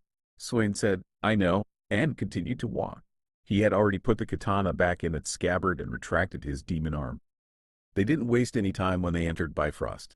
Heimdall placed the golden sword in his hand into the keyhole and turned it once. Along with that, a sound came out as if Bifrost's engines were working and the gate that would fire the Rainbow Bridge began to glow. Good luck, sir, Heimdall said. Just call me SW. Swain's words were cut off as the Rainbow Bridge moved and pulled him. Swain looked around in astonishment. He was in the Rainbow Bridge for the first time in his life. Amazing, he said to himself. He could see the colorful light around him, and the only thing he felt was the feeling of moving from one place to another. But before he could enjoy this feeling, he had already arrived at the realm of the Light Elves. The Rainbow Bridge hit the ground at a great speed and sent a shock wave around. When the Rainbow Bridge disappeared, there was a Swain lying on the ground where it hit. Damn it. I wasn't expecting this, Swain said angrily. This was his first experience, so he didn't know how to get off the Rainbow Bridge. He got up and cleaned the dirt stains on him with his hand and then looked around by lifting his head. Wow, Swain said in awe. He was in a forest and it was full of trees. There were all kinds of plants and vines around the trees. The surprising thing was the thickness and length of these trees. The trees in the forests of Asgard were maximum 300 meters long, and this was quite surprising. But the trees here overshadowed the trees in Asgard. The length of these trees was estimated to be between 1 and 2 kilometers, and their thickness was as big as the houses in Asgard. Swain continued to examine his surroundings in astonishment. The sunlight from the sky came out from between the long trees and created an amazing scenery. There was the sound of all kinds of creatures in the forest. The oxygen in the air was so clean that Swain's head was spinning as he breathed. Run faster! I can't run any faster. Swain's astonishment in examining his surroundings was interrupted by the voice of 2 girls. He quickly grabbed the hilt of the katana attached to his left waist and turned to the direction where the running sound came from. His eyes were focused and his hand was clenched to cut the person in front of him in half with the slightest movement. Just 2 seconds later, 2 girls jumped out of the bushes in front of him. They looked like they were only 5 or 6 years old. The ears of these girls were pointed and long as a sign that they were elves. The 2 girl elves stopped in astonishment and fear when they saw Swain and looked at him. The fact that these 2 girls jumped out of the grass did not allow the focus in Swain's eyes and the clenching in his hands to go away. Swain was still looking at the bushes in front of him with a serious expression. Just then, a green-skinned, 150 centimeters tall creature jumped out of the bushes. It had a leather armor on it. The sudden appearance of this creature caused the 2 elves to run towards Swain in fear. Apparently the elves were running away from this goblin. Swain thought and swung his katana out of its scabbard with all his strength. The goblin couldn't move as soon as it came out of the grass. It stood still for a few seconds, and then a wound mark appeared from its right armpit to its left shoulder, and then its head fell back with its right arm. The two girls closed their eyes and screamed when they saw this scene. Swain swung his katana to the side without caring about them and cleaned the green blood on it. Quite sharp. After doing this, he turned his back and looked at the scared two elves. The elves were looking at the katana in Swain's hand in fear. Okay, who are you and where am I in Alheim right now? 23 The coming slaughter. 23 The coming slaughter. The two girls did not answer Swain's question and kept looking at the black katana in his hand with great fear on their faces. Oops, I forgot that their senses are sharp. They are probably terrified by the aura of the katana right now. Swain, after slowly putting the katana into its sheath, knelt down on one knee and came to almost the same height as the two girls. After the katana went into its sheath, the fear on the faces of the two girls clearly subsided a bit. Hey, are you okay?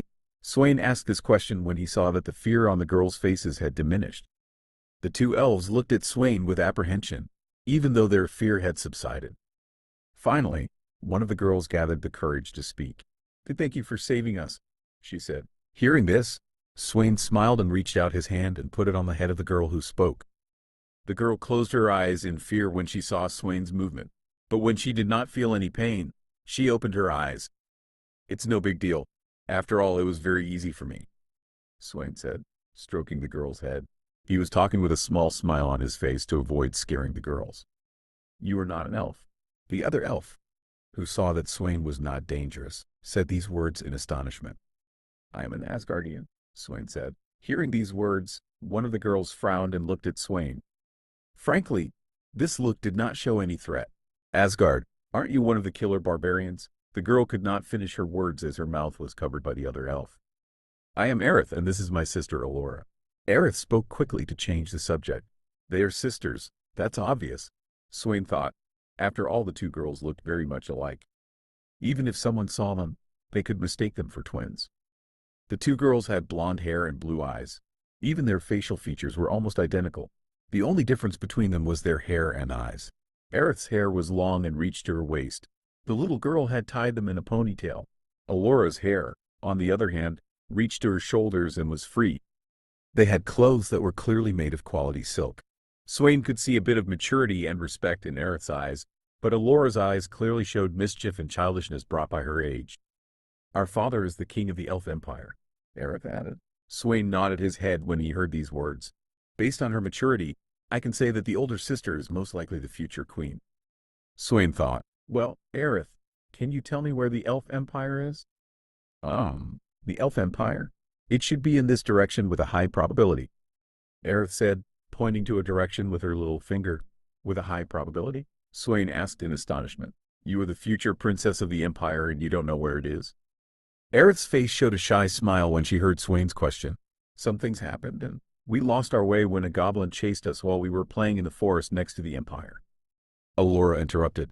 Allura, what? I'm telling him the truth, but this is very embarrassing. Swain looked at the two sisters who were fighting with a puzzled and defeated expression on his face. It seems that the job is left to me again, he whispered. Come out. Swain's words made the two sisters who were fighting stop and look at him in astonishment. Are there goblins nearby? Allura asked in fear. Can you kill them? Aerith asked. Swain sighed in defeat and ignored them. Just a second later, 10 crows made of demonic energy appeared in the air. The two sisters, who saw the crows, clung to Swain's leg in fear. Scatter and look for a settlement, Swain ordered, and the red crows flew quickly in every direction. What are these ominous crows? Allura asked in fear. This is my ability. You don't need to be afraid. Also, don't cling to me, Swain said and pushed the two girls away from him. Since you two are useless, the crows will find our direction, Swain said and walked to a nearby tree and leaned on it. The two sisters, who saw that Swain was mocking them, puffed up their cheeks and frowned to look angry. You are very rude. You didn't even introduce yourself and you are mocking us, Allura said. Swain smiled when he heard these words. I'm sorry, my mistake. My name is Jericho Swain, but people usually call me the Demon of Secrets, Swain said, looking at Allura with a mocking expression on his face. He had nothing to do but wait right now, and Swain used this spare time to mess with the little girls in front of him. A demon? I don't believe that. You are clearly lying, Aerith said. Where did you get that I'm lying? Swain asked. A demon wouldn't be like you, Allura answered. Have you ever seen a demon in your life? No, but I'm sure they are more scary than you. Besides, demons are evil. You helped us, Allura said. Swain couldn't help but chuckle when he heard these words.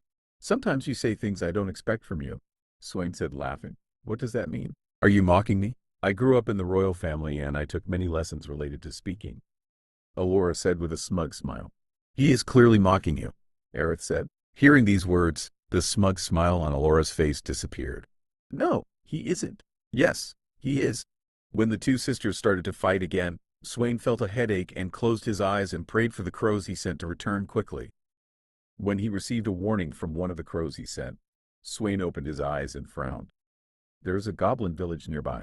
After staying in the hollow cave for a long time, he had improved his magic and the crows he created could now give him information with their thoughts. He still couldn't use their vision, but this was a great improvement. The two sisters had already stopped arguing and were leaning on one of the trees next to Swain, waiting. Tell me about the goblins and why they are so close to the Empire, Swain said, looking at Aerith. Aerith fell into thoughts for a few seconds when she heard Swain's words. Actually, they just appeared. They shouldn't have been so close to the Empire normally, Aerith said. There is a goblin settlement nearby, Swain said. Swain's words made the two girls widen their eyes in fear. What? Then we need to go back to the Empire and report it quickly, Allura said anxiously. Swain didn't speak and fell into thoughts. First of all, he could easily kill the goblins. But the goblin souls were of lower quality than the lizardmen's souls. If I destroy that settlement, the Elf Empire will owe me. And if I add saving the two girls, they will have to join the alliance. Swain thought, with a cunning smile on his face. Did he go crazy with fear? The two girls who saw Swain smiling to himself thought, okay, here's what we'll do. I'll go and destroy the goblin settlement. You can hide nearby, Swain said. The two girls opened their mouths in astonishment when they heard Swain's words. Are you crazy? There must be at least 300 goblins in a goblin settlement. Aerith shouted, instead of thinking about me, think about yourself, kid. There will be goblins who will run away while I'm fighting. So you have to hide well, Swain said and started walking in the direction the crow told him. The two girls looked at each other in astonishment and uncertainty, then ran after Swain. Wait, can't we come with you? Aerith asked. He should be able to protect us if we are close to him, as she thought. I don't recommend that. I lose myself when I fight, Swain said. Frankly, the two sisters didn't believe these words either. You are clearly trying to get rid of us, Allura said. Swain ignored the girls and continued walking towards the goblin settlement. When he got close to the settlement and it became visible, he stopped and looked at the girls who were following him from behind. Without saying anything, he formed his demon arm and swung it slowly upwards. Two hands, almost the size of the girls, made of demonic energy, appeared and grabbed the two girls and lifted them to the top of a tree next to them and then let go. Stay here, I'll be back when I'm done, Swain shouted and ran towards the goblin settlement. If you leave us here, I'll kill you, Allura shouted after him. I'm sure you will, Swain whispered. Now it's time for slaughter, Swain said with a sadistic smile on his face. 24 slaughter. A note from Pupp. Happy reading. 24 slaughter. Two sisters watched Swain run towards the goblin settlement with fear, anticipation, and a bit of worry in their eyes. The goblin settlement was located in a flat clearing in the forest and there was no wall surrounding or protecting it. This could be due to the low intelligence of the goblins or the fact that the forests of Alheim did not pose any danger. There were all kinds of creatures in the forest, but most of them were herbivores that ate the products of nature to live. There were also a few carnivorous creatures in the forest, but they were in the far corners of this realm and far away from the Elf Empire. The goblins were somewhere in between, but closer to the carnivores. They could feed on fruits or vegetables, but they would not do so unless they had to. They mostly killed and ate the peaceful species. The only activity they did other than eating was reproducing. The goblin race was a low-quality race known for its rapid reproduction. In fact, it was not known how they managed to get so close to the Elf Empire despite being so weak. Maybe there was a gap in security. Do you think he could do it? Aerith asked, watching Swain run towards the settlement. They could easily see Swain in the goblin settlement from their position. I don't really believe it, but I hope he can do it, because without him it would be very hard for us to get down from here, Allura replied, looking down from the edge of the branch she was sitting on. They were quite high up, and even if they managed to get down, it would be very hard for them. The soldiers must have started looking for us by now. Even if Swain fails, I'm sure they'll find us soon, Aerith said with a thoughtful expression. There was silence between them for a while after these words. The silence was broken by Alora's words. I can't tell if he's good or bad, Alora said. My senses tell me he's a monster I should stay away from. But my eyes deny it, she added. Aerith thought about these words. Her small and childish face looked very cute when she put on a serious expression. We were taught that Asgardians are a people who run from war to war. So it's normal for your senses to tell you he's a monster. Mine say the same thing, Aerith said and paused.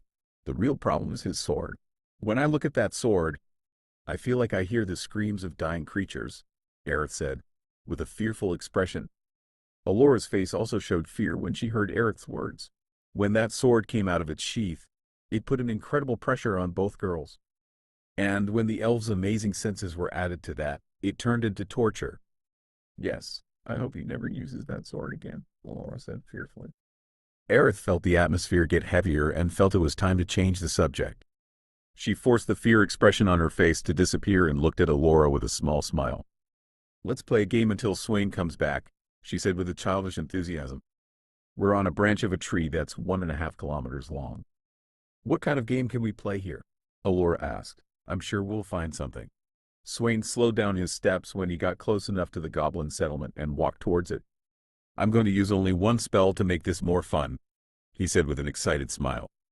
When Swain approached the settlement, 2 goblins noticed him and attacked him with their sticks. Their intelligence is far behind the lizard men, he thought as he saw the 2 goblins running towards him. In this situation, if it was a lizard man, his first priority would be to warn the others in the settlement, but the goblins were not that smart. They usually tended to attack whatever they saw. Swain, seeing the 2 goblins rushing towards him, swung his demon arm horizontally. Along with that, a 1-meter-long, crescent-shaped, red energy quickly went over the 2 goblins and hit their chests before they could react. When the crescent-shaped energy hit them, they fell to the ground lifelessly with a deep cut in their chests after a few moans. Swain walked towards the goblin corpses with an unhappy smile on his face and bent down next to them, examining the deep wound in their chests. The crescent-shaped energy had clearly torn the goblins' chests instead of cutting them. Even if the power is good, the sharpness is insufficient. I expected to cut these goblins in half with one move, Swain said and got up after sucking the souls of the 2 goblins. No matter how versatile the demon energy was, it was extremely difficult to tame it and shape it into different forms. That's why most of Swain's spells were based on throwing the energy out of his body as energy instead of putting it into a form. What was surprising was that despite the fact that it was incredibly difficult for the demon energy to take a shape, it quickly took the shape of a crow. According to Swain's estimates, the reason for this was his closeness to crows since he was born. He shook his head and stopped thinking about it and looked at the goblin crowd running towards him. They had already noticed him by now.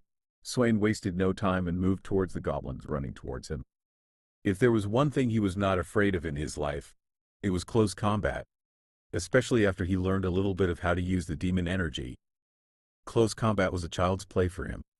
I can't wait for this, Swain said and jumped with all his strength into the goblin crowd. Swain attacked with all his strength without bothering to defend against the goblins' attacks. Every time he hit someone with his demon arm, his wounds healed a little bit, and every time he killed someone with his demon arm, his energy reserve was replenished a little bit. Entertain me, Swain shouted and swung his demon arm horizontally. A crescent-shaped energy formed and quickly moved forward, killing or severely injuring every goblin in its way. As the battle continued, the balance between the 2 sides was completely broken. In fact, this could not be called a war. This was a massacre. As the war dragged on, the goblins checked their sticks in astonishment to see if there was a problem. They were clearly hitting Swain, but Swain was not injured at all. The goblins could not understand what was causing this with their low intelligence. As the war dragged on, Swain's splitting attacks were clearly getting better. At first, these attacks did not serve their purpose and tore their opponents apart, but not now. As soon as the crescent-shaped energy came out, it cut at least 2 goblins in half and continued on its way. You're different from the others, Swain said, looking at the goblin in front of him. Swain's body was covered in blood and he looked at the bulky goblin in front of him with a sadistic smile on his face. This goblin was clearly taller than the others, about Swain's height. His body was somewhat filled with muscles and he had a big stick in his hand. The goblin clearly did not understand Swain's words and lifted his big stick and attacked Swain. Swain sighed with disappointment when he saw this scene and shook his head. "It seems that this difference is only physical," he said and lifted his demon arm over his head. "Let's see what the limits of this attack are," he thought and swung his hand quickly downwards. Along with that, a 150-centimeter long, crescent-shaped energy quickly moved towards the goblin and cut him in half directly. The goblin stopped running after the attack and stood still for a few seconds. Then a scar appeared from his waist to the top of his head. After that, his body split into two pieces and fell sideways. Swain smiled with satisfaction when he saw this. "This attack has improved a lot. If I hit Hela with this now, I could probably tear off her shoulder," Swain said and looked at the two goblin pieces on the ground. "Alright, I'll name this attack Divide for you. You should be proud," Swain said and pulled back his demon arm. After these words, he ignored the goblins running around and walked slowly towards the place where he left the two girls. While Swain was slaughtering the goblins in the settlement, some of them had escaped and were wandering under the tree where the two girls were. "What should we do?" Alora whispered. "There's nothing we can do but wait," Aerith whispered. They were talking as quietly as possible so that the goblins below would not hear them. There were 5 goblins wandering aimlessly under them right now, and as if they were not unlucky enough, the goblins sat next to the tree where they were to heal their wounds. "This is disgusting," Alora said, looking at the goblins licking each other. Then she covered her mouth and hid behind the big branch. Her voice had involuntarily risen a bit when she saw the goblins licking each other. The goblins looked up at the top of the tree they were leaning against in astonishment. But when they saw nothing wrong, they continued their business. The goblins were not a smart race, and the only thing they could do to heal was to lick each other's wounds. But even while doing this, they had no peace. Suddenly, 5 arrows made of flames quickly moved towards them, and each arrow hit a goblin and turned them into ashes. The two sisters heard the goblins moan in pain and raised their heads a little to look at the goblins below, but there were no goblins below. There were only black ashes flying away with the wind. A girl came out of the grass and moved towards the clearing. This girl had fire-colored hair, and it reached her shoulders. Her hair was tied back so that it would not hinder her while fighting. The girl had green eyes, and they were quickly scanning the surroundings for any threat. The girl was 170 centimeters tall and had a fair skin tone. The girl's face, small nose, and eyes looked very beautiful together. The girl was wearing a green outfit. The bottom of the outfit was like a skirt, and it revealed the girl's smooth and long legs. The top part was completely closed except for the round hole over her breasts. The outfit also had a cloak and a hood that reached her legs. But the important thing was the gold embroidery on the cloak of the outfit. From these embroideries, it was easy to understand that this girl was one of the royal guards. "Nara!" Aerith and Alora shouted at the same time. They could barely see the details of the woman below. One of the reasons why the elves were so successful in archery was their eyes. Their eyes were almost flawless in terms of vision. Nara lifted her head towards the sound and saw 2 girls looking at her from a branch of the long tree. "Princess Alora, Princess Aerith," she shouted with a big happiness on her face. Then the happiness on her face turned into a bit of anger. "The king had warned you not to enter the forest. You better be ready for a big punishment," Nara said. The excitement on the faces of the 2 girls quickly faded. "How did you get up there?" Nara asked. Long story. 25 sparring fight. A note from Pupp. Happy reading. 25 sparring fight. Nara looked at the 2 girls for a few seconds with an expression that she couldn't understand. Then she made a sign with her finger. "Elrahir, bring them down," she said. "As you command, boss." A brown-haired elf emerged from the bushes behind Nara and pointed his hands at the tree where the girls were. A green energy formed in the air and started to circle around Elrahir's hands. Then another branch appeared near the branch where the 2 sisters were and gently held them, lowering them slowly to the ground. When the branch brought them close enough to the ground, the 2 girls jumped down softly. As soon as Alora landed, she ran towards Nara and hugged her. "I knew you would find us," she said with a cute smile. Nara smiled as she looked at the little girl and stroked her head. "Protecting you is my duty, Princess Alora. Besides, acting cute won't prevent your punishment," Nara said, still with the same smile on her face. Alora's cute expression quickly faded as she looked at that smile.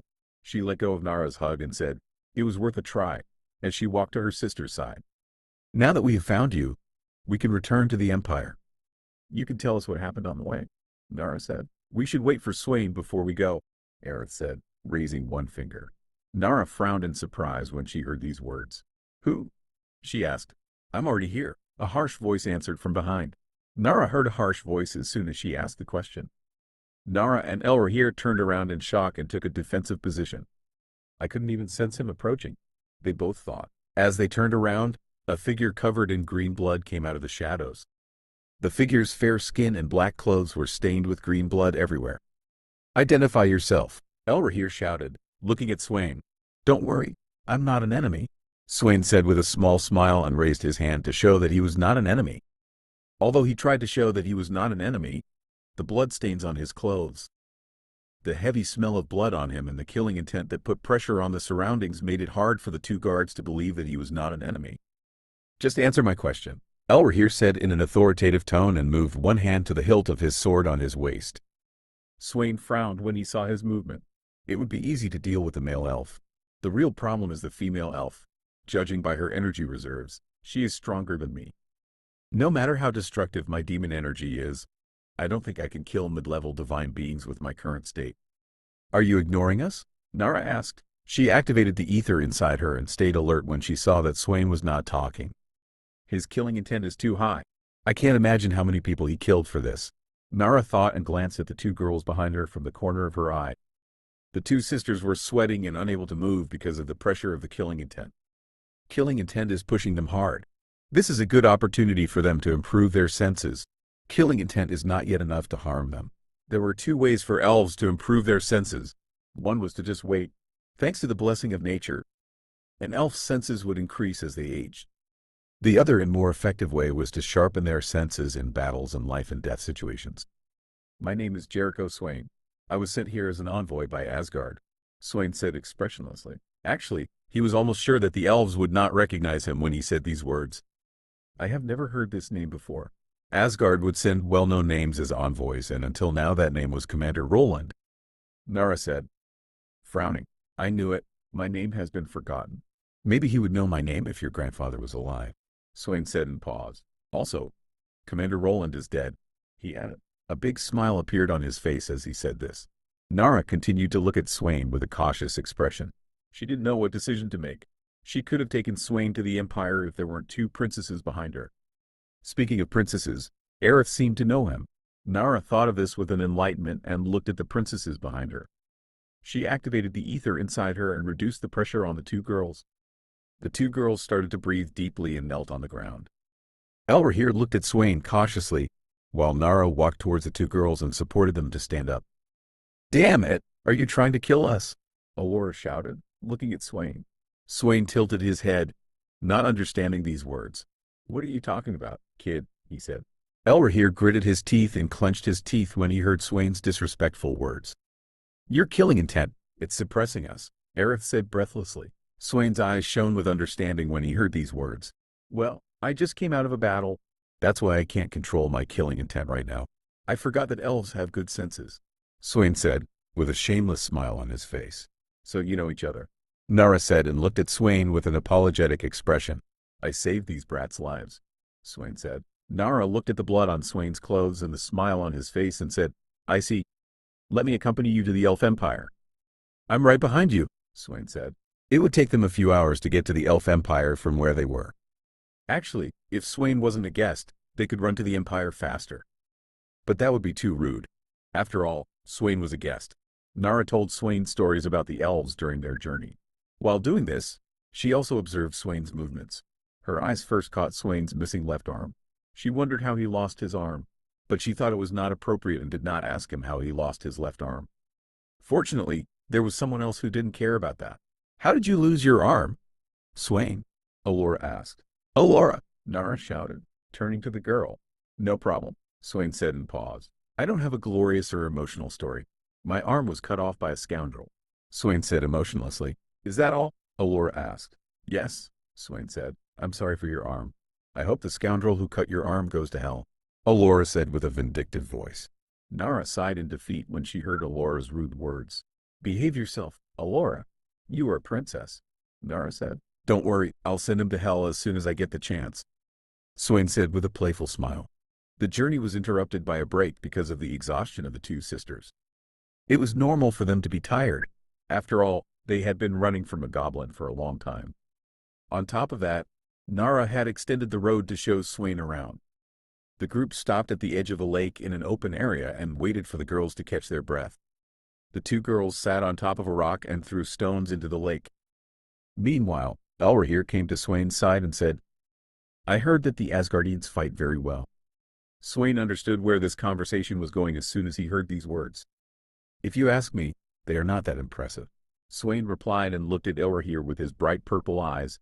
Elrahir raised his eyebrows in surprise at Swain's answer, but he quickly recovered and asked the question he intended.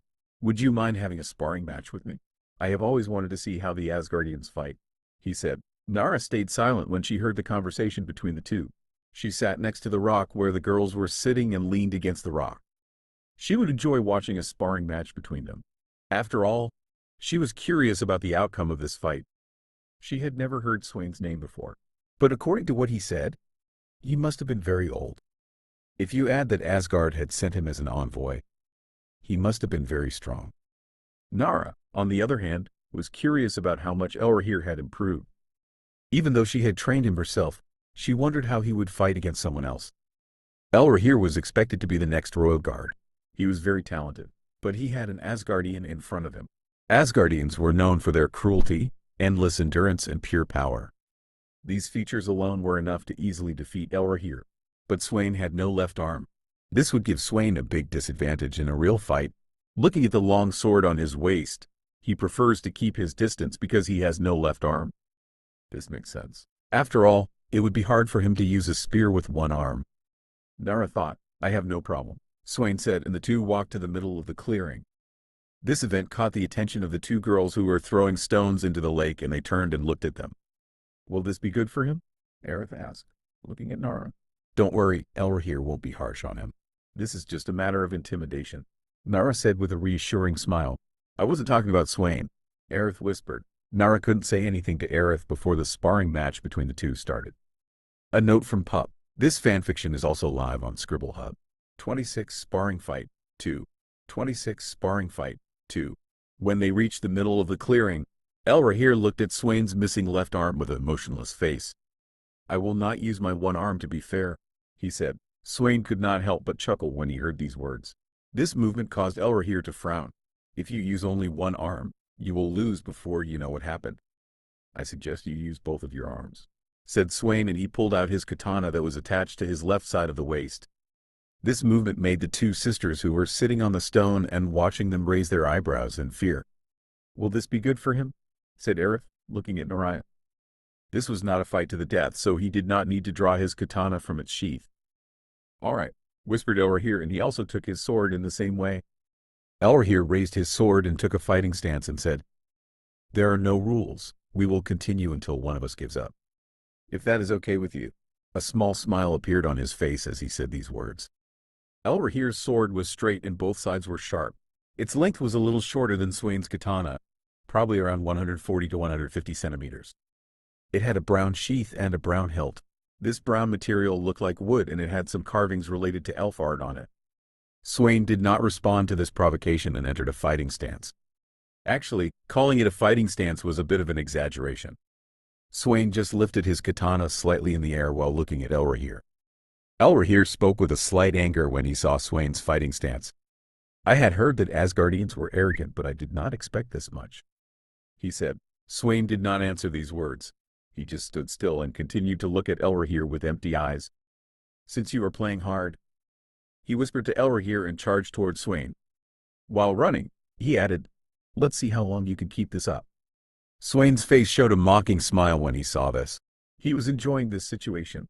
He spun his katana in his hand and then grabbed it from the tip of its sheath and dodged Elrahir's sword that was swung horizontally by pulling his head slightly back. As Elrahir's sword passed in front of Swain's face, Swain pushed his katana forward and hit Elrahir's chin with its hilt. The force of the blow made Elrahir's head go back and he became dizzy. Swain spun his katana again and then grabbed it from its hilt and swung it horizontally towards Elrahir's head. Elrahir, although he was dizzy, managed to snap out of it at the last moment and raised his sword in front of Swain's katana. A faint sound was made when the two swords clashed. As the swords clashed, Swain pulled his katana and swung it again from the opposite side. Swain's movements were very fast, and Elrahir could not keep up with him. As the katana came towards him, the only thing he could do was to transfer Eder to his shoulder and reduce the force of the blow. Elrahir thought it was not said that I could not use Eder in the rules as he did this. Of course, Elrahir's move did not escape Swain's purple eyes. Very inexperienced, Swain made a small movement and lifted his katana a little more and made the katana hit Elrahir's head directly. When this happened, Elrahir groaned in pain and his eyes showed the danger of going back. He quickly took a few steps back and tried to get away from Swain, but Swain did not think of letting him go. Swain got close to Elrahir and attacked him one after another. Elrahir was not fast enough to defend these attacks with his sword, so he tried to defend himself by using Eder energy. Every time Swain's katana and Elrahir's Eder energy clashed, the repulsion force created by Eder pushed Swain's katana back. Interesting energy. Let's see what its limits are. Swain thought this while a big and ominous smile appeared on his face. He had to either anger Elrahir or ask him directly if he wanted to see what this energy could do. Swain was not good-natured enough to choose the second option. Besides, the first option was much easier for him. "Is this the only thing you can do? If so, you have disappointed me," said Swain as he continued to attack. Elrahir could not ignore these words even if he wanted to. He was not able to completely block Swain's attacks with the amount of Eder he used as the attacks rained down on him. The reason for this was that Swain increased his power in proportion to Elrahir's amount of Eder. So Elrahir had to use more Eder. As Swain's endless attacks continued, Elrahir's patience ran out. He finally pulled the Eder around him into his body and attacked suddenly. Thick and thorny vines sprang from the ground and spread in all directions at the same time. There were thorns at the end of the vines, so Swain had to retreat. They looked at each other by leaving a long distance between them. There was a bright smile on Swain's face. The reason for this smile was that he had achieved his goal. He looked at the green energy that was circulating around Elrahir with his bright, blue eyes. There was a serious expression on Elrahir's face. He had been trained to be the next royal guard since he was born, and the other elves always told him that he was very talented. According to his teacher, no one could match him at his level. But he was a little doubtful about that now. The man in front of him was looking at him with a big smile, and it was very clear that he did not take this fight seriously with his movements and moves. Elrahir asked himself, "Will I lose?" "No," he snarled Elrahir. Swain giggled when he saw that Elrahir was conflicted and doubtful within himself. "You have to do more than that if you want to intimidate me," said Swain. He looked at Nara, who was leaning on a stone in the distance as he said these words. Nara frowned as she met Swain's eyes. "What do you know about him?" she asked without taking her eyes off Swain. The two sisters sitting on the stone were not surprised when they heard this question. After all, they had been waiting for this question for a long time. "As you know, his name is Jericho Swain, and if they are not wrong, he is very old," said Aerith without waiting. Nara put her hand on her chin and looked at the ground thoughtfully and asked, "What else do you know?" "Nothing else," said Aerith. "They said that people call him the Demon of Secrets." Allura interrupted. Nara continued to look at the ground with a thoughtful expression when she heard these words. "Jericho Swain, Demon of Secrets. Where do I know him from?" Nara thought aloud and gave herself entirely to thinking. Her eyes shone with understanding just a second later. Years ago, when she was promoted to the Royal Guard, she gained access to the Imperial Library. There were only important books in this library, and the number of these books was only 10. Each book told what was happening in the other realms. Frankly, reading books was not Nara's interest, and she had visited this library only out of curiosity. The first thing that caught her attention when she entered the library was a book that recorded information about Asgard. The cover of this book was made entirely of gold, and it was shining in the dark. This book was very thin, and it was clear that it had only a few pages. Nara opened the book and started to examine it. The beginning of the book told about the foundation of Asgard and Odin's relentless massacres. Nara knew these very well, so she skipped them directly. The other pages were about Odin's family. Nara quickly skipped the things she knew and went to the last page. There were only a few sentences on the last page. Tilda Odin's first child, Jericho Swain, also known as the Demon of Secrets, killed a commander and about 10 civilians. It is estimated that the reason for this was a rage attack. He was exiled by Odin for this crime he committed. Tilda. The pages of this book were very old, and the elves had already forgotten Jericho Swain's name. So it was normal for Nara not to know this, since her father was not even born at that time. "Jericho Swain!" Nara shouted. Her shout caused the girls next to her to look at her in astonishment. "What happened, Nara? Do you know him?" Allura asked. "Odin's first child. According to the old books, He was born as a failure and was rejected by the people. Even Odin himself rejected him, they say. He was exiled by Odin for killing a commander and a few civilians a long time ago, and his name has been forgotten until now. Nara explained. His name was forgotten. How long has he been in exile? Aerith asked. According to the record book, it must have been about 500 years, Nara said. The conversation between the three girls was interrupted by an ominous energy explosion. When the girls lifted their heads and looked at the clearing, they saw Elrahir with a hole the size of a fist in his stomach.